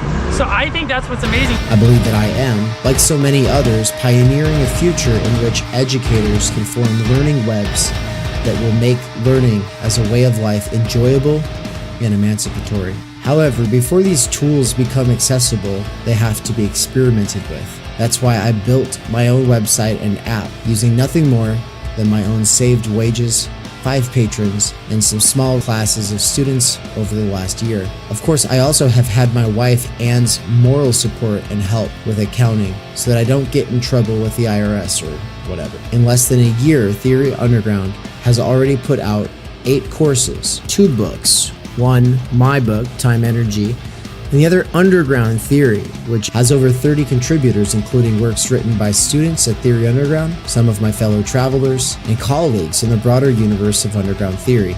Beyond the books and courses, though, you will also find interviews, reading exegetical reaction sessions, and live weekly events for working class autodidacts, independent researchers, and renegade academics. These include a variety of clubs and cohorts that meet on a weekly or monthly basis. If you want to get involved, there are 4 main subscription levels. Think of it like a gym membership, but for your mind. The point is to make learning, practice, and theoretical comprehension a way of life. Support at this stage of the operation is more crucial than ever because my savings were used up over the last year of getting this established. If I can triple my subscribers in the next 2 months, I can quit my gig at Amazon and focus on this work full time. All I need is a few more people at each of the levels or a couple big time patrons who just want to see it happen. Right now I am doing a patron and site subscriber drive, so excuse the commercial. But if you end up really liking what goes on at this channel, consider signing up soon. If you cannot afford it, but want to get involved with some of the stuff behind the paywall, I have made a financial aid scholarship you can sign up for here in the description. Quick side note, some people ask about the profit motive. At this point, I have not actually made a return on any of my investment in terms of the amount of time, energy that I put into things, the amount of savings I've actually put into things, the opportunity cost of the work that I'm doing as opposed to the other kinds of things that I could be doing for money. But more importantly, I don't actually make enough to pay for my cost of living. The goal is to make enough for my cost of living. And then once that is achieved, everything over that amount is going to go towards expanding the operation to the point where I can hire Michael Downs, aka Mikey of The Dangerous Maybe, to be a full-time researcher and part-time teacher at Theory Underground. All right, so with that aside, I just want to say also, if you are a worker with earbuds, what's up? I see you. I work at Amazon part-time and everything I do is for my past self who used to work there full-time. Most workers with earbuds couldn't care less about theory, but I do believe a working class intellectual revolution could grow out of the underground theory scene. My hope is that what I have built here will contribute to making the scene something more than just a scene, and you into something more than just a scene kid. We're trying to make this into a real intellectual milieu capable of leading a way forward beyond the imminent crises facing humanity. But for that, we need thinking now more than ever. Start thinking. I hope that you either will or have enjoyed the program, and also make sure to like, comment, subscribe, and leave this playing in the background all the time while you're doing other things. Playing long-form Theory Underground content in the background while you do things has, in the near future, been scientifically proven to emancipate minds from the functional illiteracy imposed on workers by the structural stultification of time energy. This is achieved by reterritorializing circumspective concern. Also, to some degree, it is for the algorithm. Think of it like a gym membership, but for your mind!